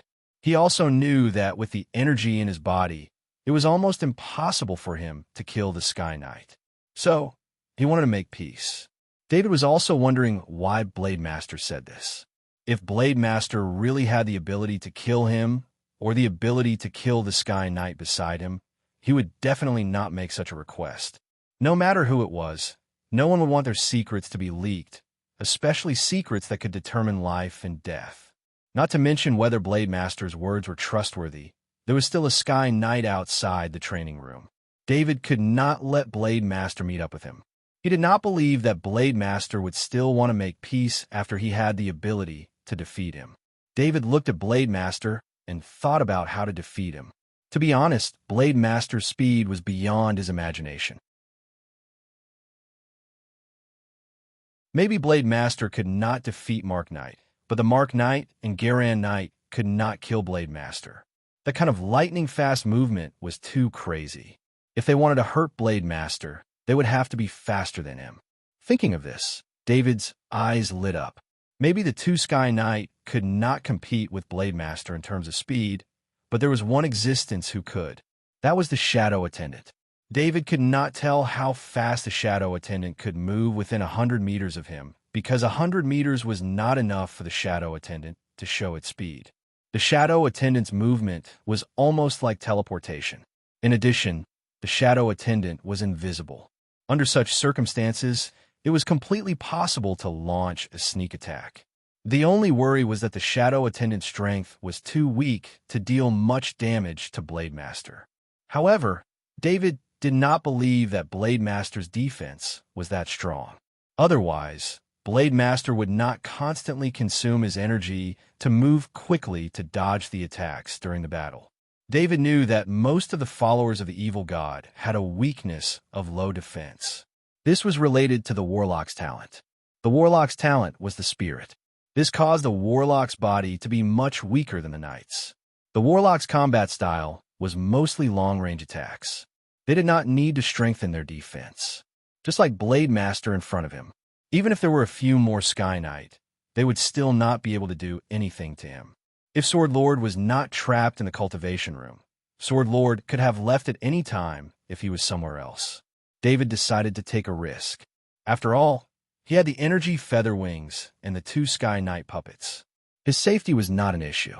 He began to burn his spirit and activated the rarely used Spirit Storm ability. This ability produced different powers according to the amount of spirit he consumed. David poured most of his spirit burn into the Spirit Storm. After that, a transparent wave rushed out in all directions with him as the center. Blade Lord felt a wave of spiritual energy, and he knew that David was using a spiritual secret technique. He wanted to dodge, but the range of this spiritual storm was very wide, and the training room was only so big. Everything was within the range of this spiritual storm. Blade Master had unparalleled speed, but he still could not dodge such a wide range of spirit attack. However, he was not too worried. He was very confident in his spirit. He had absolute confidence that he could block David's spirit attack.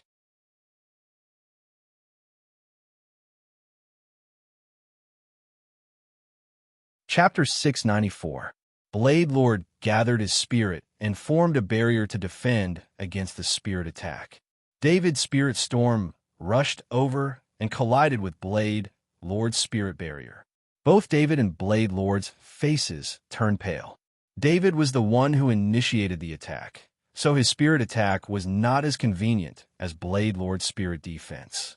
Also, he used a wide-range spirit storm, which consumed too much of his spirit, which gave him a headache. Blade Lord's spirit barrier had been torn apart by the mind storm, and his soul had suffered a bit of damage. However, his defense was still successful. David's spirit storm only consumed part of his spirit. Compared to David's consumption, Blade Lord was still at an advantage. Just as Blade Lord's heart calmed down a little, he felt a grade 3 stiletto suddenly appear from the void behind him and was stabbing towards his back. Although his spirit was greatly depleted and his soul was impacted, he still instinctively mobilized his lightning to prepare to move. Although Blade Lord was a little surprised by the sudden void attack, he had absolute confidence in his speed. Even though the sudden appearance of the rank 3 stiletto behind him was unexpected, the time it took to stab him was enough for him to dodge. Speaking of speed, Blade Lord believed that no one could compare with him among all the level 4 knights. Even a level 5 temple knight would not be able to surpass him in speed if they did not use energy clones. Just when Blade Lord thought he could dodge the grade 3 stiletto's attack, the grade 3 stiletto flashed and Blade Lord felt a sharp pain in his back, followed by numbness. Blade Lord's defense was indeed weak, but it was only in comparison. Compared to other level 4 powerhouses, Blade Lord's defense could not be compared at all. However, compared to other level 3 Earth Knights, it was still not bad.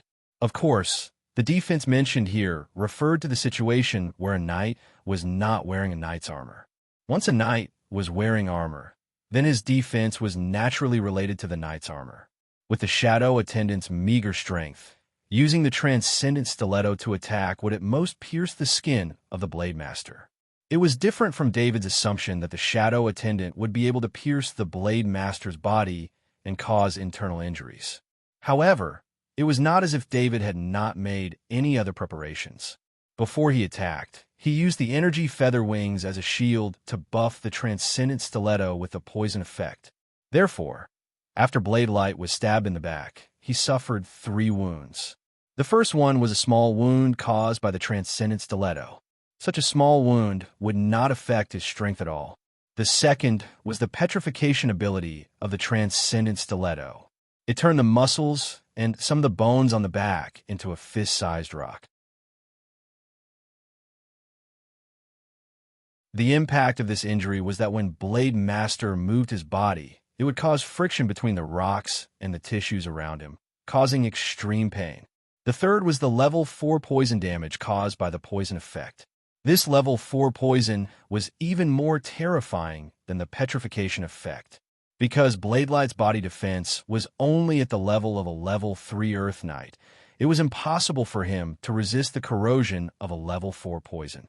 If it was a level 4 Sky Knight, the level 4 poison would only consume a certain amount of blood power to expel it from the body. However, Blade Light was not a knight. His spirit and the sorcerer energy in his body did not have such ability. Therefore, the level 4 poison with the poison effect covered up the pain caused by the petrification ability. This was not a good thing for Blade Light. "You poisoned me." Blade Light felt the numbness on his back and shouted. The place where he was stabbed was very awkward. It was a place where he could not touch with his hands. He could not even remove the tissue from the wound, even if he wanted to. Nightmark, kill him. David did not give him any time to recover. He ordered in a deep voice. At the same time, he also activated the high-frequency sound wave. He did not have much spirit left, so he could not use a spirit attack. However, he used his own method to help Nightmark. Blade lights suppressed the numbness on his back and continuously dodged a few attacks from Nightmark. This was his last struggle. As a light purple sword swept across, Blade Light's head flew up and spun in the air before landing on the ground. It landed right next to Maynard Sky Knight's head. Blade Light's eyes, which were not closed in peace, were looking straight into Maynard Sky Knight's eyes. Maynard Sky Knight witnessed the entire battle just now. After seeing David win and kill Blade Light, he could not help but let out a long sigh of relief. He knew who the young man with the wings on his back was. He had seen him at the main family's banquet. He was the target of the trap he set up this time. It was also Baron Arthur, the person who caused the destruction of the Barry family. Maynard Sky Knight was filled with hatred towards Baron Arthur, but he did not want to fall into the hands of Blade Light. Death was not the scariest thing. The scariest thing was that after death, one soul would be controlled by the evil god and become its plaything. Maynard Sky Knight thought that if he fell into David's hands, he would at most die. He knew that death was inevitable anyway. As long as his soul was not sacrificed to the evil god, it would be fine. Give me a quick death, Maynard Sky Knight said loudly. He did not beg for mercy at this time because there was no need. He set up a trap to deal with David. David had killed the entire Barry family. There was no way for them to reconcile. It could only end when one of them died. Okay, David said in a deep voice. He took out a level 3 dagger from his portal ring and went in front of Maynard Sky Knight. He stabbed the level 3 dagger into Maynard Sky Knight's heart. Maynard Sky Knight had a relieved smile on his face. However, he did not know that David was not much better than the evil god. Maynard Sky Knight's soul was absorbed by the shadow attendant in the end. It did not return to the origin of the great world of God. Blade Light's soul was also absorbed by the shadow attendant. David put Maynard Sky Knight's body into his portal ring, Blade Light's portal ring, and the altar on the ground. Then, David sent a trace of his consciousness into the shadow attendant's body. The shadow attendant went through the door of the training room and observed what was happening outside. To David's surprise, the Sky Knight was lying on the ground. It seemed like he was about to die. Originally, he thought that he would need a battle to kill the last Sky Knight. He did not expect it to be so smooth. The last Sky Knight did not even need to be killed before he died. David thought about it and understood the situation.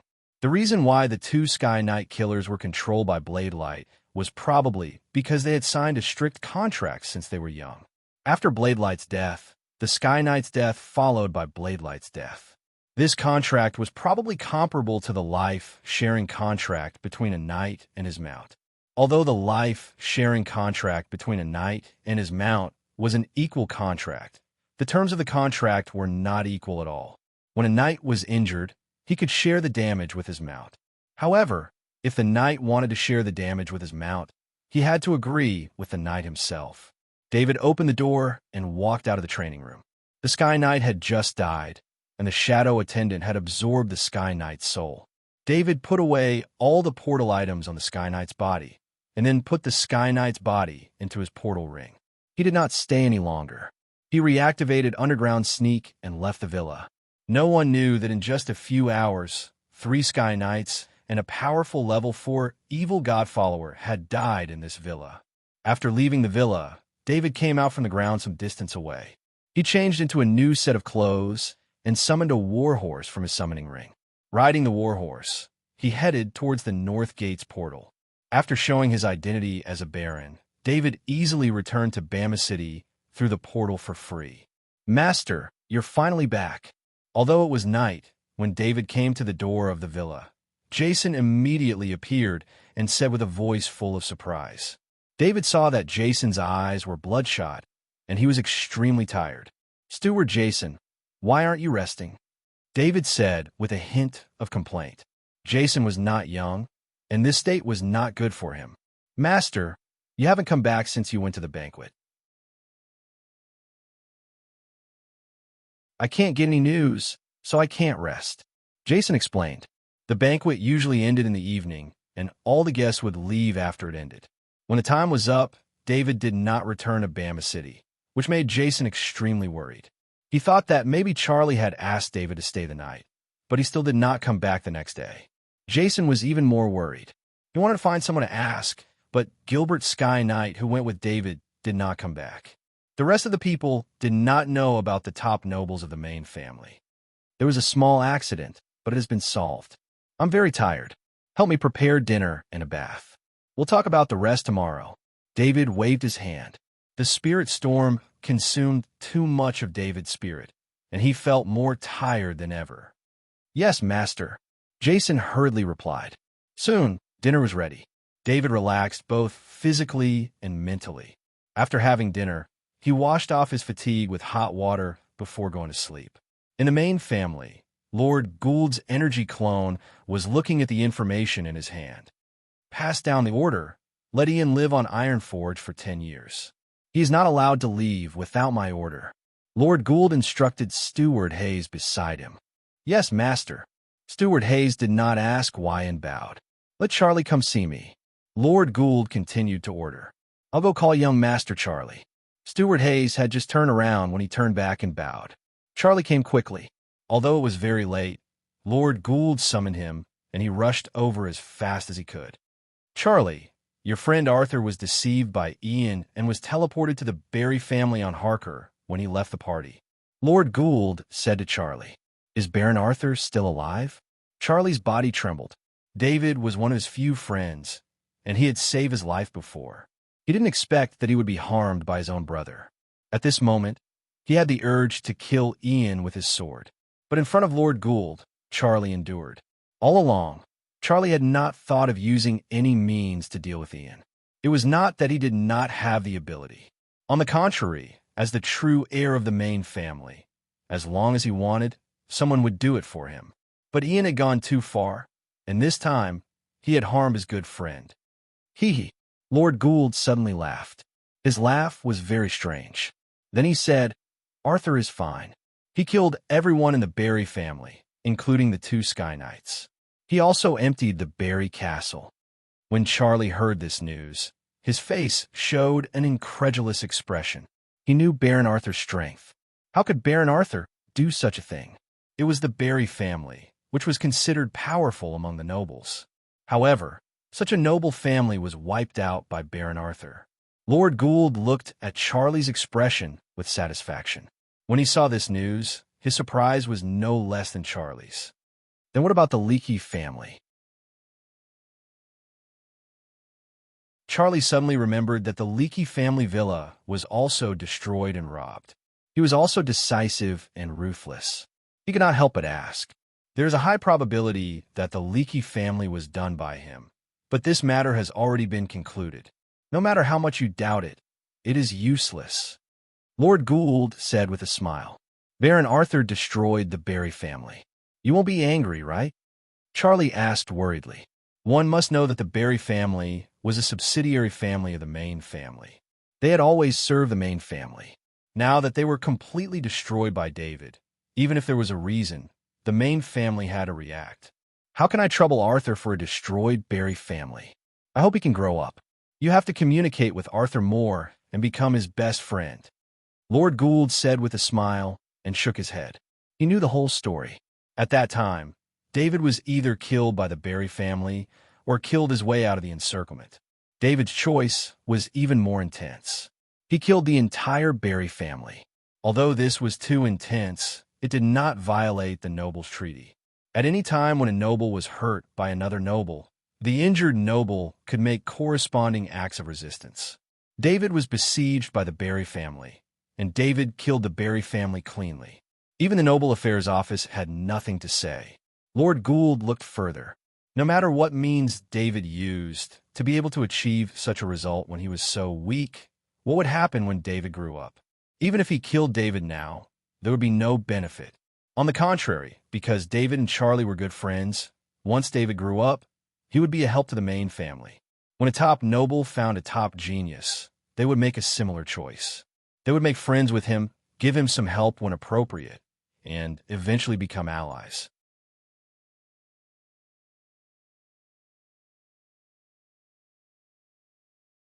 Chapter 695. Who is it? It's so late, Ian said angrily when he heard the maid's voice. He was drinking with Night Gaines. Knight Leacock was also there, but he was called back by the Kearney family during the day. Night Gaines and Ian were confused. Why didn't the Barry family send them any news? They drank and waited, and before they knew it, it was already night time. Ian saw Stewart Hayes walk in, so he stood up with a smile on his face. Stewart Hayes was Lord Gould's most trusted steward. He was also the head steward of the main family. Even Ian didn't dare to be rude. It would make him look bad in front of Lord Gould, and it wouldn't be good for him to become the heir of the family. Stewart Hayes looked at Ian and bowed. Young Master Ian, the Master has ordered you to go to Iron Furnace Planet immediately and stay there for 10 years. You are not allowed to leave without the Master's order. What? Stewart Hayes, did you make a mistake? Ian's eyes widened. He couldn't believe it. What kind of place was Iron Forge Planet? Rather than a habitable planet, it was more like a workshop. Iron Furnace Planet produced a lot of metal materials, so it was still habitable. Therefore, the main family arranged for some blacksmiths there and slowly formed a metal or processing city. The environment there was bad, and the resources were poor. Not to mention the training of a knight, even the daily life was a problem. Of course, the life here was the luxurious life of a noble. Stewart Hayes pointed at the two Earth Knight behind him. Young Master Ian, you didn't hear wrong. That's the Master's order. You should pack up now and let them take you there. I want to see my father. Ian yelled angrily. The Master will not see you. You only have 5 minutes to pack up. It doesn't matter if you pack up or not. The two Earth Knights will take you to Iron Furnace Planet on time. Stewart Hayes said respectfully. Night Gaines immediately said, I'll take my leave first. Stewart Hayes turned to Night Gaines and asked, Are you Night Gaines? Hello, I am Gaines. Night Gaines did not act arrogantly, just because the other party was just a butler. Instead, he said humbly, Night Gaines, someone from your family is looking for you in the side hall. You'd better go there and meet them. Stewart Hayes said with a smile. Night Gaines and Ian looked at each other. Ian did not know whether he should be happy or sad. The Barry family must have sent someone to inform Ian of Baron Arthur's death. This was something that Ian should be happy about, but Lord Gould had sent him to Iron Furnace Planet, so he couldn't be happy about it. Thank you, Butler Hayes. I'll be right there. Night Gaines bowed. He didn't look at Ian anymore. Now that Ian had lost his power, he naturally had to stay as far away as possible. Otherwise, he might be implicated. Night Gaines wanted to maintain his aristocratic etiquette, so he would not run around the main family. However, he still quickened his pace to leave this place as soon as possible. Stewart Hayes, why did Father send me to Iron Furnace Planet? There must be a reason, right? Ian did not pack up his things. He still had a glimmer of hope. Young Master Ian, you should know the consequences of your actions. Stewart Hayes replied flatly. Ian was thinking about what he had done. He had sold Charlie's information to the evil god's followers. He wanted to kill Charlie through the hands of the evil god's followers, but he did not succeed. It seemed like the matter had passed. The most recent thing he had done was to lure Baron Arthur to Harker Planet. Was Lord Gould really going to make such a decision just because of a baron? Young Master Ian, 5 minutes have passed. Please leave. Stewart Hayes looked at the time and said with a smile. At this time, his smile showed his inner happiness. Not many people in the main family liked Ian, especially the many things Ian had done that made Stewart Hayes, a professional steward, feel disgusted. This was because Ian had the blood of the main family. Otherwise, he would have used worse adjectives to modify Ian. Ian had done so many wrong things, and even some things could not be forgiven, but Lord Gould still did not blame Ian. This time, Lord Gould finally decided to deal with Ian, which made Stewart Hayes very happy. The most disgraceful part of the main family would be expelled. I haven't packed up yet. Ian saw the two Earth Knight walking towards him expressionlessly and quickly shouted. Ian knew how bad the situation on Iron Furnace Planet was. If he did not bring anything, his life would not be good. In his space ring, There were only things for play, living, and almost nothing to eat. This was also related to the fact that he could obtain these things at any time in Maine Castle. Usually, as long as Ian asked for clothes, accessories, daily necessities, food, drinks, and so on, someone would take care of it and send it to him. How could he prepare these things in his space ring? Young Master Ian, 5 minutes have passed, Steward Hayes said with a smile and a bow. The two-Earth Knight escorted Ian out of his residence and headed towards the portal. Steward Hayes heard Ian's cry getting farther and farther away, and the smile on his face became wider. Knight Gaines came to the side hall and saw the steward of the Barry family in Huck, Maine City. Young Master Gaines. The steward burst into tears as soon as he saw Knight Gaines. What are you crying for? What happened? Knight Gaines frowned and said unhappily when he saw the steward's appearance. Young Master Gaines, your father, Earl Ernest, Alberta Sky Knight, Maynard Sky Knight, Grandmaster Kelvin, and all the other knights left in Barry Castle are all dead, the steward said with a crying voice. Slap. Knight Gaines heard the words of the steward and slapped him hard. He then yelled, What are you talking about? Knight Gaines did not believe the words of the steward at all. 2 Sky Knights were enough to suppress most of the noble families, let alone the knights that were carefully trained by the family. There were 5 groups of powerful knights. They could start a small-scale war. How could they all die? Even if the evil god's followers came to attack, they would not be able to do this. At least some knight would survive. It's true. It's Angelo Sky Knight from the Kearney family. He escaped from Barry Castle, and then Maynard Sky Knight came to the main city. He said he wanted to solve some problems, so he asked me to leave with my servants first. When I returned, Maynard Sky Knight was missing.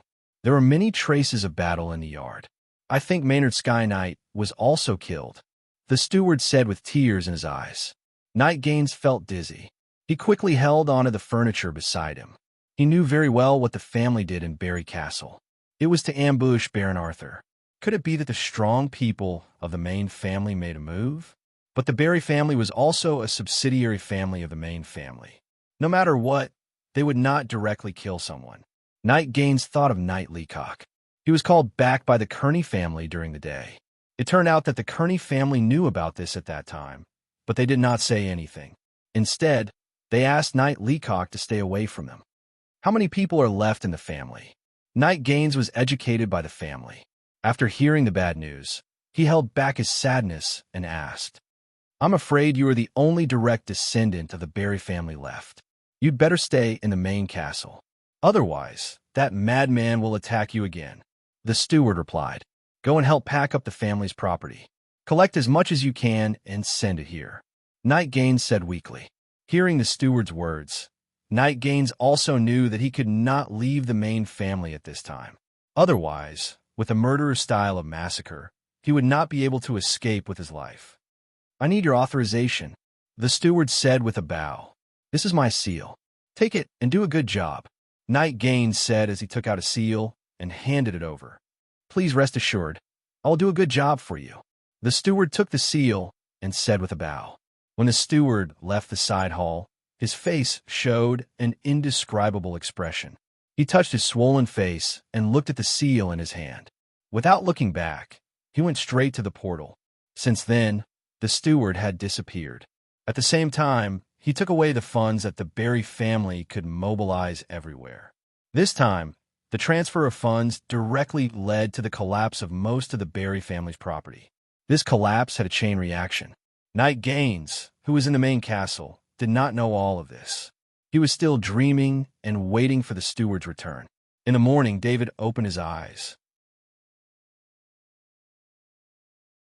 He felt that his spirit had completely recovered.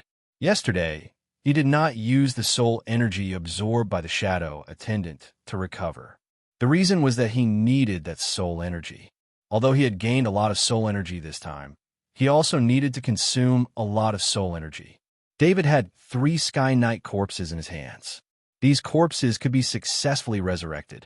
Every time a Sky Knight's corpse was resurrected, it would take a lot of soul energy. In addition, his spirit had been stuck at 899 for a long time. He also needed a lot of soul energy to break through the bottleneck. Therefore, David would rather sleep to replenish his spirit than waste any soul energy. He summoned Knight Mark and Knight Garland, and then walked out of the room with the two Sky Knight. In the hall, Steward Jason, Steward Albin, and Knight Andrew were all waiting. After seeing David, the villa began to get busy in an orderly manner. Steward Jason, you know Knight Mark. This is Knight Garland. He will also be a knight of the family in the future. David introduced. Is this Knight Garland the same as Knight Mark? Steward Jason asked softly. When he said this, he could not believe it. He had heard from Sky Knight Gilbert that Mark Knight was a Sky Knight. He was the only Sky Knight of the Luce family in the last few hundred years. A Sky Knight was already very rare. How could there be another Sky Knight? But Garland Knight and Mark Knight followed David on the left and right. There was no difference, which made Steward Jason have such a question. Yes, as you imagined, they are all Sky Knights, David said with a smile. There was no need to hide this. As long as Mark Knight and Garland Knight showed up a few times on Bama Star, they would naturally know. The Luce family is going to prosper, Steward Jason murmured with excitement. Steward Jason's face was red as he stood next to David while he was having breakfast. From time to time, he would glance at Mark Knight and Garland Knight. Master, Earl Henderson of the Carney family, is outside. Steward Albin quickly walked into the dining room and reported to David with a bow. The Carney family? David was stunned for a moment. He remembered this family was the family of Angelo Sky Knight, who left Bali Castle. Invite Earl Henderson to the living room.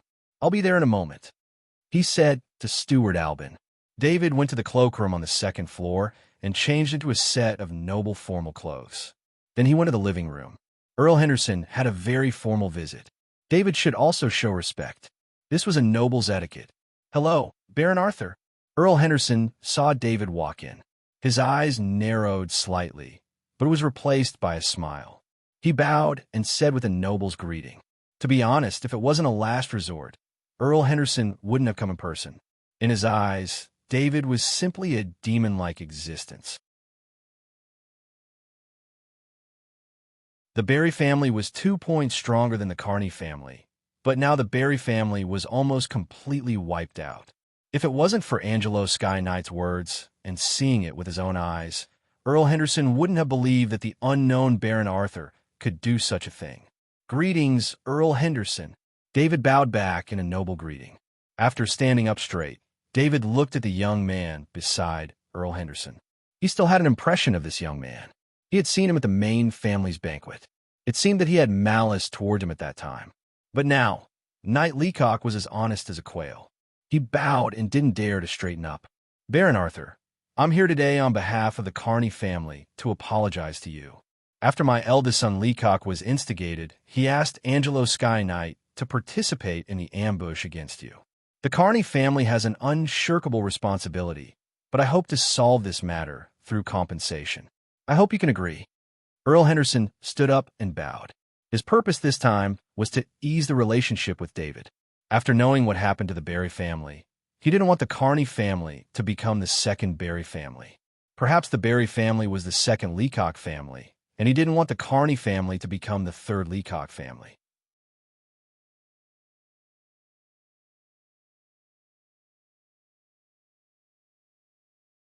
Chapter 696.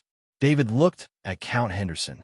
He remembered when Angelo Sky Knight left, he helped him break the barrier. Although the barrier didn't have much effect on him, it still showed his attitude. Sky Knight Angelo had shown his attitude. David was thinking that as long as the Carney family behind Angelo Sky Knight didn't do anything, he could forgive them. Of course, this wasn't because David had a good heart, but because he couldn't do anything in a short period of time. The destruction of the Bali Castle was already the second time a noble family had been destroyed in a row. Also, he had something to do with the destruction of 2 noble families. Everyone knew he was responsible for the destruction of the Barry family. As for the destruction of the Leakey family, although the Noble Affairs Department had determined that it was done by the evil god's followers, after the destruction of the Barry family, many people were well aware of it. If David went to destroy the Carney family at this time, the Noble Affairs Department would not let him go. He knew this very well. Therefore, when he heard Count Henderson's apology, he was very satisfied with the Carney family's reaction. "Count Henderson, it's over. Let's settle this according to the noble tradition." David stood up with a smile and bowed back. When Count Henderson heard David say this, his heart calmed down. He was no longer anxious. Before he came, he was even prepared to hand over his eldest son, Leacock Knight, to David to be punished. Of course, this was the worst-case scenario. He didn't expect David to propose to settle this according to the noble tradition. According to the noble tradition, the defeated noble could pay a ransom of the same value to the victor in exchange for the defeated noble. Although the Carney family and David hadn't really started a war, Count Henderson came to apologize on behalf of the Carney family. This meant that the Carney family had admitted the fact that they had lost the war. Therefore, Angelo Sky Knight and Leacock Knight would need to be redeemed with ransom. This was the price Count Henderson was willing to pay. Baron Arthur, this is the proof of a Krypton mine. It is also the greatest sincerity that the Carney family can offer. Count Henderson took out a piece of parchment enchanted with alchemy patterns from a space ring and placed it on the table, pushing it towards David. In order to give David a satisfactory compensation, Count Henderson thought a lot and finally chose this Krypton mine. With the level of alchemy in the great world of God, the number of planets that could produce Krypton was very limited. This made Krypton a hard currency in the great world of God. In particular, top-grade Krypton was a necessity for alchemy and Knight's training, and the market was in short supply. And this was with Warstar constantly sending Krypton crystals to the great world of God, or else the value of Krypton crystals would be even higher. David did not ask about the size of the Krypton mine because he did not believe that the Carney family, who had taken the initiative to ask for peace, would be willing to use a useless Krypton mine to make peace with him. That would not be a reconciliation, but an even greater enmity. Earl Henderson, let bygones be bygones. The Luce family is a family that yearns for peace. I hope we can get along well with the Carney family and become friends," David said with a smile as he put away the documents and bowed. Count Henderson also bowed in response. After the two sides bowed, it meant that all their previous conflicts had been resolved. Only now did Count Henderson completely relax. After sitting down again, he smiled at the two knights standing behind David. Count Henderson had previously focused all his energy on making peace with David. Only now did he discover the uniqueness of the two knights. Count Henderson was a top-grade Earth Knight. He could sense the aura of the two knights standing behind David like bodyguards, which made him feel apprehensive. "Two Sky Knights!" Count Henderson exclaimed in his heart. He had only heard that Baron Arthur had a Sky Knight, but he did not expect the Luce family to have two Sky Knights. Count Henderson could not help but feel bitter. If he had known that the Luce family had two Sky Knights, let alone the Carney family, even the Barry family would not have taken the initiative to provoke David. Count Henderson was also annoyed that David had been hiding the strength of the Luce family. Wasn't David's actions harming others? At the same time, he also thought about how the Barry family had been wiped out. The sneak attack of the two Sky Knights, or the teleportation treasure mentioned by Angelo, made the Barry family think that their opponents were only Baron Arthur and a Sky Knight. They had scattered their strength, and in the end, their entire family had been wiped out. Thinking about this, Count Henderson no longer had a trace of resentment in his heart about handing over the Krypton crystal mine. A noble family with two Sky Knights, no matter how weak they were now, would definitely rise quickly in the future. Not to mention the future. After the Barry family was wiped out, no noble family would look down on the Luce family, and no noble family would be enemies with them. This gave the Luce family the best opportunity to develop. Nowadays, every industry in the great world of God was controlled by the nobles. If anyone wanted to touch the benefits of this, they would be troubled by the relevant nobles. If the Luce family wanted to develop, they would have to come in contact with these nobles. With the reputation of wiping out the Barry family, these nobles would not give the Luce family a hard time, even if they had to give up some of their benefits. Earl Henderson stayed in the villa for an hour before leaving. David saw him out of the villa's gate. David returned to the hall and sat on a chair. He then took out the certificate of the Krypton crystal mine from his portal ring. The Kearney family had done a very good job. The certificate had all the transfer procedures, and it was stamped with Count Henderson's seal. As long as he went to the Noble Affairs office to do the transfer, the Krypton crystal mine would become David's private property. The certificate of the Krypton crystal mine indicated the location of the Krypton crystal mine, Planet Boyo, a planet that David was unfamiliar with. However, the great world of God was much more convenient than the Interstellar Federation. No matter where Planet Boyo was, as long as there was a teleportation gate there, he could easily go there.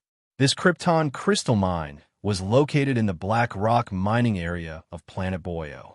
It was originally a top-level Krypton crystal mine, but after hundreds of years of mining, the Black Rock mining area had become an advanced Krypton crystal mine. However, there was still a lot of top-level Krypton crystal produced every year. It was enough for at least 100 nights to cultivate. This compensation was worth more than 1,000,000 divine gold coins. Because Krypton crystal mines were rare, every noble family wanted to have their own Krypton crystal mine. Only with a stable source of top-level Krypton crystal could the family sustain their knight's cultivation for a long time. Although top-level Krypton crystal could be purchased, it was not a noble family's habit to rely on external sources to supply their knight's cultivation resources. If someone blocked the supply of top-level Krypton crystal, the consequences would be very serious. It was not as if the supply of top-level Krypton crystal on the market had never been cut off. Due to Worcester's recent victory, they had obtained a batch of top-level Krypton crystal, causing the supply of top-level Krypton crystal on the market to soar. However, once Worcester's situation was stabilized, it would be very difficult to obtain more top-level Krypton crystal than they had planned. At that time, the supply of top-level Krypton crystal on the market would not be so easy. David did not know this at first, but as he came into contact with more and more nobles, he learned about this. "Steward Jason, accompany me to the Krypton crystal mine." David stood up and said to Steward Jason. Bringing Steward Jason was because he needed Steward Jason's help in receiving the Krypton crystal mine. He was the most suitable person for this task. "Master, I will have Knight Andrew prepare a carriage." Steward Jason bowed. David did not refuse. Knight Andrew had remained in the villa mainly to train warhorses. There was nothing else for him to do. When he saw the disappointment on Knight Andrew's face, he probably thought that there was no way he could help David. Therefore, by giving Knight Andrew something to do, he could make Knight Andrew feel better. The alchemy carriage drove out of the villa. Knight Andrew drove the carriage while Steward Jason sat beside him. The two Sky Knights stood at the left and right doors of the alchemy carriage, protecting David at all times. When they arrived at the large teleportation gate, David had Steward Jason explain his destination. Ever since he had been tricked into teleporting to Planet Harker, David had made a decision. In the future, every teleportation would be explained by his own people and the staff of the teleportation gate. He would no longer rely on others.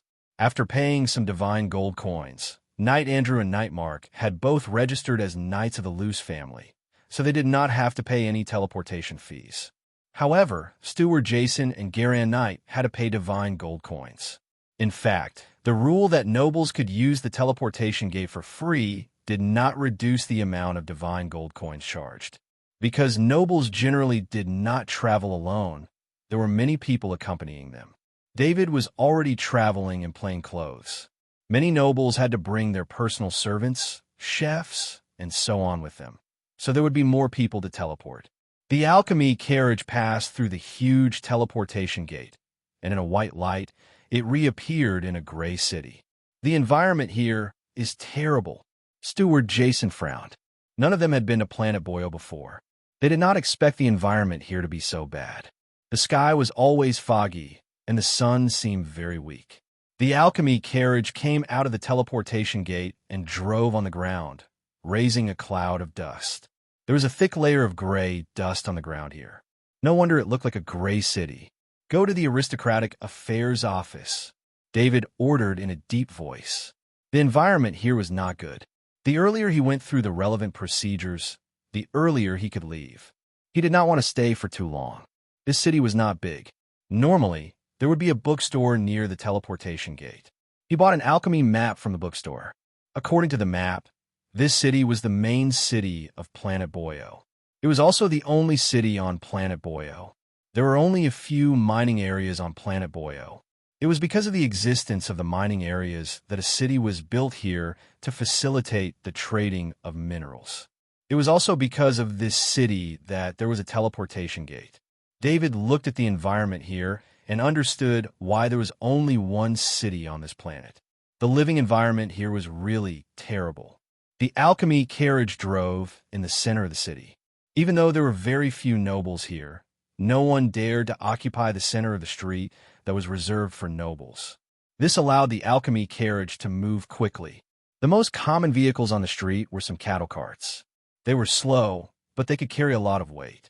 Honorable Baron Arthur, Planet Boyo's Aristocratic Affairs Office welcomes your presence. When the staff in the Aristocratic Affairs Office saw David's coat of arms, his face was full of smiles as he bowed and said, "As a staff member of the Aristocratic Affairs Office, every major event in the great world of God would be sent to the Aristocratic Affairs Office of every planet every day for the staff to understand." Although the Aristocratic Affairs Office of Planet Boyo was very small, it was still an independent planetary Aristocratic Affairs Office. Therefore, every day there would be news of major events. The biggest news in the past 2 days was that the Barry family wanted to use their family castle to ambush Baron Arthur, but Baron Arthur killed everyone in the Barry castle. This kind of explosive news was still being discussed by the staff before, but they did not expect to see the main character of the event in the blink of an eye. "I'm here to go through the Krypton or transfer procedures." Before David could speak, Steward Jason had already handed over the Black Rock mining area certificate and said, after the staff looked through the certificate, they began to process the new certificate of ownership of the Black Rock mining area. "Baron Arthur, the Black Rock mining area seems to have stopped production yesterday. All the miners have left. If you need to recruit new miners, you could go to the Boyo Mining Alliance." The staff said to David as he handed over the certificate of ownership to Steward Jason. It could be said that the entire main city served the mining areas. Of course, the main city would know everything that happened in the mining areas. David was just confused. With the Carney family's attitude, it was unlikely that they would stop production and transfer the miners away. The Carney family even gave him the Krypton, or why would they do something like this that would obviously worsen their relationship? What kind of organization is this Boyo Mining Alliance? David noticed the staff mentioned Boyo Mining Alliance and asked. The Boyo Mining Alliance is led by Viscount Harvey and a few other noble families who have mines on planet Boyo. They control all the miners on planet Boyo, so all the other mines have to rent miners from them. The worker replied, "Can't I arrange for the miners to work in the mining area myself?" David still didn't understand. Although the miners needed to spend divine gold coins to go through the portal door, the cost of a teleportation was limited for the nobles. It was better than having the miners controlled by someone else. "I'm afraid that's not possible. Almost none of the normal miners on planet Boyo can live for more than a year. Only the native miners here can work for a long time. These native miners are all controlled by the Boyo Mining Alliance." The staff replied, "You're tuning in to the Warrior Lore YouTube channel.